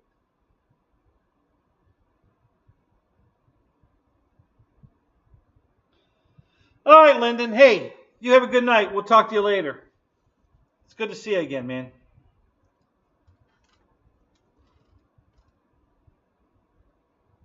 All right, so it's what, 1:30? What time is it? Yeah, 1:37. So I'm gonna call it. I gotta go to the bathroom. I don't want to come back out here. I'm gonna just go in the house and balance some props. Go pee and balance some props. Call it a night. But thanks for coming, guys. Love having you here. It's a great show. A lot of fun. I always have fun in this show. The most fun tonight was you guys giving me all this advice on how to fix my airplane. Thanks for the help, guys. I love it. So we'll catch you guys Sunday, but if not before then. Tomorrow night, maybe Air Marshal will do a show. You never know. I keep hoping he's going to come back, you know, and do a show. I miss his shows, but he sometimes is in the Zoom. So we do get to see him occasionally in the Zoom. So, and if not before then, I'll see you guys Sunday. All right? So you guys all have a good night. We'll talk to you later. All right. Have a good night, guys. Bye.